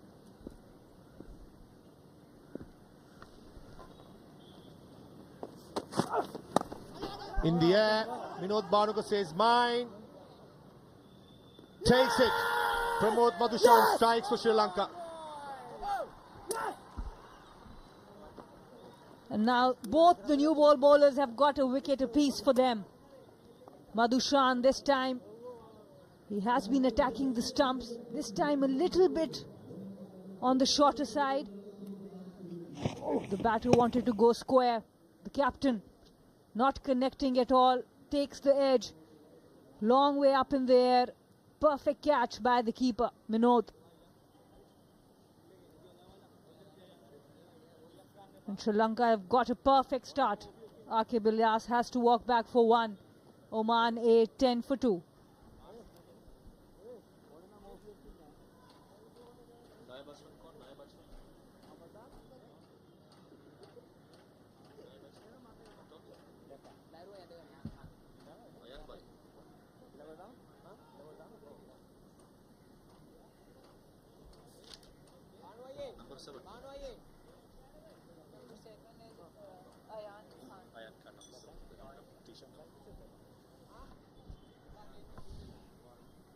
Sri Lanka fighting back, defending a modest 260. Mathematically, they have to restrict Oman A for 234 with 2 big wickets. Skipper Ilyas, the last one to perish. This is Ayan Khan, who bowled well, batting at number 4 for Oman. Just what Dunit Wellalage needed from his team. Bought himself in the attack, picked up a wicket, and now Pramod Madushan didn't play the last game, played the first game, coming back into the team. Strikes for Sri Lanka. Left-hander on strike. Be interesting to see if Pramod Madushan gets that ball, darting back into the stumps of the left-hander. If it does, it will be a danger ball. It does. Oh, almost getting past the bat to the stumps. Well played by Ayan. Not an easy ball to face when you are facing the first delivery. That's the wicket of Akif Ilyas. He was late on the ball, takes the edge, and no mistake by the keeper. The problems for Oman A continue. Their top order has not delivered. The maximum they were able to score were 179, and that too was because of the middle order. So the same problem continues for them. Nicely bowled, nicely bowled. I just like the length, but Pramod Madushan attacking, bringing the ball into the left hand, the odd ball going across the left hand as well. The length has been superb. It was 2 deliveries before Yorker. It was almost, the script was written, isn't it, against the left-hander ball coming back into ball full. Especially when you've got a wicket on a little bit shorter delivery. It's going, using that swing to the new batter. Good bowling, good start from Sri Lanka A.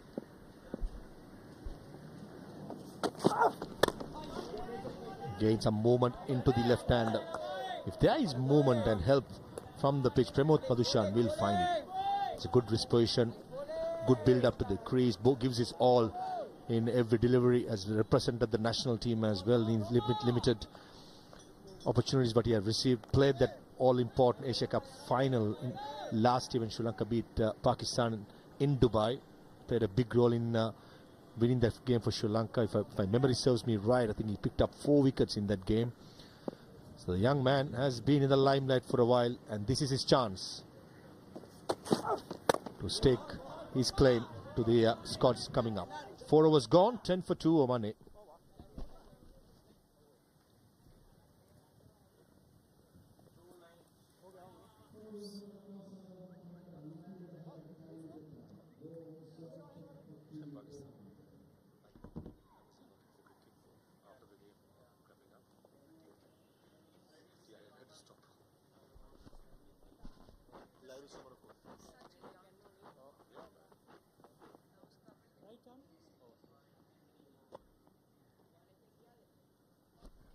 Yeah, bowling change from the far end. Dunit Wellalage, after bowling 2 overs, picked up a wicket, has got in Lairu Samarakone into the attack. Especially a fast bowler who will bring the ball back into the right hand. A slip in place, a short wicket as well. 4 fielders in the leg side, 5 in the offside. Plays an all-rounder. A bowling all-rounder, I should say. Economy rate slightly high, but the modern day game, you would expect any bowler who keeps it under 5.5 is done a good job with so much restrictions and two new balls. Absolutely. And Dunit Walage has been impressive with the captaincy. Quick changes. In the modern day, you don't give too long spells, which we saw for Oman. Oh, what a start. What a start. The angle was created the ball to come back into the right hand, but it just held its line. And what's impressive, the other part, is the bounce. Take a look at where Minod Banu collects it. Absolutely. We haven't seen any ball do something like that since morning. He has been able to extract some extra bounce from the same surface. Larus Samarakon should be a bit careful now, not to carry himself too much. This is what Sri Lanka has to do. They have to restrict Oman to 233. They will qualify if not. It's a nice day to be a cricket fan, isn't it? Important game just concluded at the Pisara Oval. Another important game happening here. Stakes at claim. Brilliant. Tunit Vellalage's captaincy will be tested today. He has done well so far. 2 early wickets. When you have a must-win game, you've got 260 runs on the board, but actually you are defending 233. So the early wickets, the use of the new ball is extremely important. And he has already used 3 bowlers. So the 259 what Sri Lanka did muster goes out of the window. It's the 233 now. All important to get to that semi-final berth to play either India or Pakistan, which is happening day after. One game semi-final happens at the Pisara Oval, and the second will be happening at the same grounds. Before that, we got a big game coming up tomorrow as well. So all to play for this group, and the Group B has already been finalized.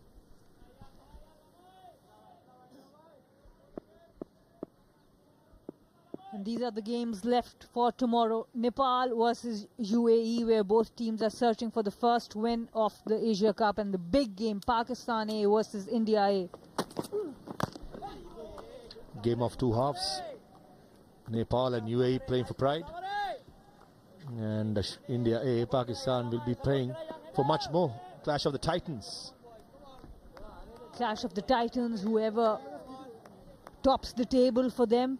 At the moment, India has a better net run rate. Pakistan, India, whoever wins tops the table, and maybe that can be still the only game they play against each other in the Asia Cup. That's a possibility.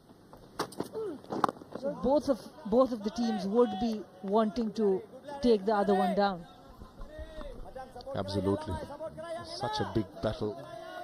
I'm pretty sure the entire world will be watching, no matter what sort of level being played, be the national team or the emerging team or the under-19s, does not matter. It cannot get any bigger than that. I'm pretty sure about the Afghanistan A team back in the hotel will be glued to the TV watching this game. Their fate remains on this game. Down the left side, Harus Samarakon, flipped away for a single by Prajapati to end the 5th over. 13 for 2.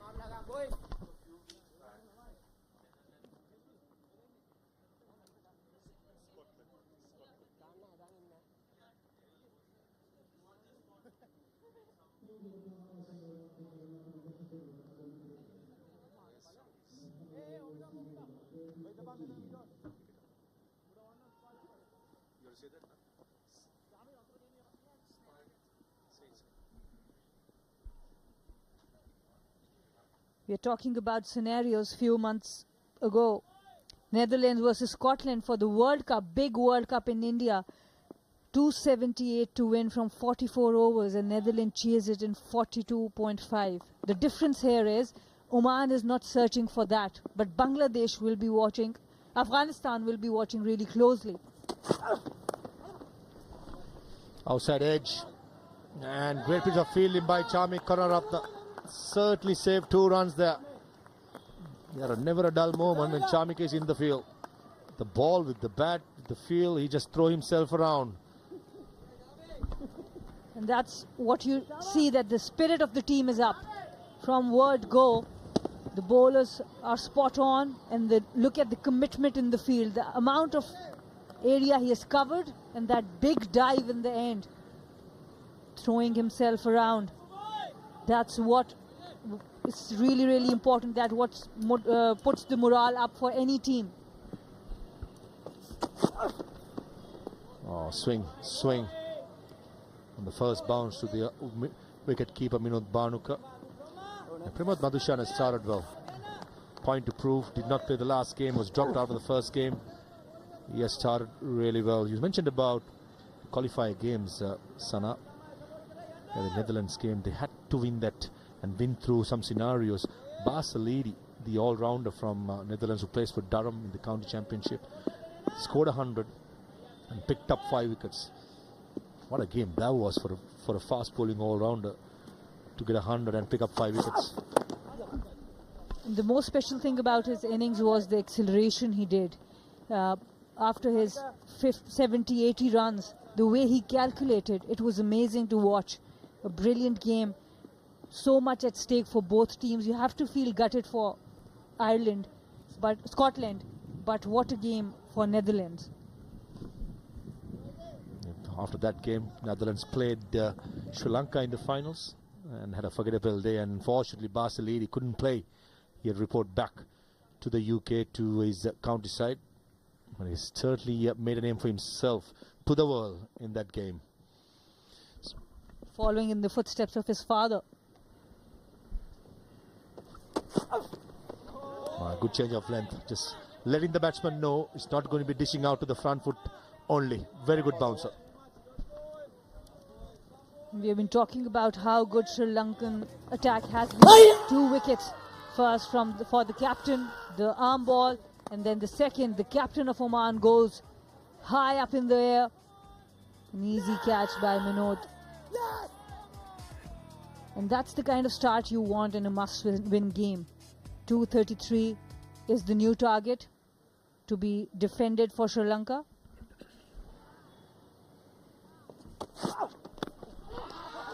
Batting in the floor. Quiet inquiry by the fast bowler, but I don't think Minod Banuka was excited at all. He's mixing up his length very well, Pramod Madhushan. Previous delivery, it was a bouncer right on the money. This occasion, just teasing the ball outside the off stump.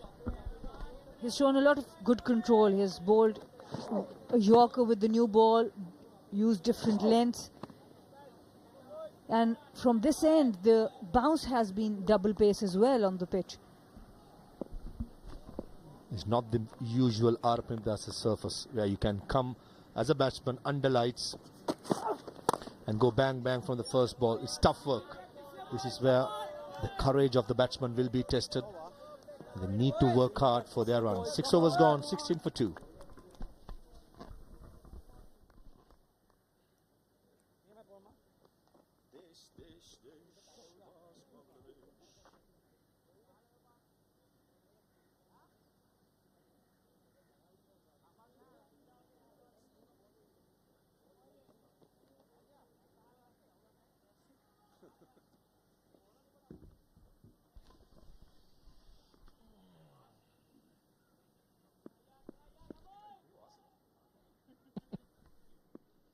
Summary so far, Sri Lanka batting first, 259 for 8. In reply, Oman 16 for 2. That's a squeeze past the car point field and brings up a boundary. Laru Samarakon giving some width. It was a beautiful piece of timing. Kashaf Prajapati, he's looked good. He's got good timing. And he's comfortable playing on both sides of the pitch. This time opening the face of the bat, timing it perfectly, just guiding, using that pace on offer. Last millisecond, he just opened its blade, isn't it? It just timed so well and spread across this outfield, which is a lightning quick. One thing Laru Samarakon cannot do in this surface is to give width. Wicket to wicket is so hard to score runs on a good length. And Sri Lanka needs a good start. They've started very well. They need to maintain this pressure. Outside edge. Oh, Avishka Fernando. Catching position at in front of Cow Point. For a second, I thought he had it. When he rolled over, probably hit his elbows and popped out. What a good change by the captaincy. This fielder was placed here right before this delivery. But seems like he has lost the ball somewhere in between. But good bowling, good field placement from Sri Lanka.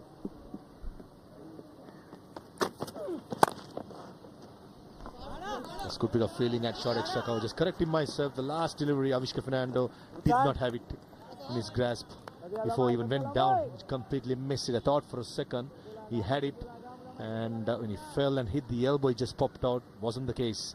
But this time it was Sana Arachige diving across to his right side and saving 4 runs. Goodbye Sri Lanka. Unfortunately for Avishka Fernando at this level, I think those things has to be taken. Outside edge, and Vinod Bhanuka. Easy catch. Lairu Samarakon just flirting it outside the yaw stump, and Prajapati couldn't resist himself, went for it and nicks it behind. When we talk about good captaincy, all 3 bowlers with 1 wicket now.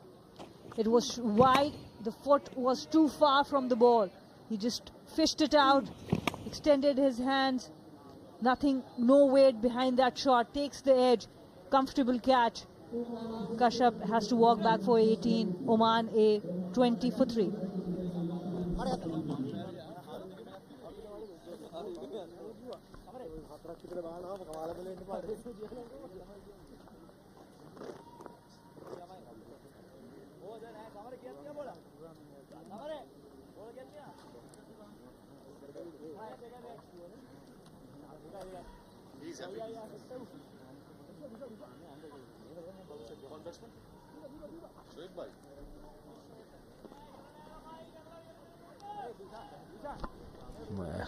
Sectors are happy.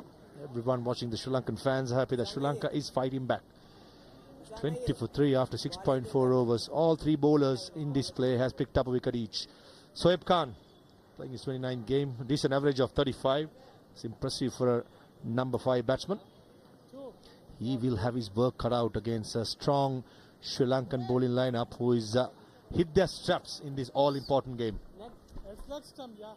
At this time, Sri Lanka were 32 for none, and Oman in all sorts of trouble. This is the last wicket, playing away from his body.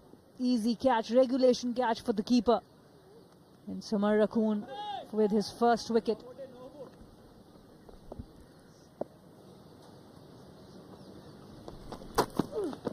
Oh, missed it completely. Lairu Samarakon, the previous delivery was an outswinger, and Shoaib Khan probably would have thought it's going to be another outswinger, but misses a straight one. That's a perfect setup.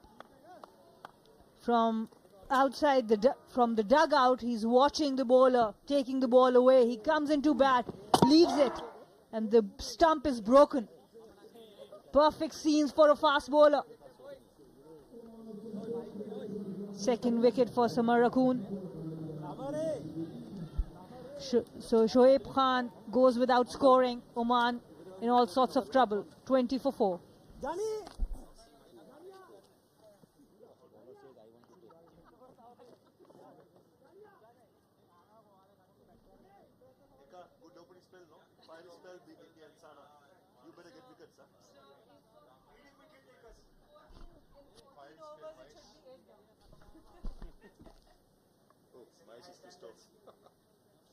Good firing spell, Vinay.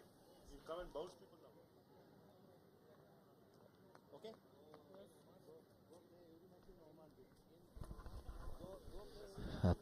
Perfect reply by the Sri Lanka, trying to defend 233 to stay in this competition, to play that semi-final.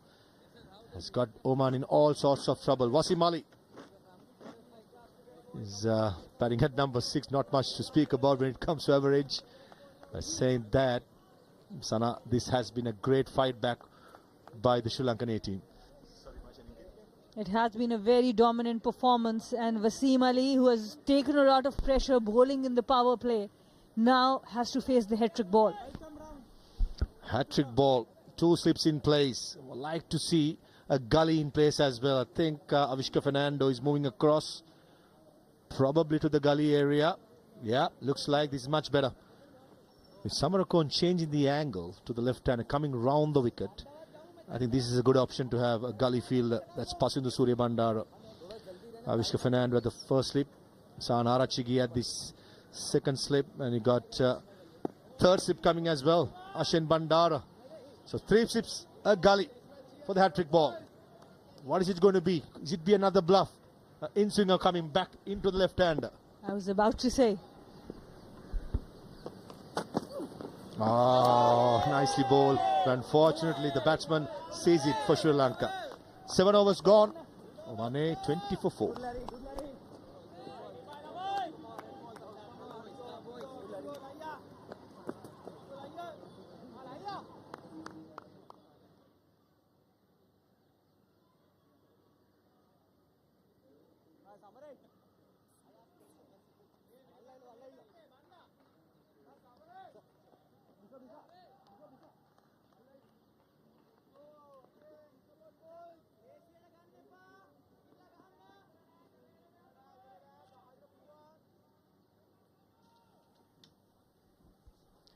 Sri Lanka A seem to be holding all the cards in this match now, as Oman A are in a spot of bother. They've lost their way.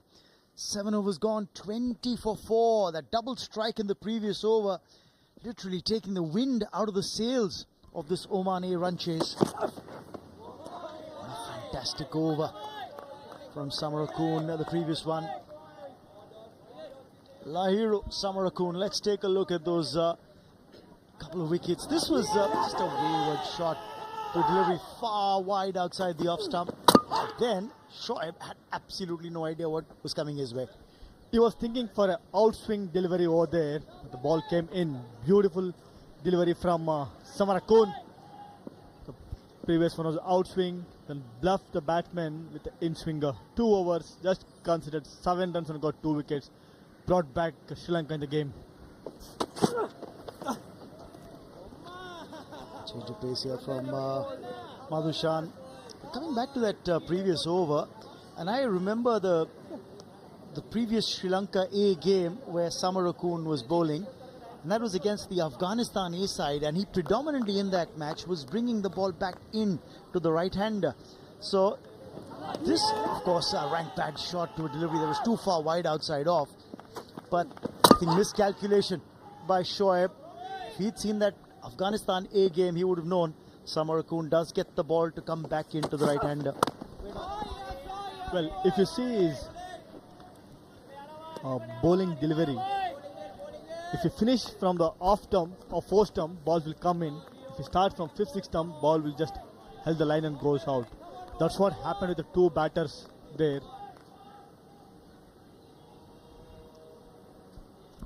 Look at that, just smattering of dot deliveries and a couple of wickets thrown in as well. The runs have dried up like scarcity of water in the desert.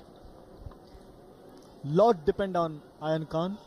Previous 2 encounters, he was a highest run getter for Oman. So he has to perform really well. Yes, you're right, Vinay. He got a 47 against the Afghanistan A side, then scored 26 versus the Bangladesh A team. So he's been amongst runs. But the problem for Oman A, in those 2 matches that they played, they did not get past 200. So today, if they've got to cause any problems to Sri Lanka, forget about getting to 260. Even if they get to 234, that might just put Sri Lanka in jeopardy. Definitely. If you see overall the way Sri Lankan bowlers are bowling, they were top class today. They have taken 4 wickets just considering 20 runs.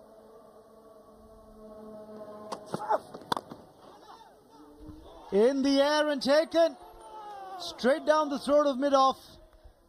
And Ayan Khan, the man who had been getting runs for Oman A in this edition of the tournament, will have to take that long walk back to the hut. And half the side has now been dismissed. Sri Lanka A in total control now. There was a up shot, couldn't clear a mid-off fielder, straight went to mid-off fielder's hand. Easy catch. By seeing the situation of the game, this was high risk one from Ayan Khan. Super bowling display from Madhushan, got his 3rd wicket. Ayan Khan has to walk back, scoring 1 run. Oman A 20 for 5.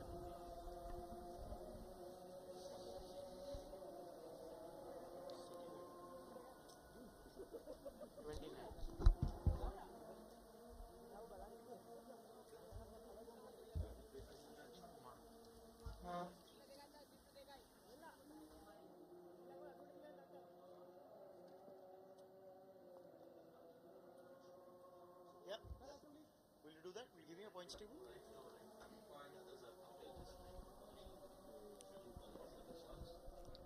Two wickets now for Madhushan, picking up his second wicket with that catch being taken of Ayan. And Suraj Kumar, the keeper bat, who had a forgettable afternoon behind the stumps, he's now got a chance to contribute with the bat as he walks out into the middle. Lot to expect from him. This is how Ayan Khan got out. Played in the air, couldn't clear the fielder. Madhushan has been doing really well for Sri Lanka. If you see the last two encounter,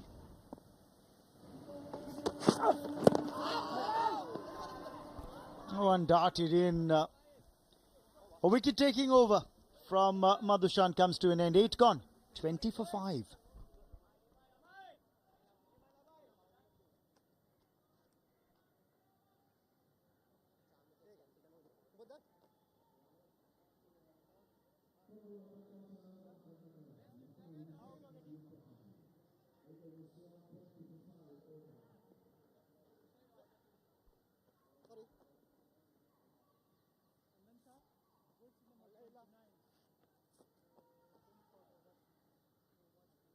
What a roller coaster ride it is in Group A.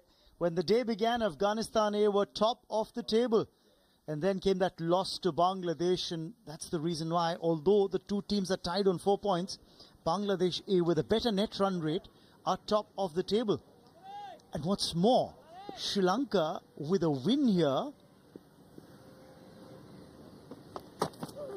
will qualify, but if they can bowl Oman A out for 106 or less, then Sri Lanka A could leapfrog to the top of the table. So look at how the dynamics has changed here.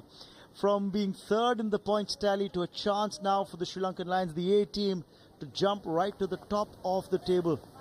Talk about unpredictability in sport. that is the beauty of this game. Nothing is over till the time it's get over. So you need to wait and watch till the time. Many incidents happen in cricket. After losing 4-5 wickets, someone came and scored those crucial runs. Vinay, what's been the most unusual, what's been the most spectacular turnaround that you've seen? We'll talk about that after this brilliant boundary. We'll take a look at it again. Nice sound off the blade as the ball left the bat. Wasim Ali opens his account with that boundary. A beautiful shot there. The tall guy leaned forward and timed it nicely. The much required boundary here for Oman. Samara Khoon is doing a great job here. So coming back to that point, what's been the most spectacular turnaround that you've seen in your playing career, Vinay, when you were playing? Just throwing a quick googly at you. I'll give you a couple of deliveries to think about it if you want. Well, if I look back, 2013 in Ranji Trophy game when Karnataka was playing against Punjab, where they were batting first and they were 200 for 1 or 2. So I had to gone back to the pavilion with my shoulder niggle. So I couldn't restrict myself sitting outside and seeing what's happening. Then I went inside. My left shoulder was not that great.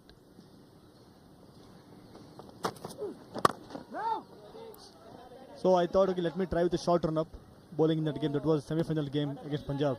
So I bowled 1 over. I felt good. I got a wicket. Went on bowling 4 more overs and got 5 wickets. And from there, Punjab got all out for 270. And we won that game and went on winning the Ranji Trophy finals. That was the greatest turnaround in my career.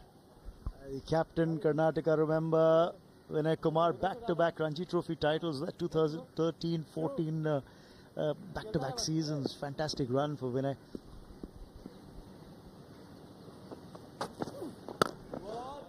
Those 2 years were like a dream for us. We won 6 trophies, 3 trophies back-to-back, Ranji Trophy, Vijay Hazare and Irani Trophy. So we had a great team. Everyone clearly knew their roles and they performed really well. And we can't forget those 2 years. Fantastic lineup for the Karnataka side as well at that time in Ranji Trophy cricket. Got numbers for Vinay, just in case for those of you who are statistically inclined. 504 first-class wickets. Just soak that in. 500 plus. Just soak it in for a moment. Meanwhile, it's going to be a tough ask for Oman to even try and mount a challenge here. 9 gone, 24 for 5.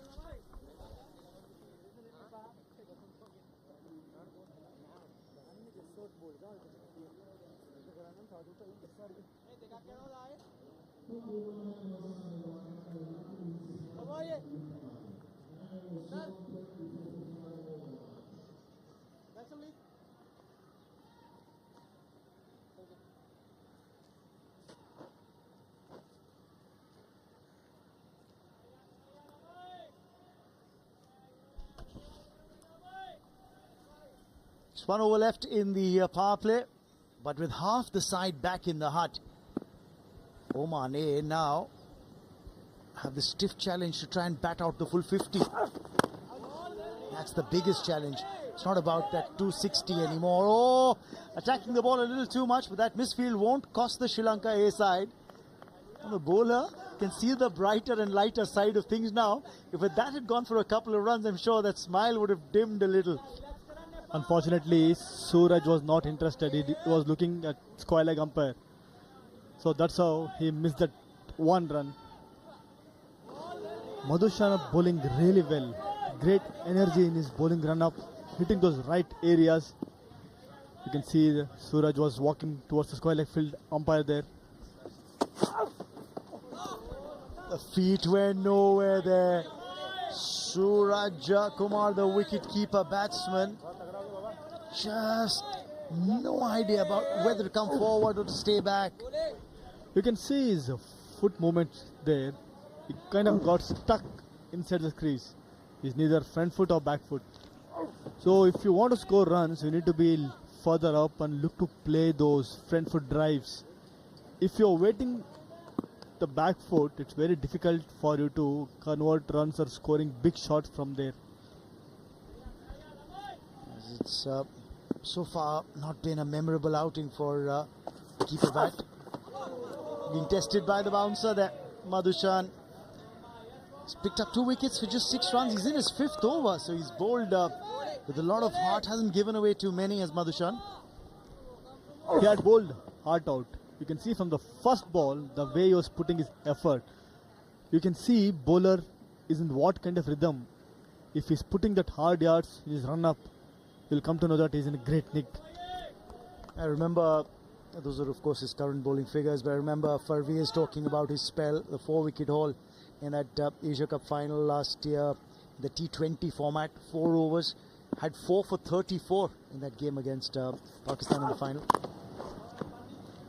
So he'd like to stake his claim, be back in the top tier, so to speak, with the national side.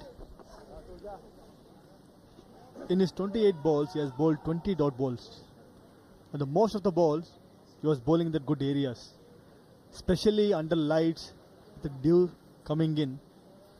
Bowler tend to get bit of swing. In this condition, he is making use to his best of ability. He's got a pretty long run-up as well, right from the edge of the 30-yard circle, Pramod Madhushan.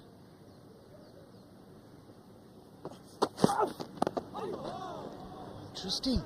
Just looked at that release of that previous delivery. Interesting to see. He just kind of flicked the fingers as he released that ball. Yeah, it's like off-cutter. Basically, when batsman is standing inside the crease and not trying to do anything, the bowler obviously he will get that upper hand. So he'll be going further ahead from the batsman and he's putting in the right areas and putting more effort because he knows that batsman is not going to do anything here. So that liberty will be there as a bowler. And he'll play out a maiden over. Will Suraj, and the power play has come to an end.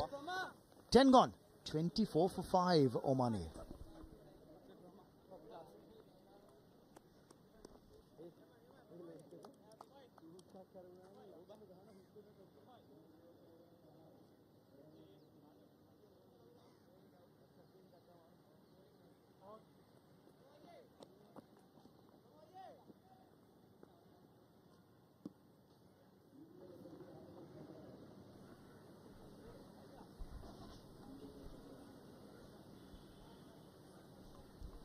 Samarakon to continue from the far end. He's bowled 3 overs, 2 for 11.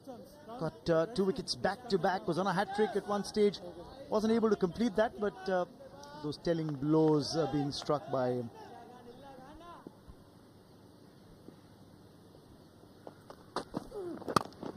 Looking to pitch the ball up in the hope of maybe a hint of swing that he might get. But we're talking about bowlers' run-ups and the length of the run-ups. We'll talk about that in a moment. This was the first wicket to fall. Rellalage claiming the first one to go. And that was Jatinder. And then the captain Ilyas falling in this fashion. Went for a big shot, top edge, and Vinod took the catch. And next 2 balls, he got 2 wickets. Samarakon. This was a beauty. The golden duck for a batter of that Ayan Khan, who was a top run getter. The last 2 encounter, he also fall cheaply. And look at that, from 10 for 1, they were reduced to 20 for 5. So lost 4 wickets in the span of just 10 runs. That clearly shows if there is a pressure, Oman batters, they don't know how to handle, especially in a bigger game. So more and more they play, they will learn how to tackle this kind of pressure. A misfield here, maybe one extra run. How was that, sir? Polite inquiry by Minod Bhanukar from the square leg umpire, saying, "How was that, sir?" I like it when the players address the umpires. I think it's a mark of respect. He also know that batsman was inside the crease, still he took a chance. Sometimes keepers are a bit cheeky.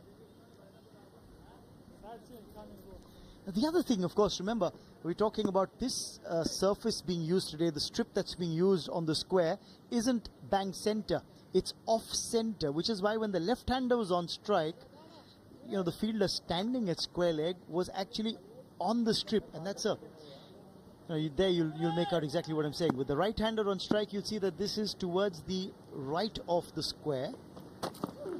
And it's not the pitch bank center of the square. And therefore, a lot of times the fielder standing square on either side within the 30-yard circle will find it a little harder, and we talked about it in the first innings as well, that you may have the harder surface to dive on. And that might make things difficult for you. Yeah, that's true. Ball will travel faster if you see right side for the right-hand batsman, the offside, where the ball going to travel like this lightning quick. That's exactly what's happened, because it bounced off the square, the harder surface of the adjacent pitches. It will travel a lot more if you hit the ball into it, almost like as if you're hitting the ball onto the cemented surface when you're batting in the cemented nets. And that's why it travels quicker. There was some misunderstanding between Wasim and Suraj Kumar. The previous ball, Wasim wanted to run, Suraj refused. This ball, Suraj wanted to run, Wasim refused. So that understanding has to be there. They took the first one and then came back for the second, so really no hesitation there. And the hesitation kicks in here when Suraj turns for the third and Wasim says, nothing doing. Well fielded, and again, it's a yes and a no situation. The lines of communication not clear between the two batters. No runs of that last delivery. 11 gone, 27 for 5.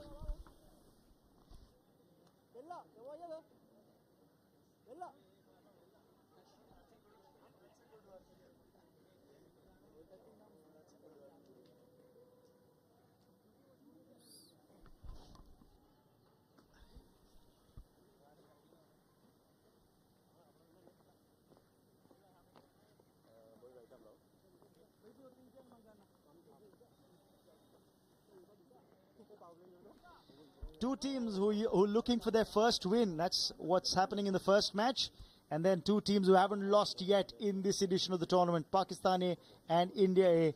They go up against each other in the day-nighter at the R. Premadasa, which is right here for a day-night game, a humdinger of a contest. What a cracker we're in for. So do join us tomorrow for that match as well.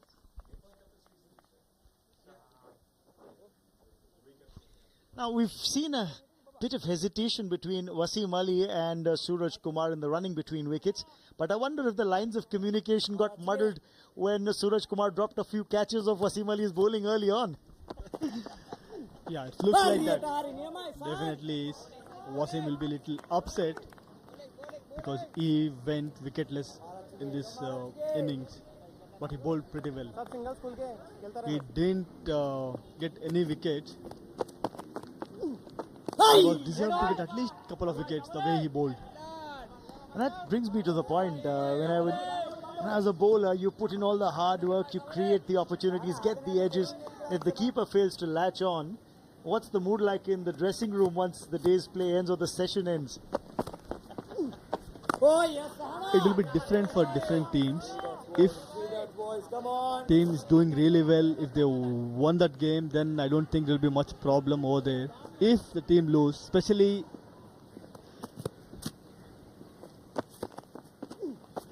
the batter who got the life and scored big, then in the dressing room there will be so much of discussion about that drop catch.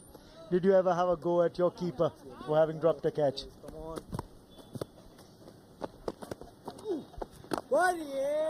Yeah, many times it happens. But when you are a captain, it's a different way. When you are a player, it's a different way. As a captain, you need to understand that you have to maintain that good dressing room atmosphere. Yeah, we're not taking any names here, Vinay, so let the truth prevail. That's well fielded on the follow through. And 12 gone, 27 for 5.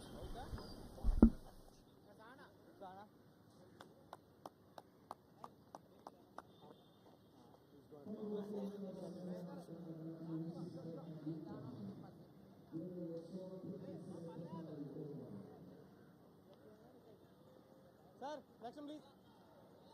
Next one, yeah. Thank you. सामने बेहतर है देखा.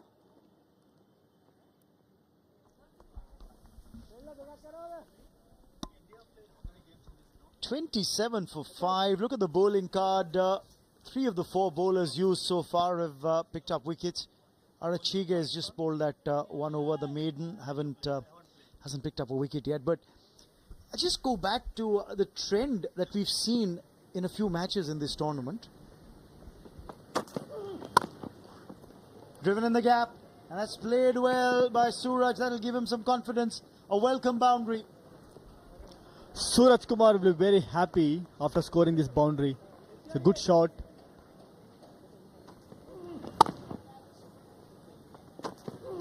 Allowed ball come to him and nice drive. See, whenever you hit a boundary as a batter, you always feel good, especially when team is under lots of pressure. You can see tomorrow's game, India versus Pakistan, high voltage game. The Pakistan players, they're watching this game.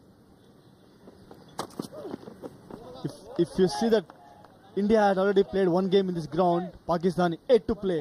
So that advantage, India will be having a slight advantage, but it's all about Indian batters versus Pakistan bowlers. It's going to be a cracker of a game.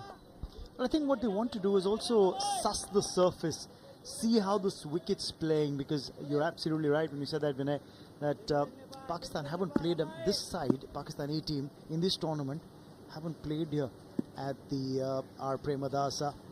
You want to see what the ball does under lights, how the surface plays. Because India, of course, played a match here yesterday against the Nepal side. They beat them quite convincingly by 9 wickets.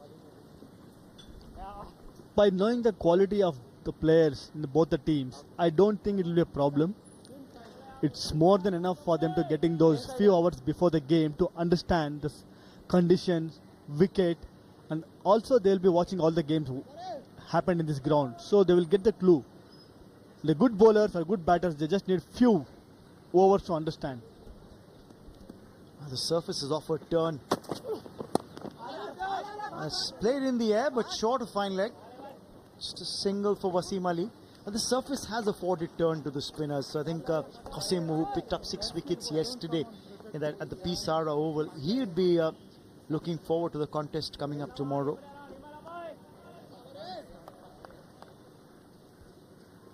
And therefore, I think that there's some interest as to how this surface will play now, especially under lights, because yesterday when India played Nepal, the A side of India, the match wrapped up very quickly. So we didn't get to see a lot of overs bowled under lights. India chased down the target quite easily. It may seem to be a similar story here where Oman might not last the full 50 overs, but I think what Pakistan A would like to suss out or gauge from this surface is how does the surface play under lights, and whether at all, if at all, you might get any dew later in the evening. By seeing the condition, definitely dew will play its role, maybe later part of the innings. And one crucial point, what I noticed from the last few games, after 13 overs, Oman A 34 for 5.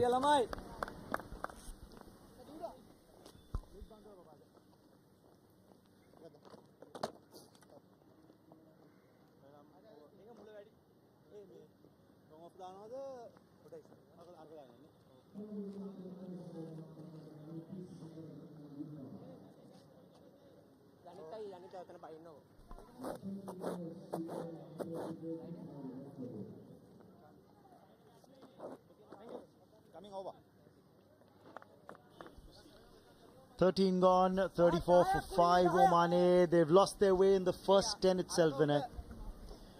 See, if you look at games, especially happening from last few days here, first 10 overs will be very crucial.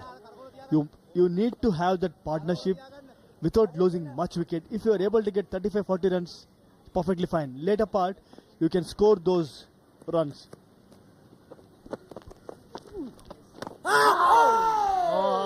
Oh, close is that? How close is that? Maybe that little inside edge onto pad is what saved Suraj Kumar there. Coming back to that point, here there was some inside edge. Definitely there was inside edge. Good decision from the umpire. Coming back to that point, Raman, if the first 10 overs teams lose more wickets, then they have to play their catch-up game. So it's very important for them to understand first 10 overs. It's okay if you get 35-40 runs also is fine, but not to lose many wickets. Which is the problem for Oman A here. They've lost 5. Can they come up with a resurrection act? We've seen a few teams do that. I was talking about this trend. UAE's A side did it against India. They were 66 for 5, got to 175 for 9. Nepal did that yesterday against India, where they were 37 for 5 and got to 167. That's got to be a wide. Yes, it's called wide by the umpire. Nepal did it against Pakistan's A side as well. They were 72 for 8 at one stage and then got to 179. So that clearly shows with the 2 new ball, it will be difficult in the first 10 overs. You have to play sensible cricket there. Catch it! Hit straight in the hand, the fielder mid-on. No problems whatsoever for the fielder. And it's another wicket going down. Arachige gets his name on the wickets board as well. And there is trouble here. Wasim Ali is gone. Wasim Ali was looking for a big shot, looked to go mid-on. Unfortunately, couldn't get that elevation. So he has to go back. Was a bit disappointed. A simple catch it was. No problems for Velalage, the captain, who takes it gleefully. So 6 is what Wasim Ali's made, and he's back in the hut. And Oman A are now 36 for 6. There you see him walking out, a dejected figure. Wasim Ali just making 6.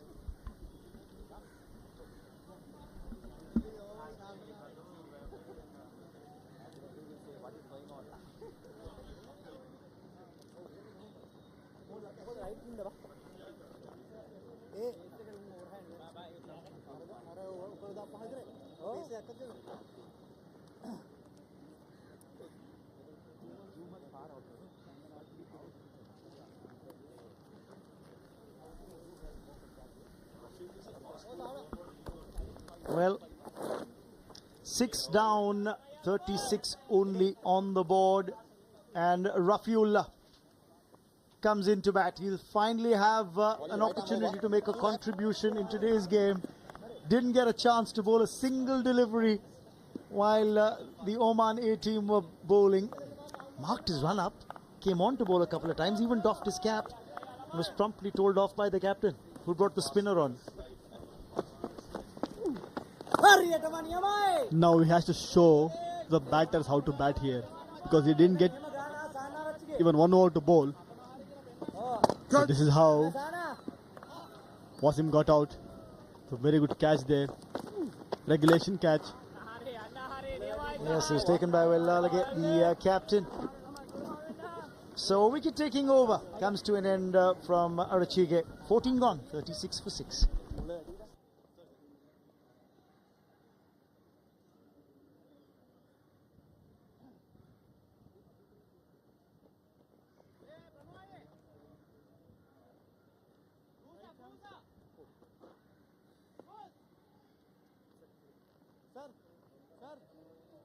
Sir, let some please.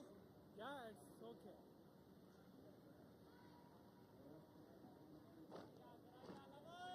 Jersey number 29.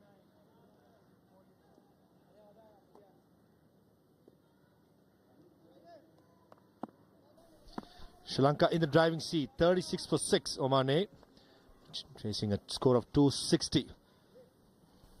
All the bowlers are superb right now. Jami Karunaratne gets his chance.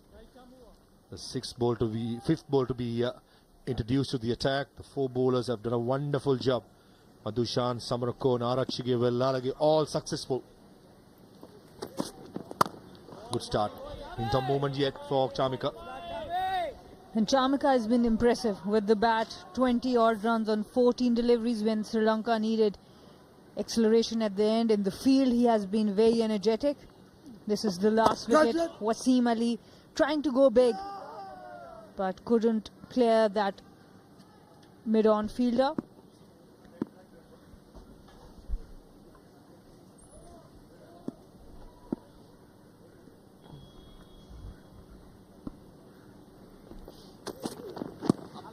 Bounce attempted.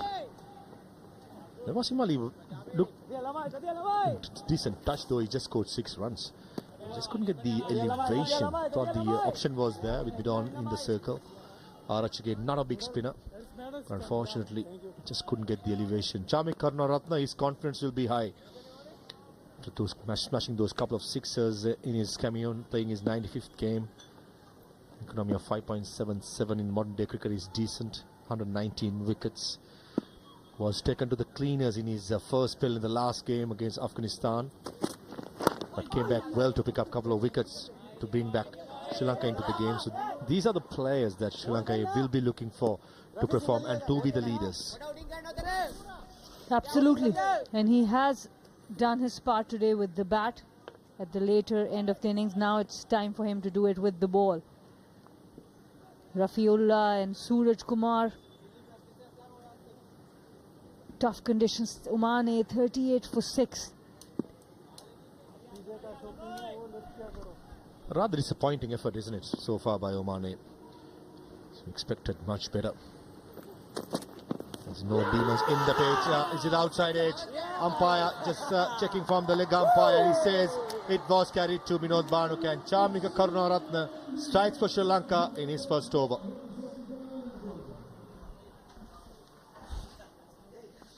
Another change of bowler by Dinut Wellalage and another wicket. Sri Lankan bowlers have been on the money. Excellent bowling. Vinod Banuke with the keeping. And the umpires were just checking if the ball carried, and it did. And it's the end of Suraj Kumar innings of 10. Oman A 38 for 7. And it will be drinks from Premadasa Stadium.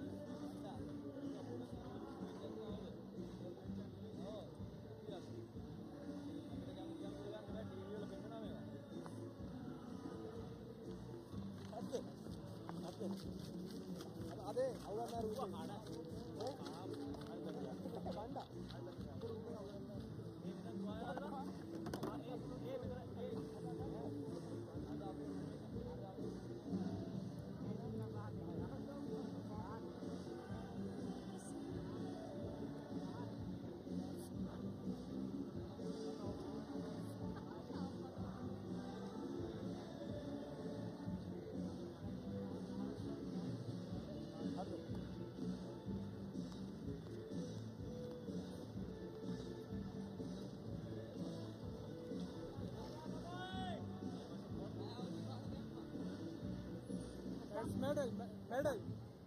Next time. Backward. Backward. Yes.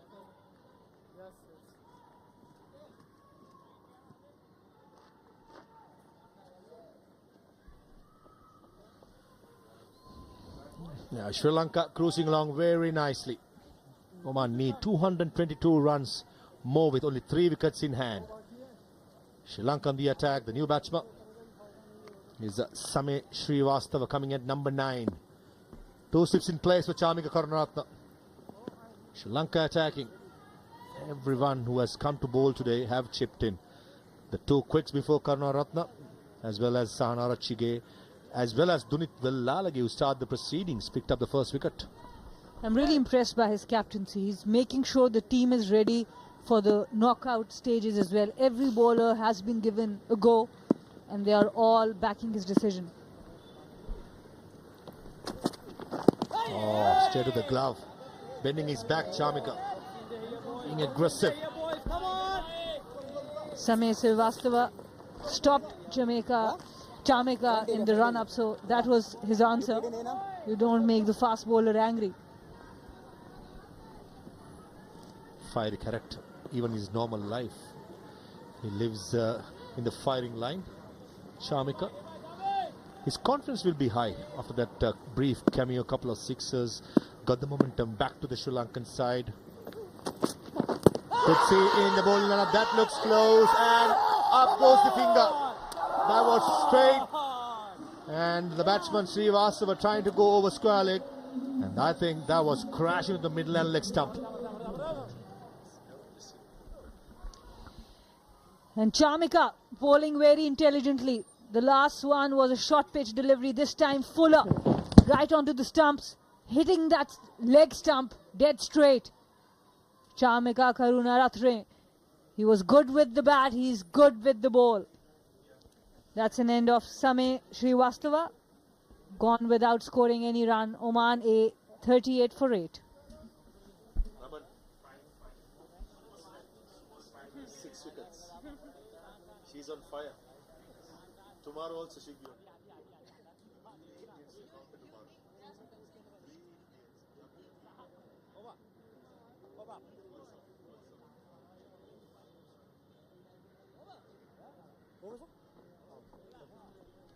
Sana is on fire. Hope he wants to be on fire tomorrow also,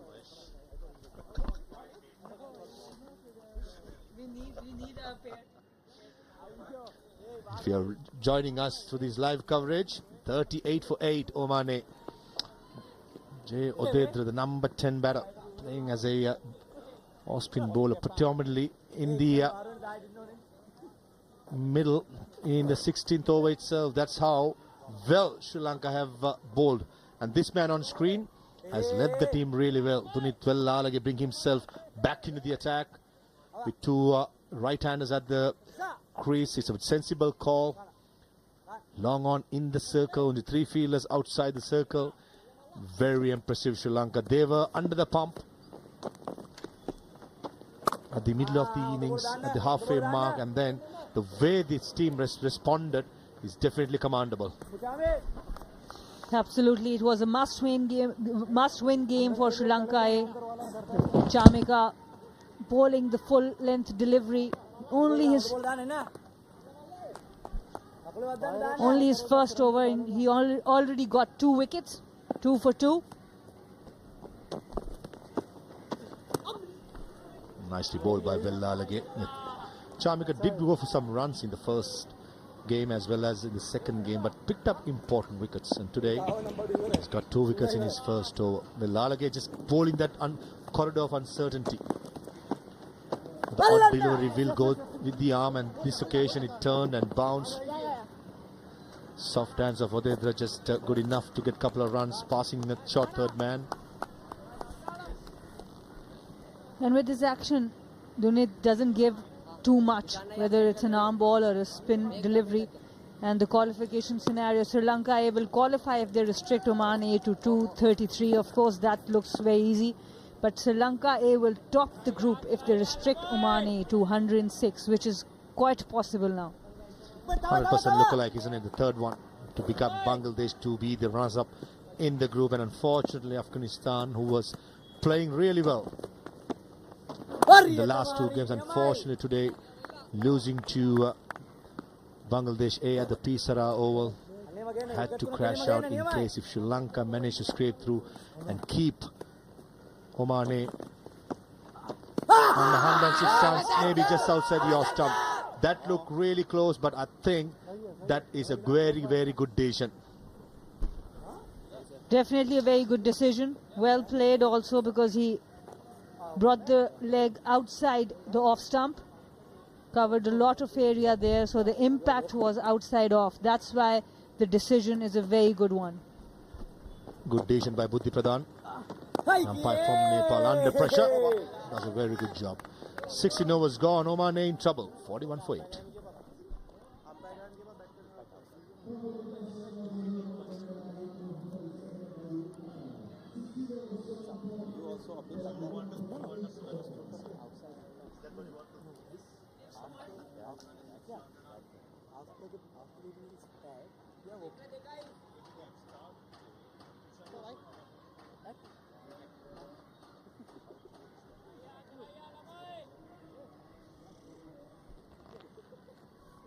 Just a reminder to all our viewers, before the 2 games started today, Afghanistan were leading Group A, and in case if Sri Lanka restricts Oman for 106 runs, which is highly possible, Afghanistan will end up at number 3. How cruel is that? Sports is a great leveler, but it cannot be that cruel, can you? Cricket especially. You won't get a lot of good days without getting tough ones in between. Definitely the Group A is the most competitive, with the 3 test playing nations vying for 1 spot. I beg your pardon, 2 spots. At the moment, as I said, the option number 3 looks highly likely, with Afghanistan crashing out of the tournament. And we all knew before the even tournament started, once the groupings were out, that this is going to be the group of death. And all 3 teams have had their moments, and unfortunately, one team, they have to pack their bags. Outside edge, and a good catch. That's a superb catch, and Chamika's dream spell continues. San Arachige moving to his right, takes a very good catch, and Karuna Ratna picked up his 3 wicket. Sri Lanka A have been fabulous in the field. Yes, there were stutters while they were batting, but as long as they have come onto the field, they have been spot on with their bowling, their fielding, their catching. Superb catch in slips. Chamika gets another one. Just 1.2 overs, 3 for 2. And Rafiullah goes for 2. Oman A 41 for 9.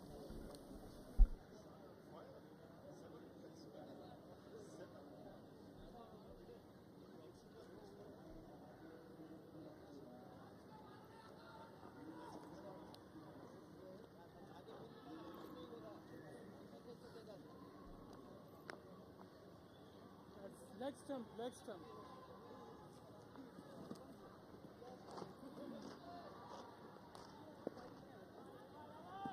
Right arm full to come. The number 11 for Oman A, the big fast bowler, Kalimullah, bowled a decent spell. Coming at number 11. Rafiullah, the other fast bowler, just got out, did not bowl a single over today. A day to forget to the young man. Oh, taking it short, a puff of dust as well. And Rafiullah was snapped up pretty easy and neat by Sana Arachige, who slips. He's a decent slip fielder. That's not his natural side, his opposite side, but word on Chamika Karunaratne. He has been brilliant.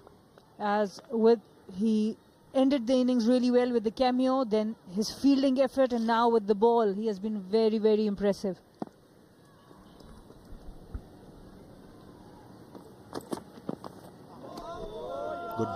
Good bounce, just outside the yaw stump. And Big Kalimullah just giving it a bit of a slap. But in the end, beat for pace. And Arachage in the first slips, very well balanced. The head follows, the hands follow. Good technique there. Good slip fielder, Sana Arachige. Generally a very good fielder everywhere. What an important 40-odd runs today. And in the slips, he has been safe. Oh, fought the bat on time. If not, that would have been crash into the middle stump.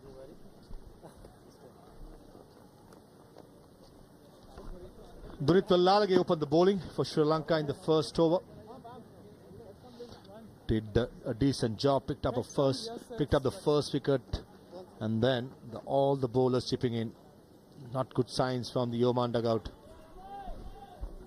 That's not how you want to exit a tournament. Yes, you might not win, but this kind of batting performance can be very demoralizing.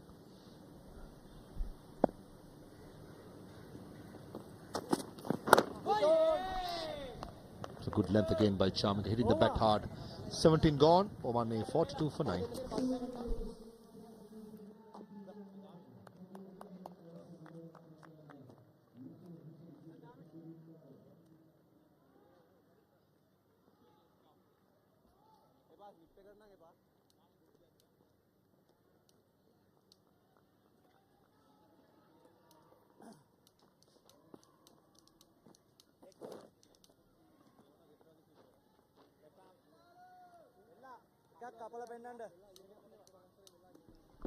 Summary so far, Sri Lanka 259 for 8 and Oman 42 for 9. Hill Japil and gives it. Umpire Bruddhi Pradhan lifts his finger and Kalimullah is wrapped in the front pad when Dunit Wellalage, as he started the proceedings, starts it, ends it for Sri Lanka. And with this win by 217 runs, Sri Lanka A tops the Group A. At one point they were playing for qualification, now they have topped the group. Dinuth with an arm ball once again. He took the first wicket, he took the last wicket, wraps up well for Sri Lanka A. A perfect bowling display by the Sri Lankan attack. Under pressure coming into to defend the score of 260. Knew what they had to do and they did it perfectly. The two who are spinners, Arachige and Dunit Wellalage, brilliant. The three quicks were very good. And Sri Lanka did not even introduce their ace spinner Dushan Hemantha to the attack. That's how well the Sri Lankan A bowlers have performed. And definitely a forgettable day for the Oman A, who played the last game.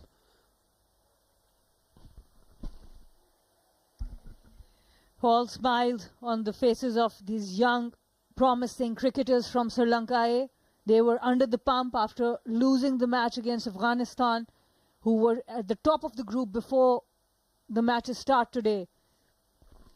And just in one day, so many things have changed. Afghanistan A are now out of the tournament, while Sri Lanka A tops the group.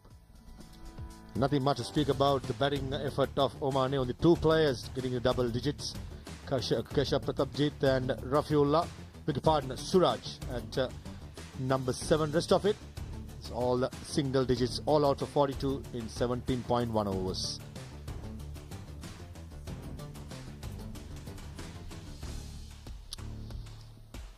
And the bowling effort for Sri Lanka, 5 bowlers been used, everyone performing really well. Wellalage started the proceedings, picked up 2 wickets. Madhushan bowled a very good spell of picked up 2 wickets as well. Samarakon, one occasion was on a hat-trick, picked up 2 as well. Arachige 1 and Chamika Karunaratne bowled his 2 overs and picked up 3 wickets. Just the 1 extra conceded. Oman all out for 42.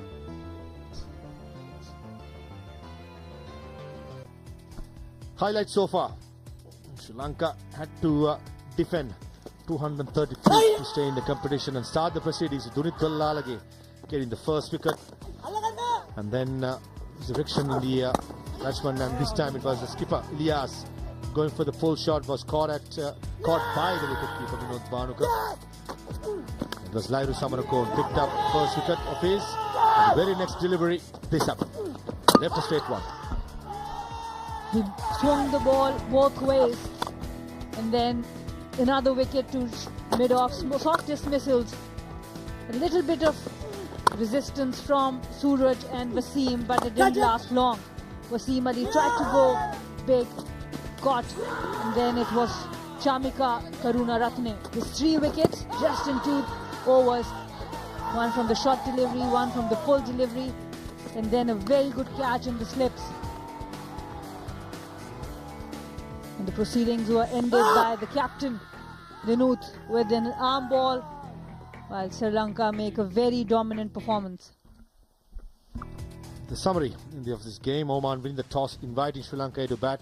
259 for 8. Surya Bandara getting a 60. Arachige a well-made 48. Ilyas picked up 4 wickets. In reply, Oman crashing to be all out for 42 of 17.1 overs. Karunaratne pick up the bowlers with 3 for 3 runs. Madhushan 2 for 6. Vallalage 2 for 10. In the end, Sri Lanka thrashing Oman by 217 runs.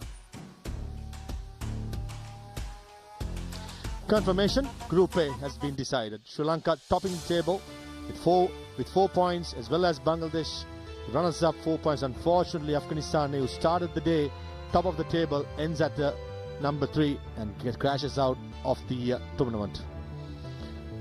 We're going to take a short break. When we come back, it's going to be post-match presentation.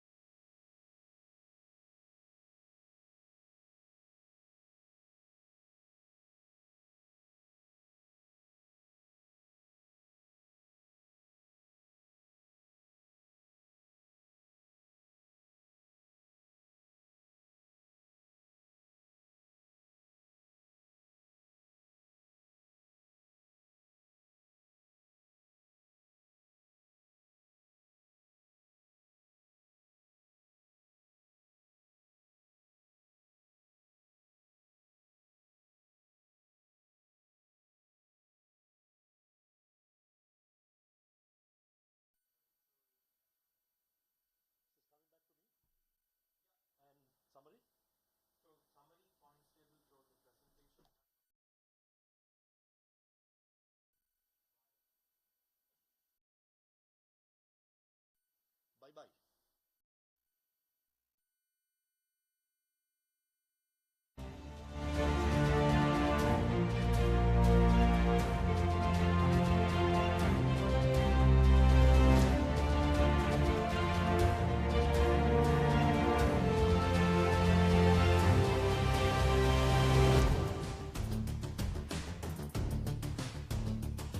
It's been a great day for Sri Lanka after being put into bat by the Oman captain. They mustered 259 for 8 thanks to Surya Bandara and Arachige's contribution.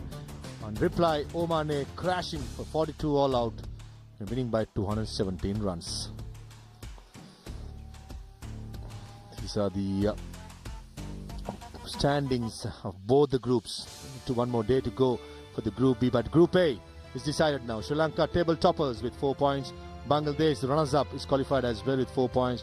And Afghanistan crashing out of this tournament.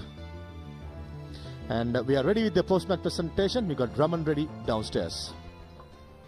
Time for the post-match presentation ceremony, ladies and gentlemen, of this just concluded match between the Sri Lanka A side and the Oman A team. This, of course, is the match of the ACC Men's Emerging Teams Asia Cup 20. Party. I'd like to extend a very warm welcome to Mr. Nalin Aponzo, who is the executive member, Sri Lanka Cricket, and also President, Nationalised Services Cricket Association. Great to have you here with us, sir. Ladies and gentlemen, first and foremost, the award to be presented is the award for the player of the match.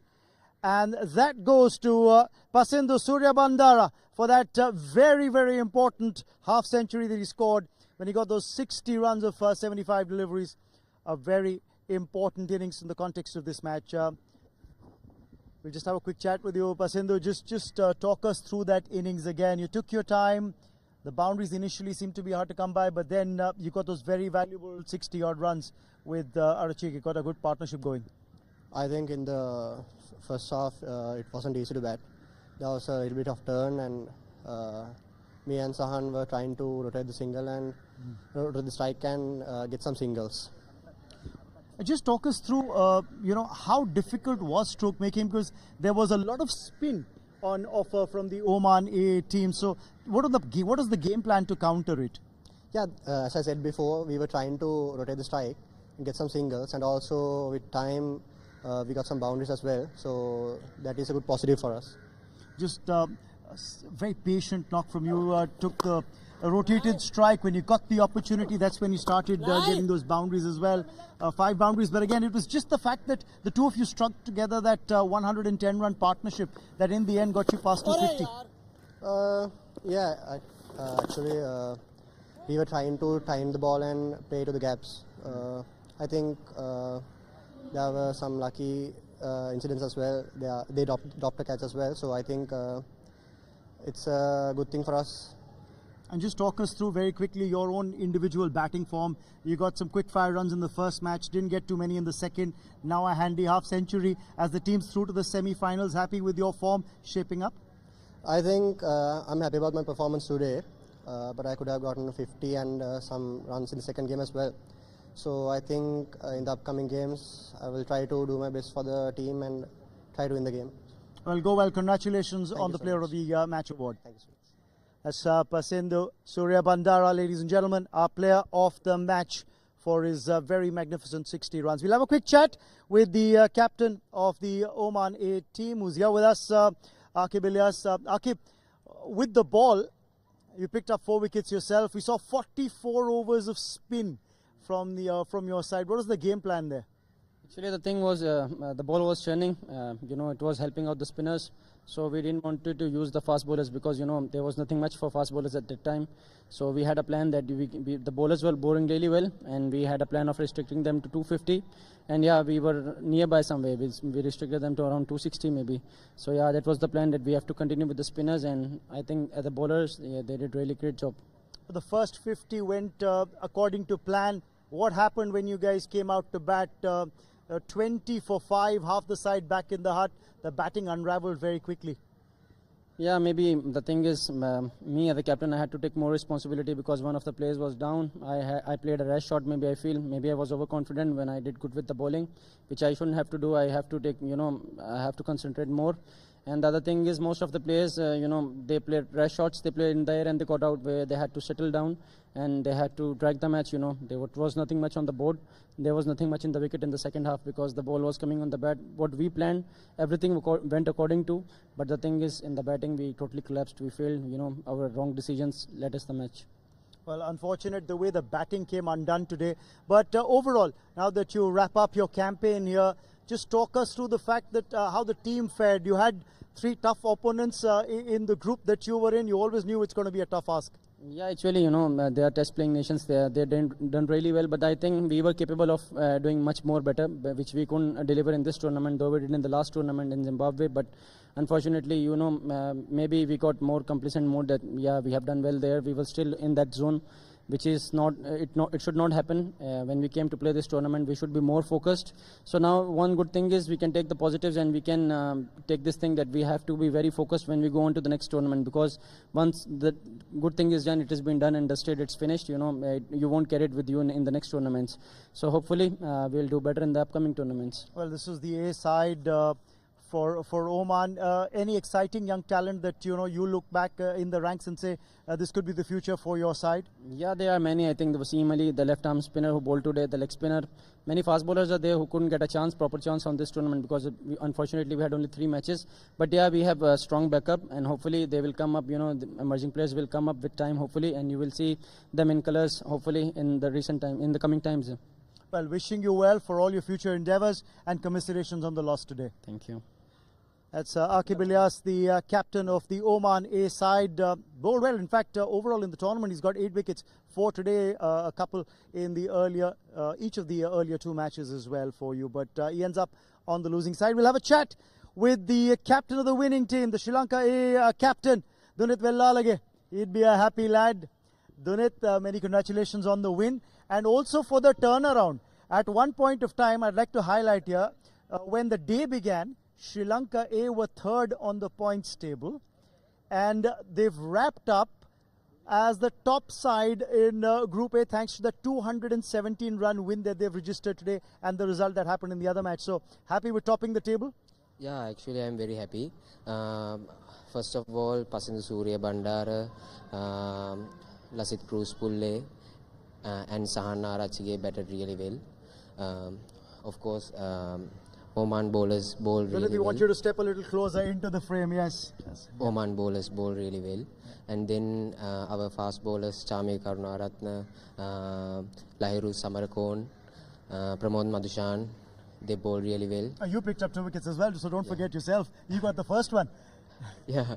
Just talk us through, how your team coped with the amount of spin that you faced, because you said at the toss that around 250 and thereabouts would be a good score on the surface, and you got 259.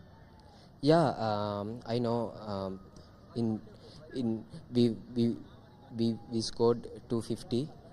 So after that we bowl. Wicket was very skiddy, so our bowlers bowl really well. So yeah.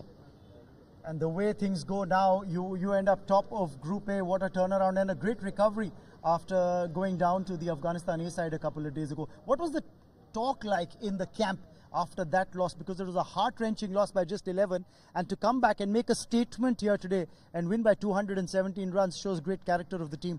Yeah, my team was very experienced side. So I trust my team always. So we do today. Well done. Congratulations on the win. The young captain who is leading from the front. Well done, Dunit. Thank you. So, ladies and gentlemen, that's the way it's gone today. An emphatic victory for Sri Lanka A. They win by 217 runs against Oman A and go top of the table. And that's all that we have for you from the presentation area. Thank you, Raman. Big day tomorrow. Game number 11 is against Nepal, against UAE. That will be played for pride. And the big one, Pakistan A versus India A from this very own stadium, which will determine who will play who in the Group A. Sri Lanka, remember, Bangladesh are through, and Pakistan and India will be taking one of those each. We enjoyed bringing this coverage to you. Until we see you tomorrow, it's a goodbye from all of us.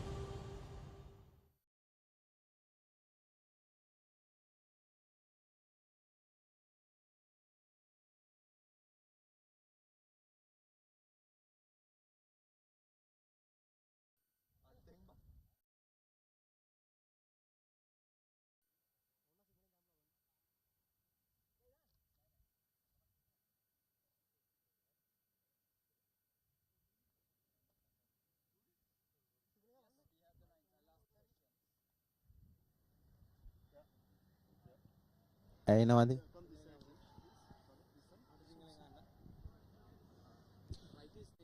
ඉංග්‍රීසියෙන් කියලා වැරදුනොත් සිංහලෙන් කරමු.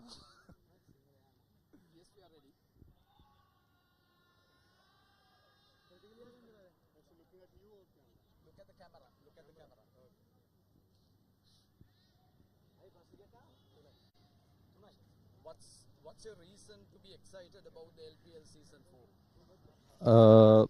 This is new franchise I'm playing this year because I'm playing for Belau Candy and excited to play that team for the 4th edition of the LPL. Who is one of the international or local stars who we want to meet and learn from? I would like to play with Angelo Matthews because in my childhood I like to watch how he's playing and he's a legend of the cricket, and so I'm so excited to play with Angelo Matthews. How is the feeling when you get a chance to spend time with some of the legends of the game? So excited to play with legends. Wanidu, Anjaya, Chandiaya, they all are playing with my team. So it's big opportunity to play with them for me. What's your expectation from the team you are representing? I'll try to do my best, and the other thing, definitely we want to be the champion this year, and also try to enjoy every match, and we will be the winners of this year.